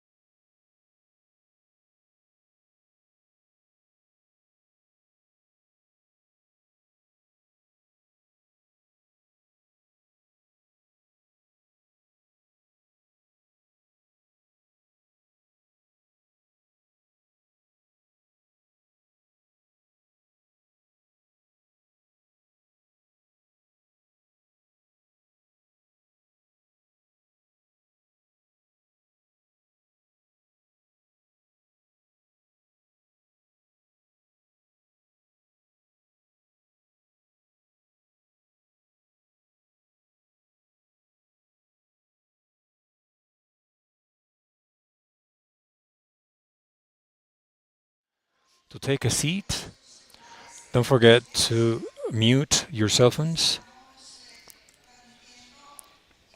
We are streaming on the live web page of CAF, and caf.com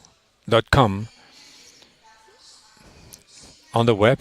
We would like to invite you to follow us on @AgendaCAF, Instagram, X, Facebook. Your comments are welcome. We will answer your questions, of course. Are we ready? Last call to see if the ones who are still outside come in to start our afternoon session.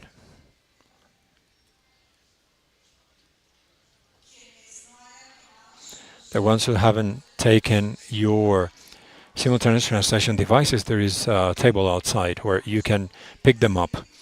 Next, the intervention is in English.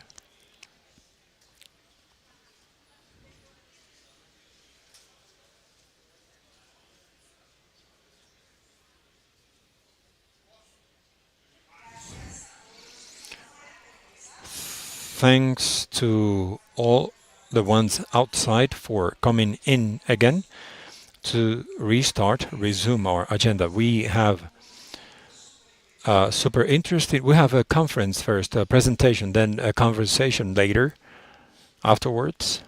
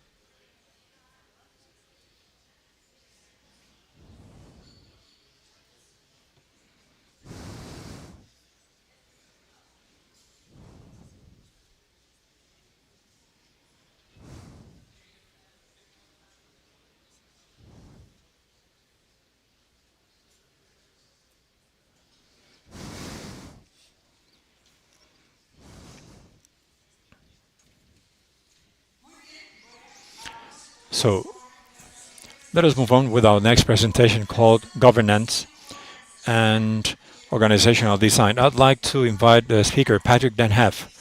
He's an expert in governance of Crossway of the United Kingdom. So welcome.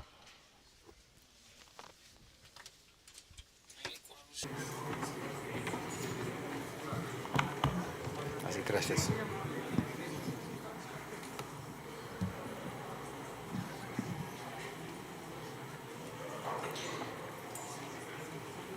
Good afternoon, everybody. I won't introduce myself in Spanish just because that's very embarrassing. I'm also conscious that my body clock is about 11 p.m. On London time, and I'm also one of the people standing in between you and a cocktail. So it's a pleasure to be with you today, a real privilege.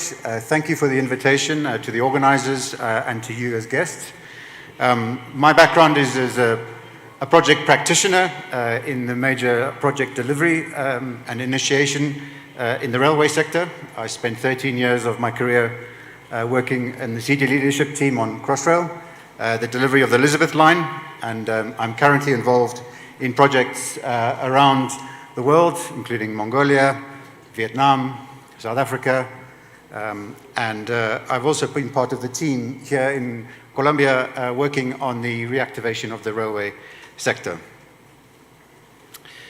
So this afternoon's topic is governance, and in particular governance in relation to major projects, and I've tailored it to suit the railway sector.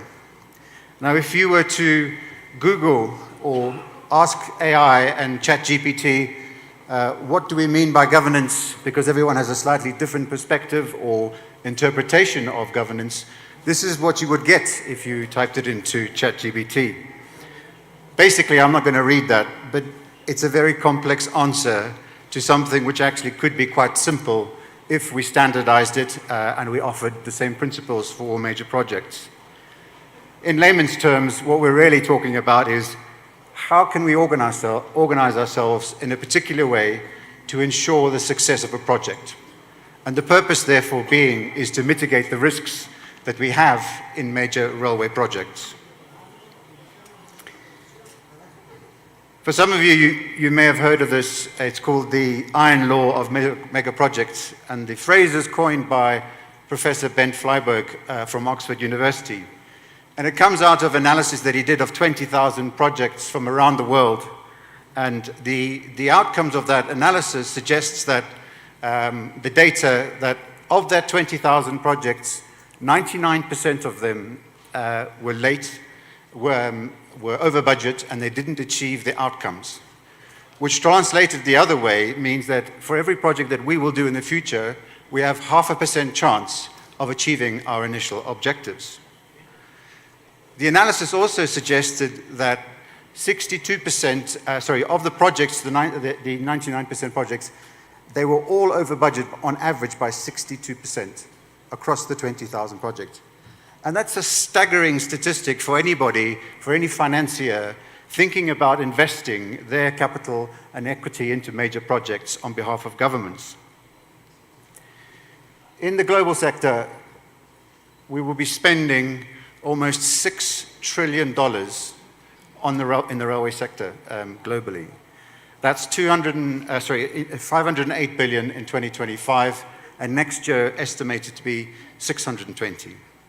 What that means is that if we apply the logic of Ben Flyberg, that 620 will be 60% more expensive and higher. The practical implication is that countries will stop the pipeline of future projects in order to fund the overspend of existing and near-term projects.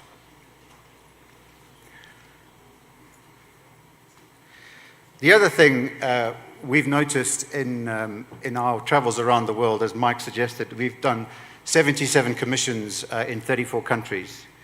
And when you start to look at the problems and the causation of problems around the world on mega projects, you come up with a similar list to this.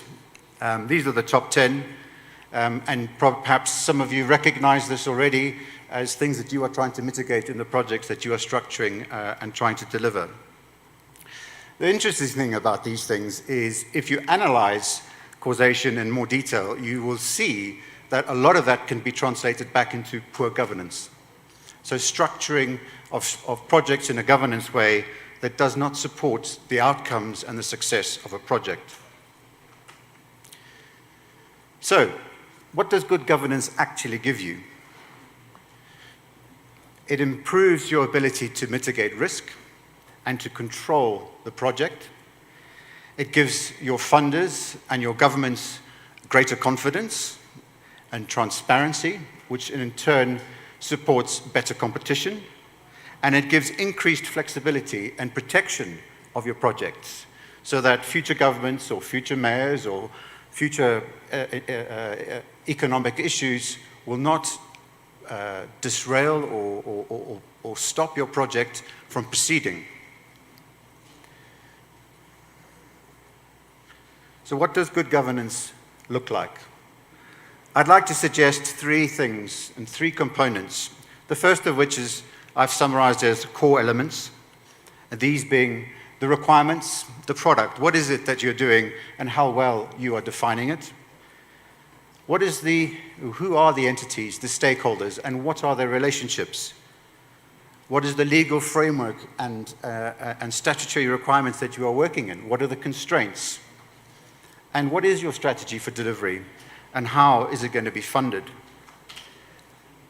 For each of those elements, you have to look at them at various levels, at a sponsor or institutional level, at a corporate or executive level for the project, at an operational level for the program, and also at a contract level for the supply chain that you're going to engage. And then within that, you've got to consider these things over time. Because what you have at the beginning is not necessarily the structure that you need at the end. And what this leads you to is to begin to draw a picture and a framework of how you can consider the institutional structuring and governance frameworks and organizational design that you need for your major projects. Considering all the way to the end of the project, what might it be like, for example, for Empresa Metro Bogotá to be thinking about how are they going to run the network of metro systems here in the city? Or how are you going to control freight and tariffs within your local economy or in your national economy when it comes to railways? So I'm conscious that that's a very subject and what I've explained to you. So I'm going to take you through some practical examples and some of the experience where we've seen it done well and some of the lessons learned along the way. And the first example I'd like to talk about is the Crossrail project. For those of you that don't know, it is a flagship project in the UK, delivered in 2022. Interestingly enough, it was great to hear about the story of Simon Bolivar and how long it's taken to consider the Pacific to Atlantic rail.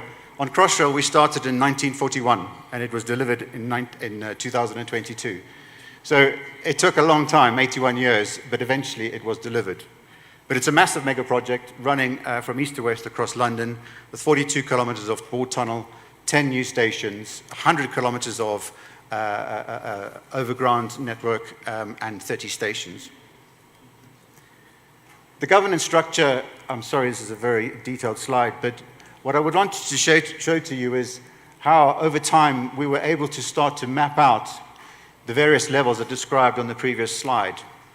And we started back in the early 2000s in structuring the top section, which we've called the sponsor or institutional level. And to do that, we looked at what agreements did we need to have in place between the entities that were going to be involved in that, and worked out in a lot of clarity in detail how they're going to work together and how they're going to support the project. Because the special purpose vehicle that we were creating was specifically designed, as Mike showed you in the governance slide earlier, to deliver the project. There was no other reason to do that. So everything we did was all about supporting the work, as we'd like to call it, the product, the end game of what we were trying to achieve with this bit of infrastructure. Unfortunately, that structure didn't necessarily work out as best we could at a corporate level, because one of the mistakes we made was to believe that it was possible to use technology and project controls to govern and to control and manage the project at a board level. We thought about things like, information and reporting all the way from the bottom, and as long as we got that right, it would be easy for us to control the project. But sadly, we got that wrong, and halfway through the project, we realized that we had lost control technically, but also from a construction point of view. And we were failing to integrate the 3 signaling systems that we had on our network. What that meant was we had to change course, we had to spend lots of money, and our project ultimately ended up being late. One of the successes, though, from that is very early on, when we started the SPV, we considered a flexible model for the organization.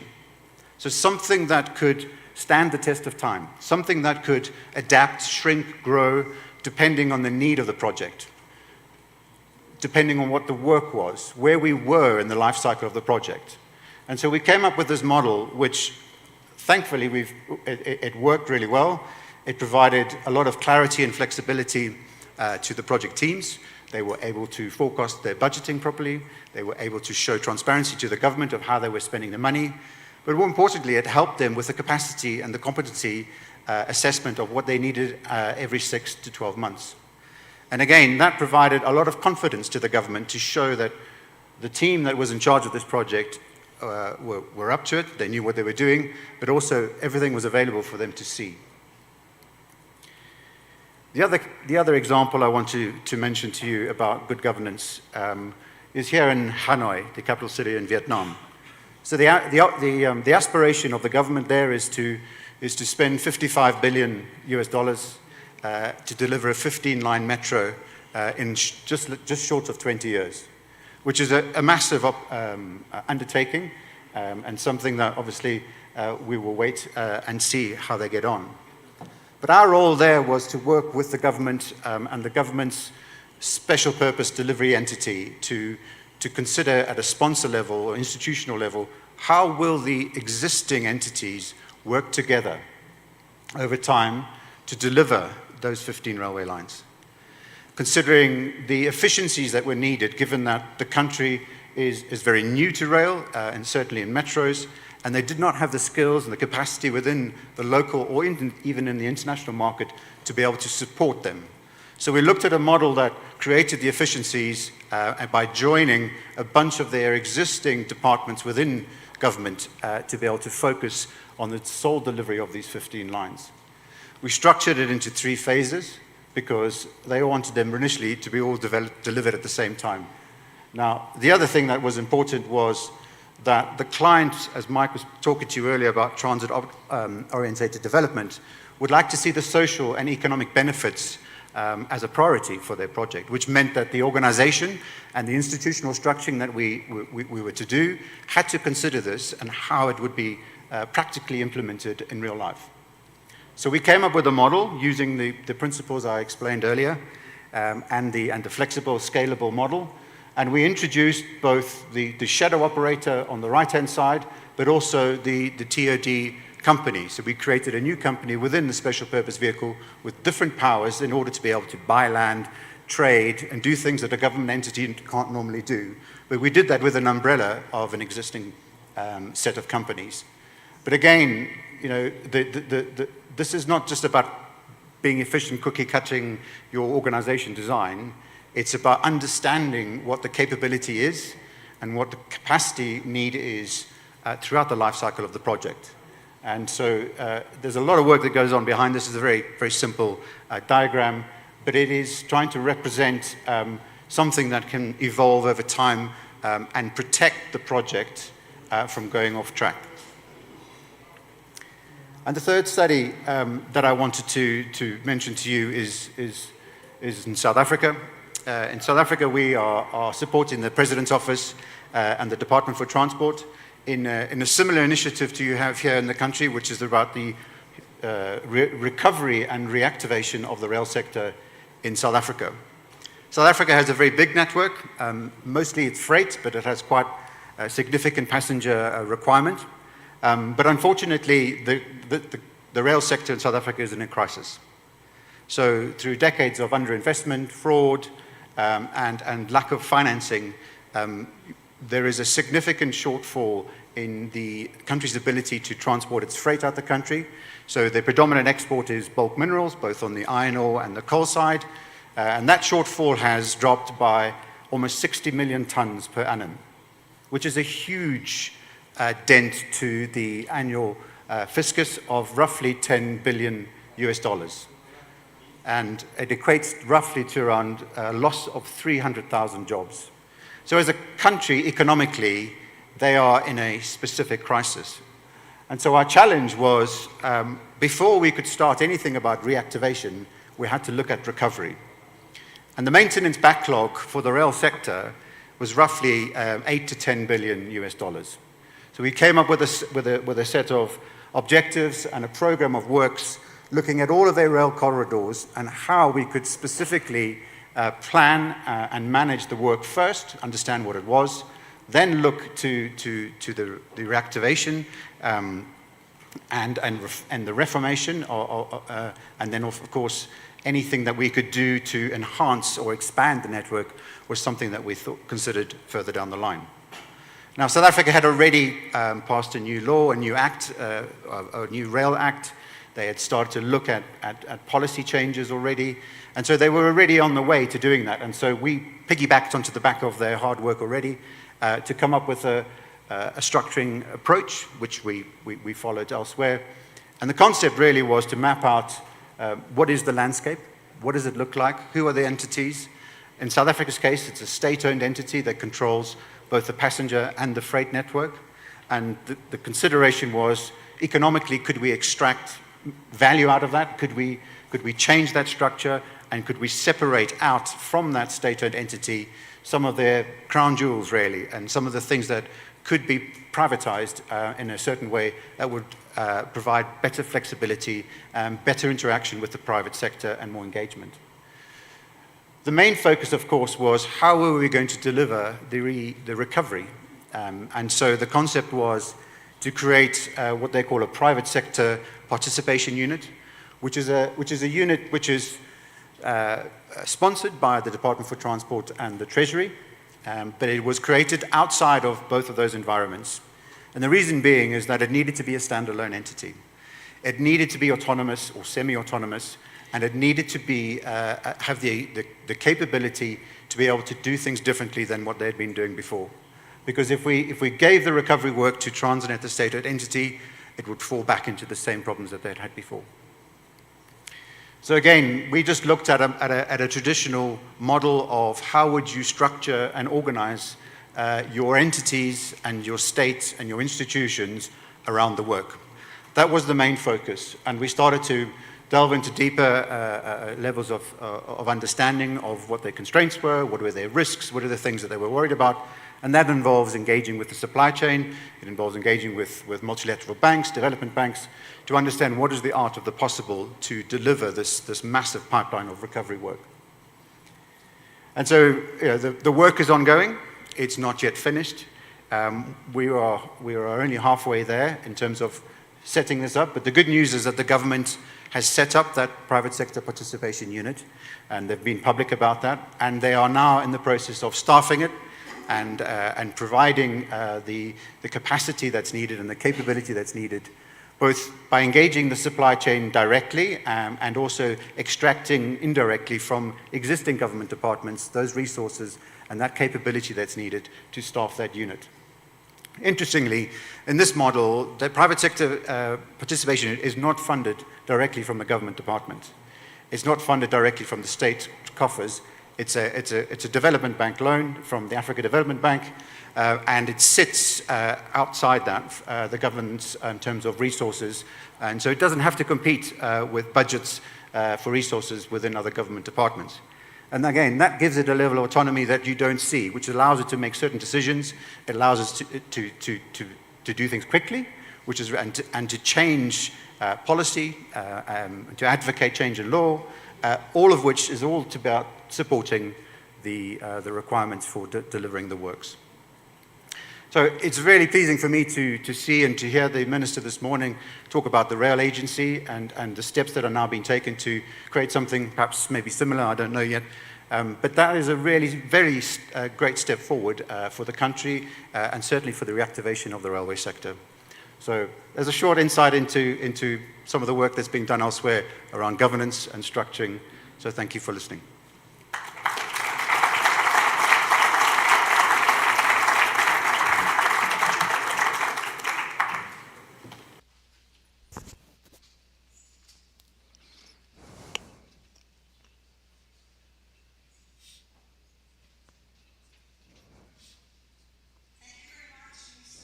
For such an interesting presentation. Y bueno, después de agradecerle. After appreciating our speaker, let us move on with the next discussion of institutionality in the railway sector. We're going to arrange the stage. I'd like to invite the moderator, Ms. Sandra Conde. She is Director of Transport of CAF. Welcome.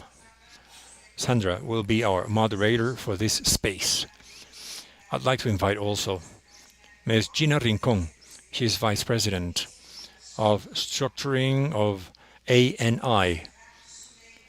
Ms. Zuleika Aymerish Perez, Deputy Minister of Administration and Strategic View of Public Management and Transport of Costa Rica. And Ms. Juliana Pineda, Consultant of Railroad Works of the Ministry of Transport of Colombia. So, Sandra Conde has the stage, the floor for this panel that will last an hour to hear our panelists, all expert women on the railroad sector. And here, our moderator says that we need to introduce other panelists. Welcome. Ainhoa Zuleta de Piquen. She's coming from Spain. Thank you very much. Welcome. Thank you very much. Good afternoon, everyone. Welcome. Gina, Zuleika, Juliana, Ainhoa. Thank you for joining us in this space. We are coming to the end of the first day of the forum. It's been interesting. All along this day, we have heard recurrently the phrase, the rebirth of the railroad. So we have reviewed the history of the last 200 years, and all along this time, we've seen how this transport means has had its golden age for um, full age later. So now there's a change time. Governments are betting for the reactivation. This decision is not isolated. We have talked all along the day about we have heard about the importance of these transport means as a mode that is environmentally sustainable amidst a climate crisis. To reactivate railroad as sustainable transport means, which is also efficient, can make a difference in the decarbonization of the economies. We also mentioned other benefits, such as reduction of costs on logistics. Very important to strengthen our logistics in a region that has to look for competitiveness. And what we mentioned recently in the morning, the importance of the railroad for the connection and connectivity of the human being. But we spoke about challenges. We have insisted about all along the presentations about the importance to count on solid governance, precisely to face this challenge of reactivating railroad. We're going to speak about that the next minutes, where through our panelists we're going to share experiences to show what our region needs to count on solid institutionality. I'd like to start with you, Innova. We know there's no one recipe for good governance in the railroad sector. Each country has their own context and particularities, but we could think that a governance should gather up a minimum of attributes for this institutional model to be most efficient, the most efficient. So, you count on experience. You have supported the sector in the continents, which you consider are these fundamental attributes that an institutional model that is solid should have for the railroad sector. Thank you very much for the invitation, for having me here. It's an honor to be today here sharing this space with colleagues of the railroad sector from all over the world and the region. From INECO, as a Spanish public sector company specialized in engineering and transport advice. We have worked with governments of more than 50 countries, and our background has allowed us to observe how institutionality can be a driver that becomes or it could become a stop, a break to projects. In the end, the institutional model is like an invisible reel that makes the trains to come to destination. We said in the morning that there is no universal model.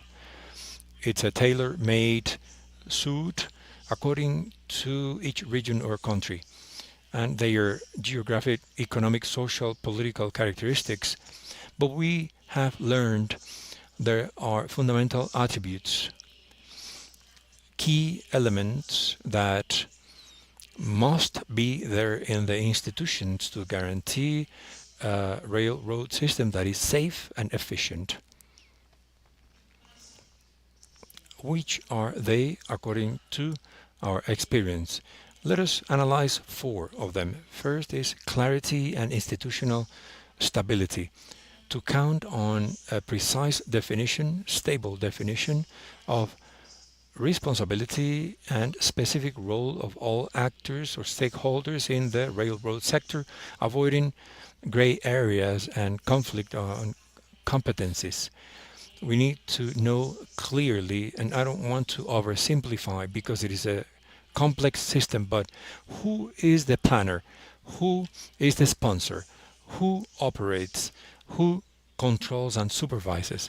So this clarity reduces uncertainty, favors the cooperation amongst stakeholders, and after the stability, you have environment that is proper for long-term investment. An example, in Spain, there is clear separation of stakeholders. That's been key in the success of our model, adapted to the circumstances of the country. Second key attribute is consensus. We heard this morning about consensus together with long-term planning. The consensus that is social, political, should ideally be solid enough, as we heard, to go beyond elections and political terms or changes.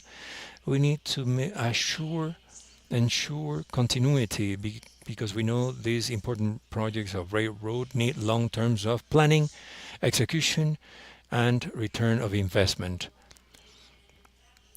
A quick example, Costa Rica, their electric train.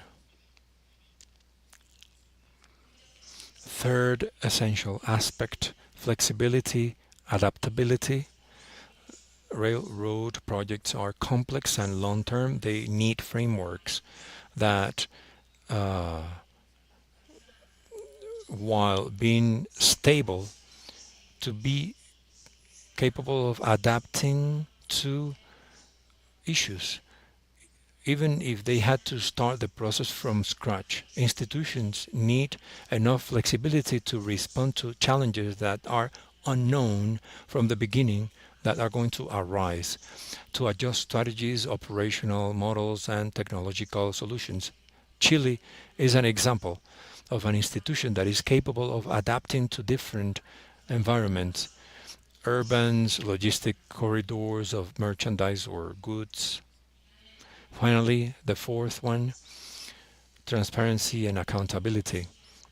It's an important pillar to enable the public and private conversation, communication with clear mechanisms that can be audited with operation management and strategic decision making. In summary, institutional model, clarity, stability, consensus, flexibility, transparency. Excellent, Inoa. I think you have identified the four attributes. We agree. I'd like to ask Suleika, since you used Costa Rica as an example, if you can tell us from the point of view of your experience working in the Ministry of Transport, how you consider these attributes can be supported, or which additional attributes this institutionality should have, understanding particularities of our region. I agree.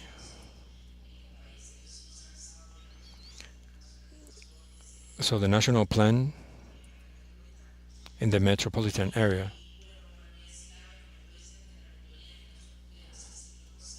in the case of Costa Rica,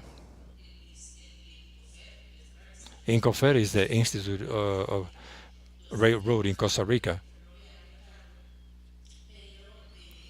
But if we want to bet for the clear leadership, specialized leadership,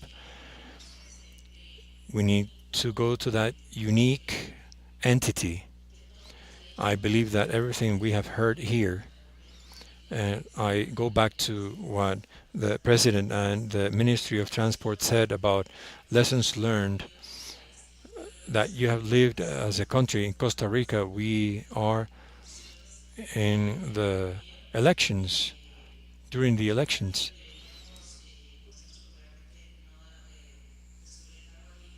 and it is not discovering something that we already knew, but the lessons learned that have been applied in other countries. We need to bet on the strategic leadership and technical capability to articulate the national view of with territorial planning, economic planning, the separation of roles. INCOFED is the institute in charge, but there are concessions managed by other institutions. Public transport is handled by other institutions. The ministry is the leading sector, but to have the agreement amongst the institutions of state makes it difficult. So we need to have a definition of the roles to improve efficiency and improve conflicts of interest to reach the independent and technical entity. For example, with intermodality, we're going to have it how we join all sectors to connect railroad, public transport, and the rest.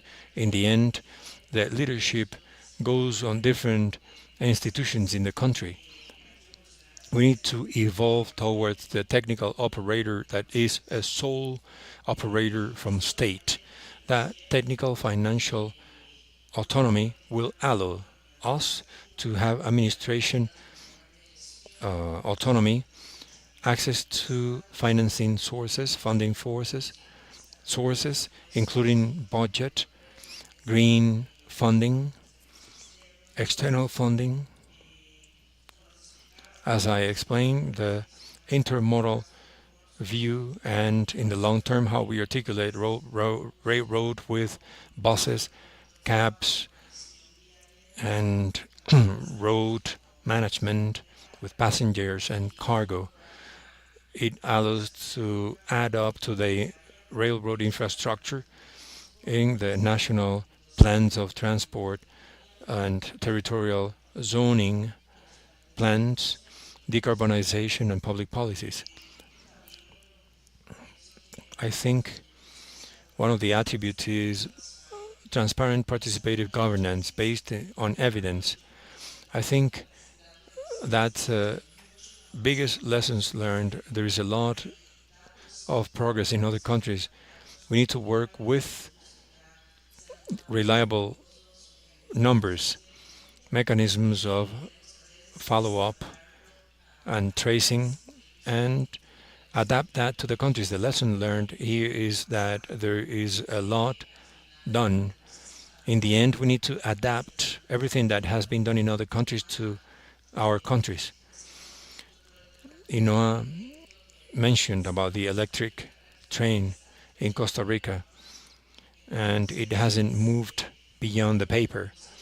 So we have to promote all these, all the participation from the communities, local governments, private sector,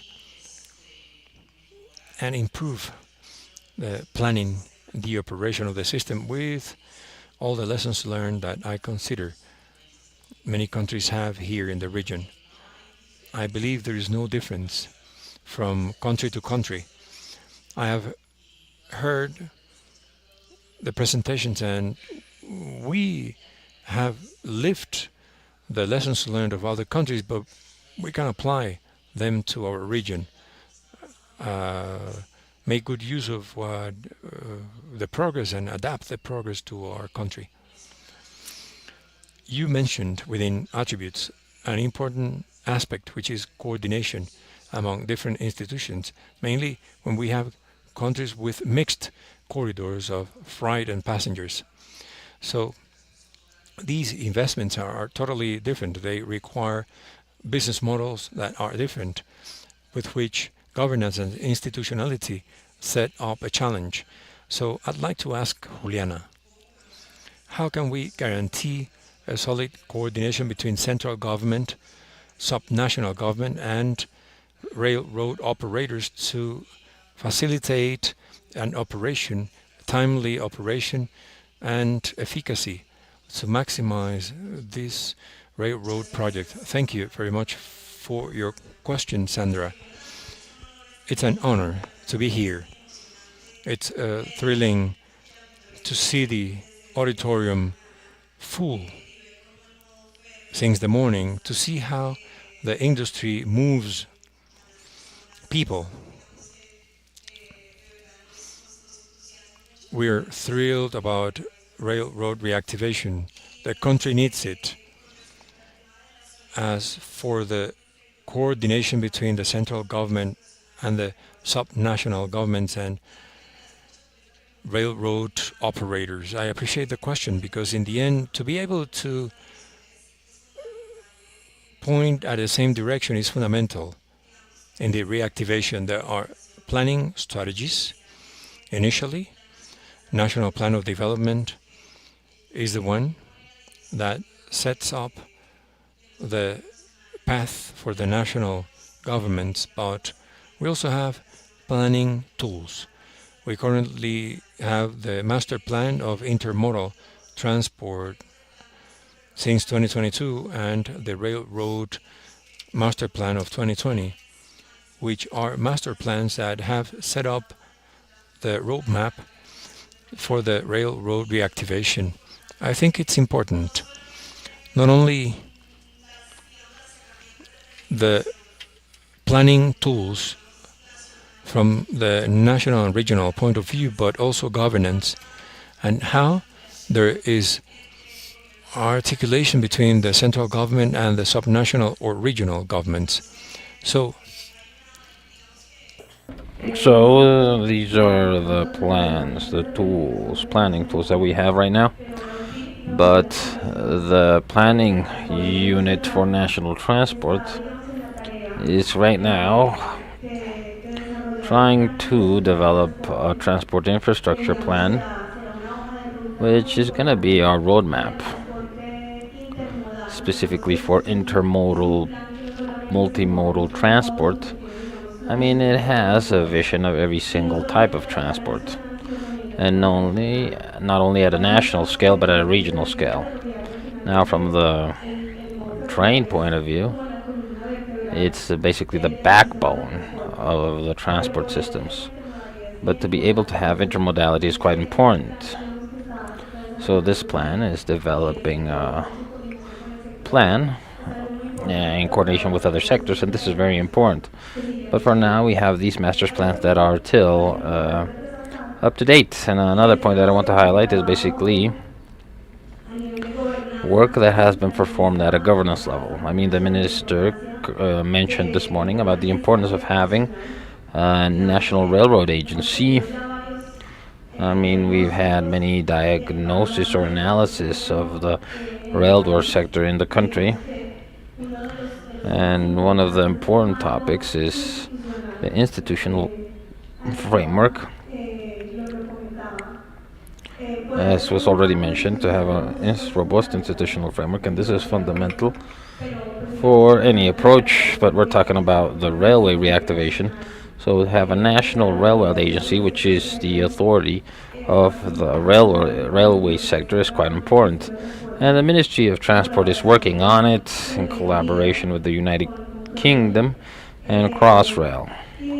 And I believe that this issue of governance and coordination, teamwork from the different actors of the sector is quite important.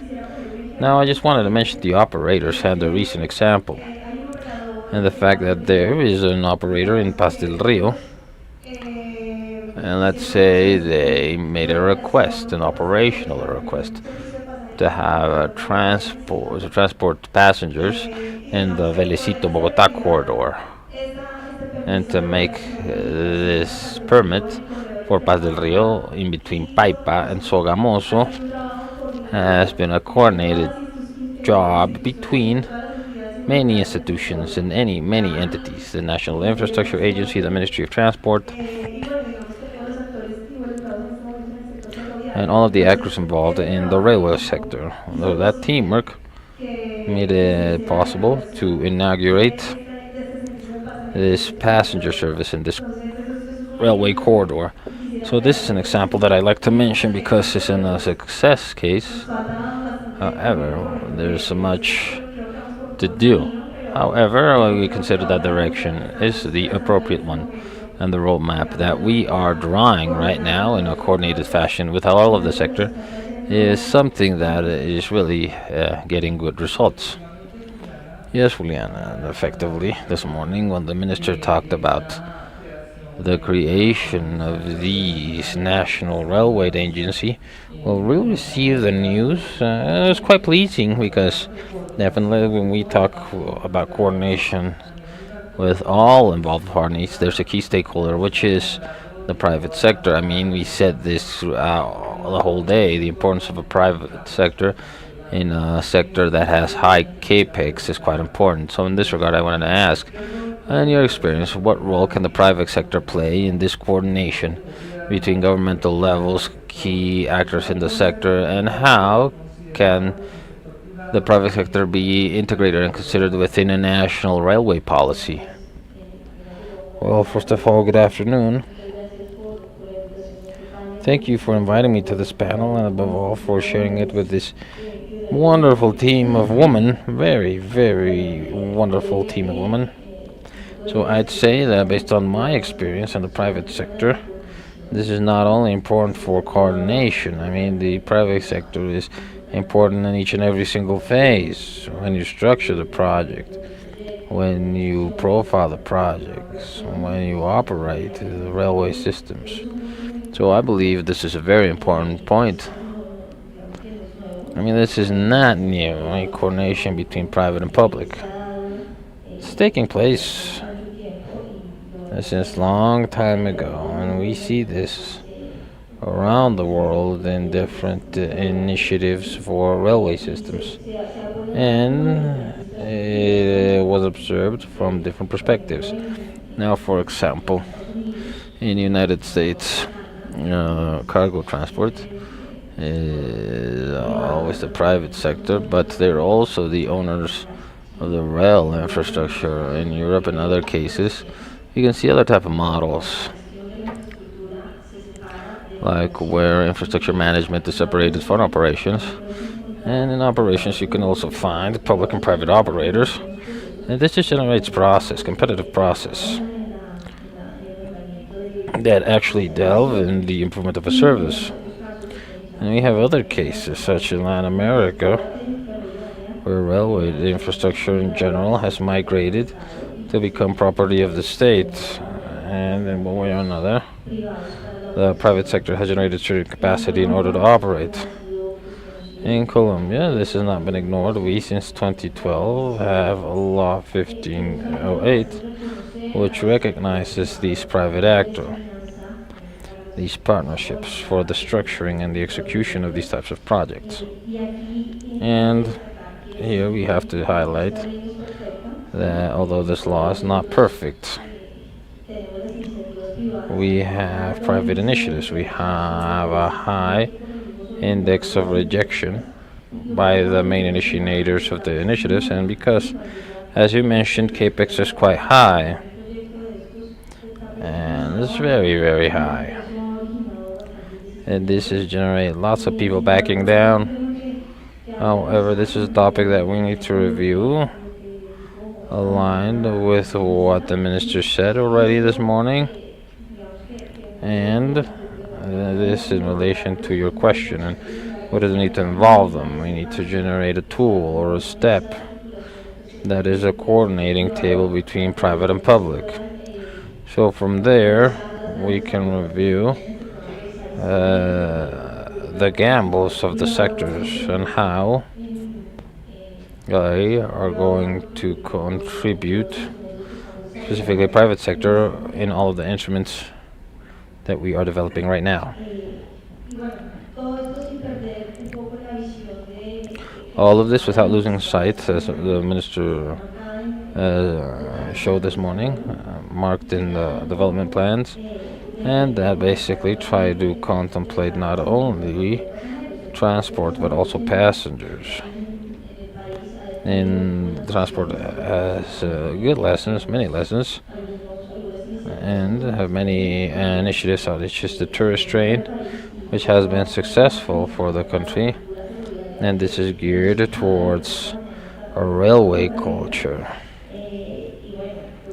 And I also consider that capacities are quite important here. Right now, we are reactivating everything, and we are having lots of initiatives, many projects. So the private sector is very important in order to bring those capabilities. And the day, all of the capacity needs to be taken advantage of. And the only way of doing so is to sit down at a table and to have a partnership, not only through a law, but through an instrument that is a little bit more concrete. And this allows us to consolidate a private-public partnership. And in the framework of that, we're also working on the public policy complex for reactivation. The idea is to encompass all of the tools that Juliana just mentioned to take them to a new reality. That was great. I believe it is important to continue to talk about the coordination and the entities involved here, and the experience that you have outside our region.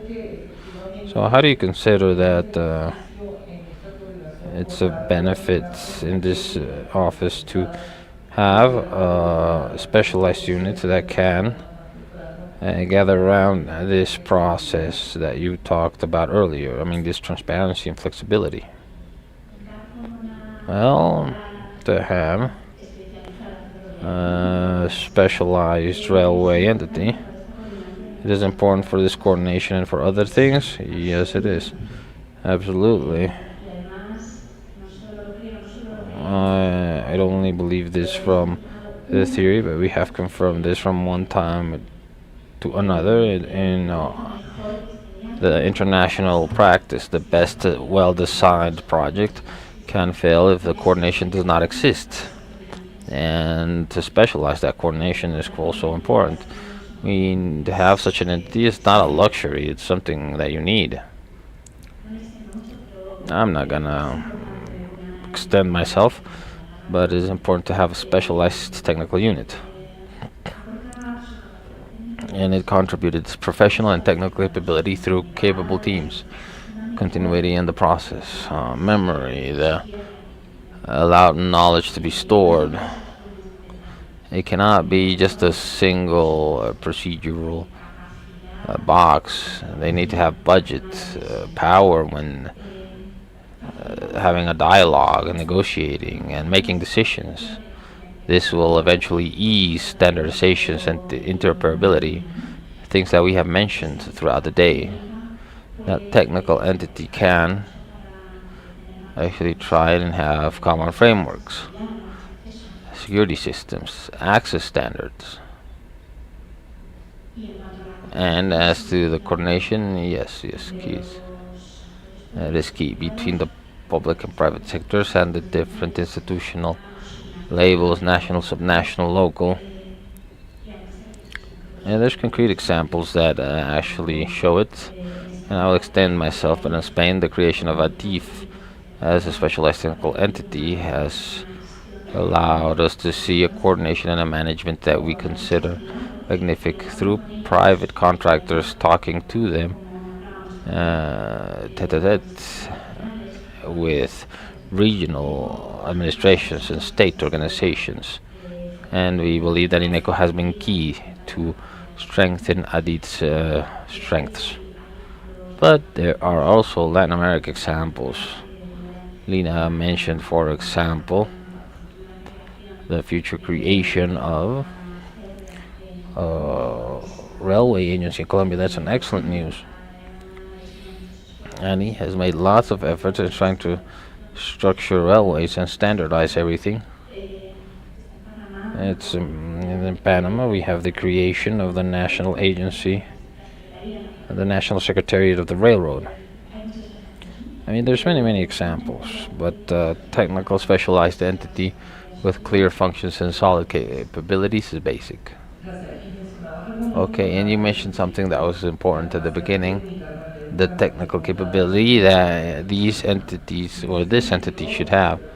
In that sense, I'd like to ask Julian, according to his experience, how can one guarantee that these railway companies have the human talent and sufficient technical capacities that can guarantee good management in the railway sector, as we have seen the importance of all of these projects in their cycle, from planning, building, and operations. We know everything should function properly, so we don't have to pay the high cost of wrong planning, non-adequate talent, little specifications.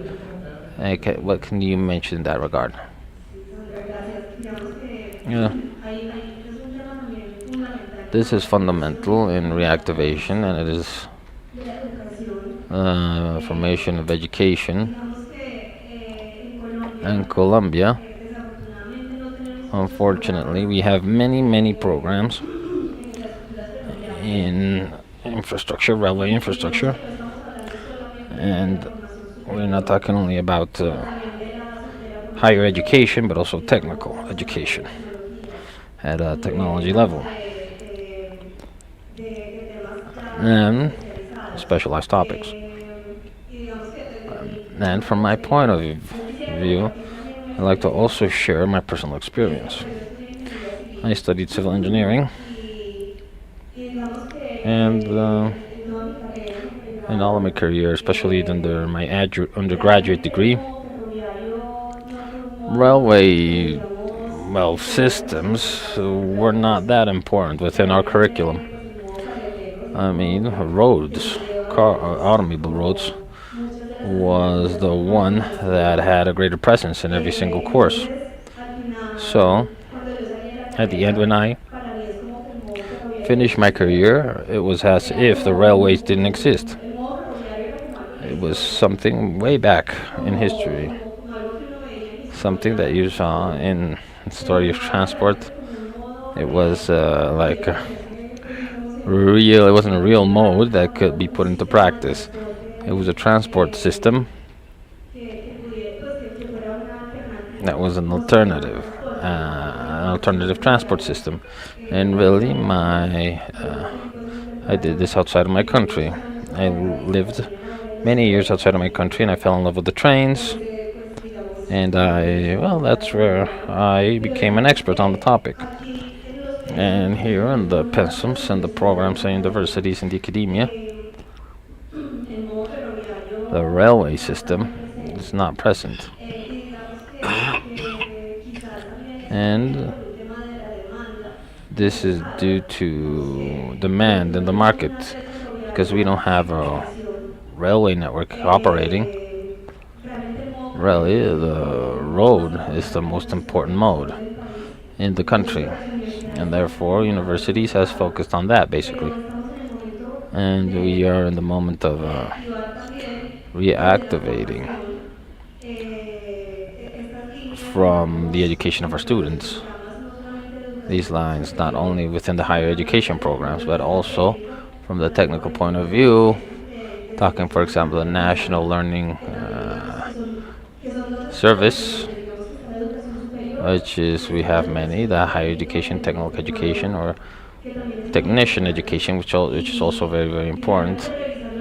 And to review the programs that the National Learning Service has, we only find programs for machinists, when really try to see a need of having trained personnel in the different rail subsystems, because we have many works under construction that require personnel. And so there's our trainings in different skills at a superior level, and continuous education, the OPDC. And I believe in July or in this month, so they was inaugurated a specialization in railway engineering, and the university called Pontificia Universidad Bolivariana and Javeriana have certain continuous education programs. But what I really believe is that it is important to sow a seed in the academia for railways. It needs to become a mode of transport that exists within our undergraduate degree.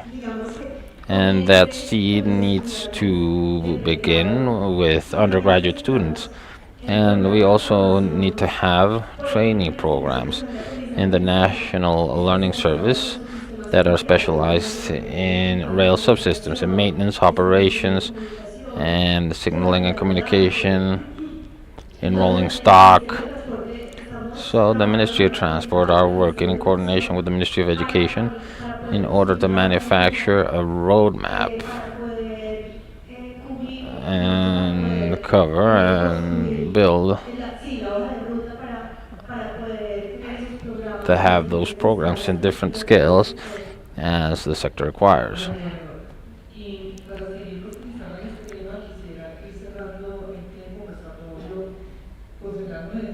And I'd like to focus to finish in the support or what it could mean for the sector to work with the private sector in terms of capabilities and know-how.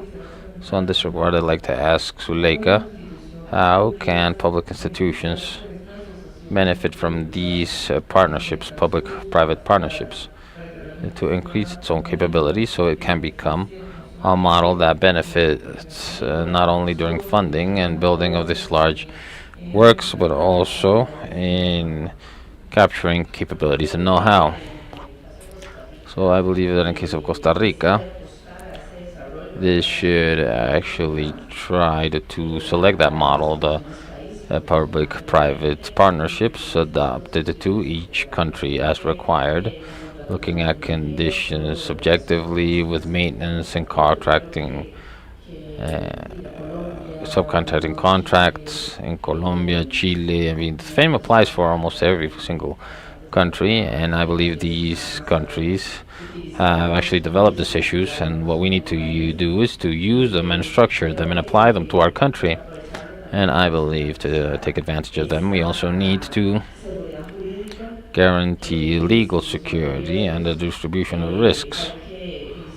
And without a doubt, we need to have a legal framework and to establish public policies that bring certainty to our investors and can appropriately distribute those risks, risks that come from highly costly projects. So they need to be well structured such that demand, construction, funding. This implies at internal level, at a country level, to modify the general concessions law and also the specific regulation for public-private partnerships. So I believe we need to strengthen as well the capabilities for project structuring. Each time international organisms or banks come with external resources, so unfortunately we have a short capability as to the pre-investment in everything that it implies with specialists. And this comes at a railway level, which is quite specific, as you will do with large works that we develop in the country. And we have to strengthen, as my colleague stated, we need to strengthen teaching and education and strengthen that technical way of creating projects as well as the financial technique. And with those specialized teams that develop methodologies, etc., and beyond that, there's international experts, and here we understand this, but beyond what these experts do, INECO, for example, is one of that supporters at a country level. They collaborate quite often and they come to work in the country. It is basically how that development of capabilities is generated in the government, I mean, public officials in each sector. So these consultancies might come at the end leave, but rather we want to establish those rigorous methodologies and the support from multilateral organisms. And this was an issue that somebody mentioned here earlier. So each time they develop processes, books, etc., reference books, is support for all of the technicians that are there. So those projects can be bankable and sustainable. And it has mentioned the creation as a regulating entity that is independent. We need to maintain that independence for so it can be efficient and safe for the users. That's why we need a specialized regulator. And at the end of the day, this regulator will establish the specific fees, the tariffs, service quality, operational security, and compliance, contractual compliance in those public-private partnerships. And the case of Costa Rica is a green country, recognized internationally as a green country, so it's a country that we can actually try to generate sustainability, and for this sector, decarbonization is key. And therefore, Costa Rica can actually gamble for green bonds, climatic bonds, or hybrid financing, so they can attract that private investment in favorable conditions. That's why I consider that management of our railway system, at least in Costa Rica, requires certain institutional transformation. It is one that will assure governance, and it's going to become more sustainable, solid, and integrated in a national system. And then the participation of the private sector that is well structured, and also that one that is well regulated, is a catalyzer in order to close gaps. I think we're out of time, but I don't want to finish without giving Gina the opportunity for her to talk. We know that Colombia's experience in public-private partnerships is one of the best in the region, above all for roads. I wanted to ask, based on that experience accumulated by Colombia, what governance elements or institutional governments should a public rail company gather in order to participate successfully in such public-private partnerships? So thank you very much for your question. And perhaps here, what I like to highlight first of all is that both entities that right now, public entities that have the powers to execute railway projects, is the National Infrastructure Agency and NVS. However, the infrastructure agency are the only one can implement public-private partnerships, and from our experience, we have identified four large barriers. First of all, as has already been mentioned, I believe all of them did, in fact, the capabilities. Capabilities is one of the main barriers. Effectively, we are working, and we need to work a little bit more for those capabilities to remain in the country. I mean, the train sector is quite original in its design, its operation, its regulation. So we need those capabilities to stay in the country.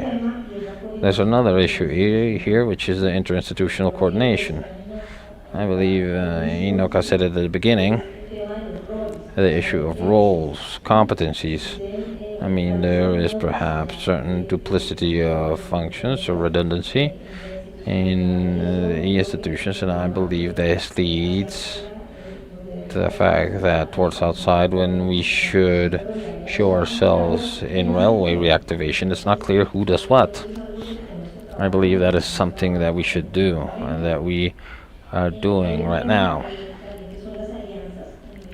And it is also the alliances at an institutional level. National Infrastructure Agency and the OPIT were entities with a very robust technical capability, and it is worth that through agreements and associations with entities in Spain, Costa Rica, and other countries that have lots of experience, that allows us to articulate and share experience and lessons learned. I believe this is a key element that is not active. But there's another point. One of the most important one is to update regulations in relation to railway systems in Colombia.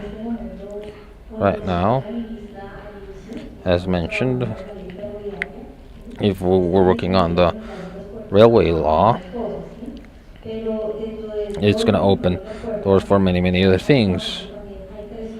and there's many things, but between them, a couple that are important and main ones. We need to update the regulations. Second, intermodality.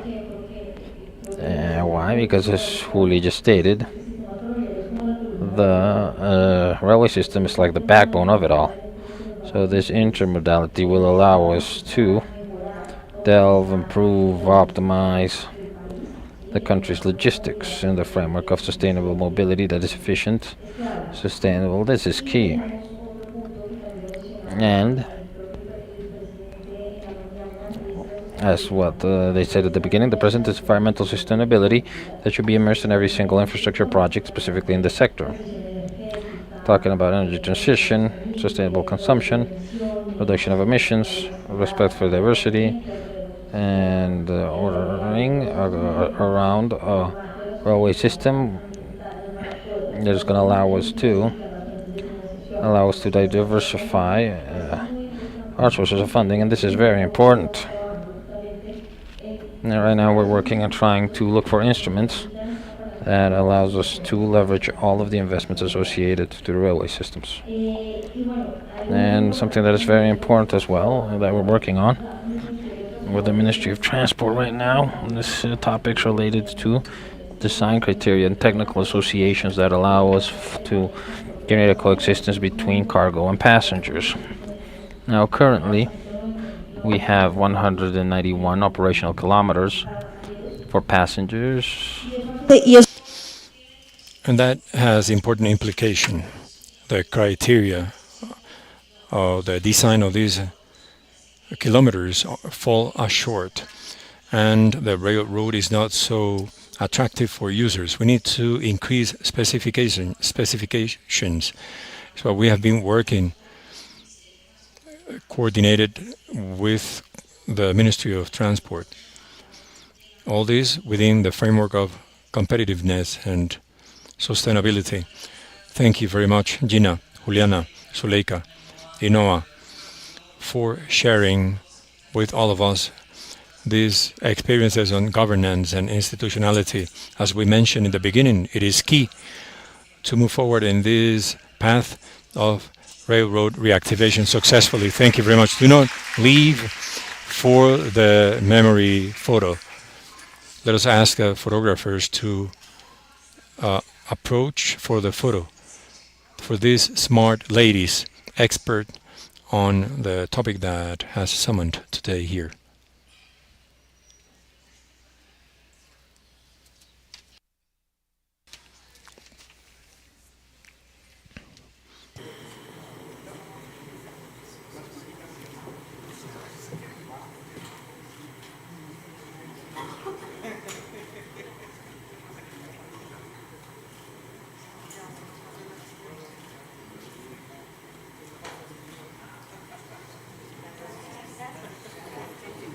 Muchísimas gracias a todas.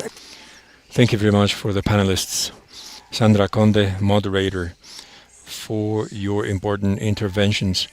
To close this first stage of the forum, I would like to invite again to stage Iñaki Barón, our expert on railroad systems, CAF consultant for the closing remarks of the first day.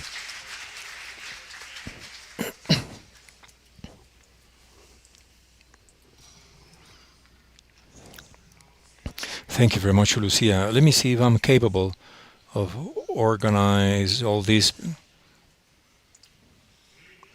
Can you hear me? He says.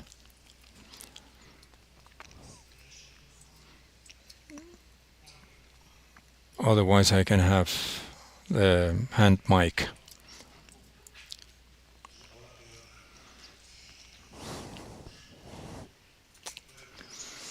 Thank you very much, Lucia.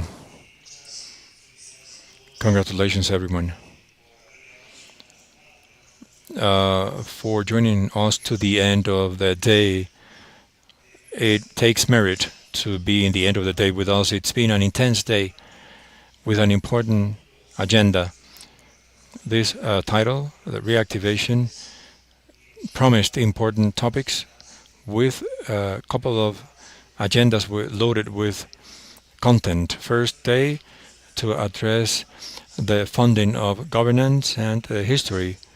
The president of CAF has started announcing that he was willing to promote railroading the region as a clean, efficient, safe transport means. The bank is eager to collaborate with the development of railroading the Latin American region and the Caribbean. It has promoted a network of partnership and many other things.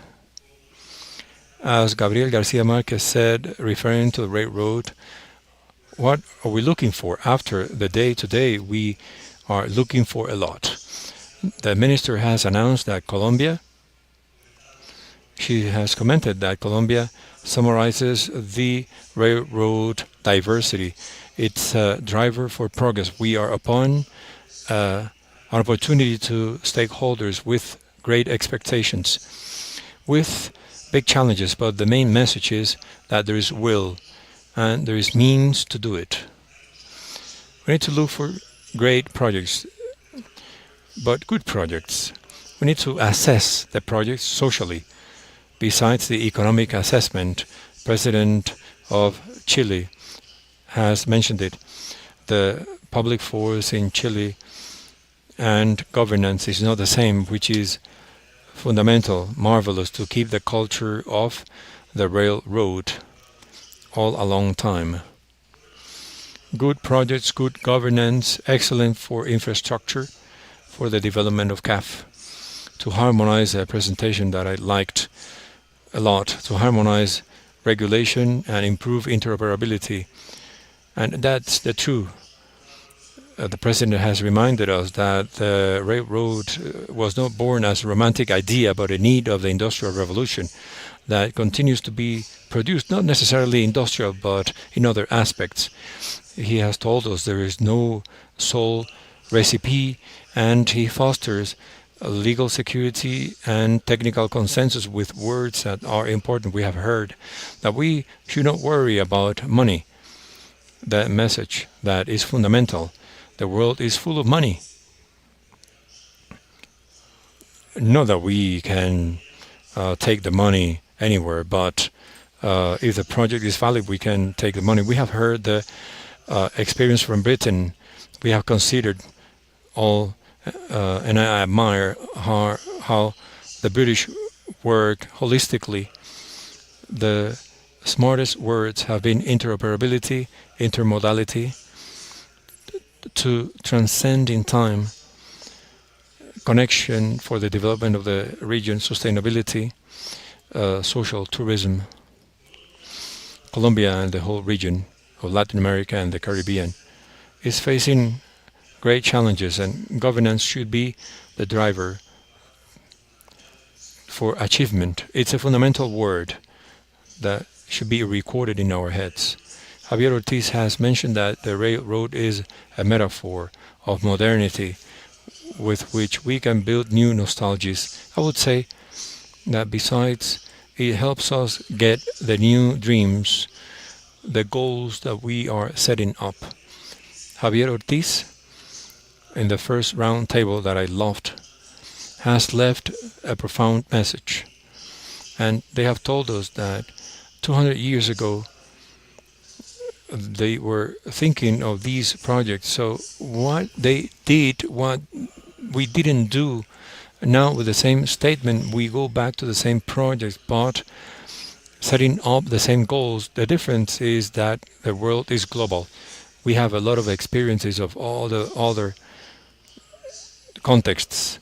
We can avoid mistakes. We can do it better in Colombia, in the whole region. How we're going to do that? We're going to see that tomorrow. Thank you very much. Have a good afternoon.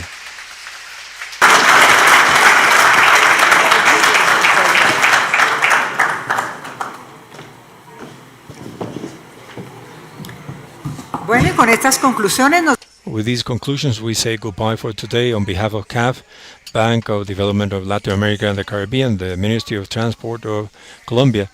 We appreciate everyone who joined for this first day of the International Forum for the Railroad Reactivation, of course, all the ones who connected and stayed on every platform, following up every minute of this interesting day. We see you tomorrow, 8:30, for the second day. The forum will be uploaded to the web page, and we have the information in the social media for you to follow. And you can leave your comments. We will read your comments. Thank you very much. Have a very good night. Take a good rest and see you tomorrow early here.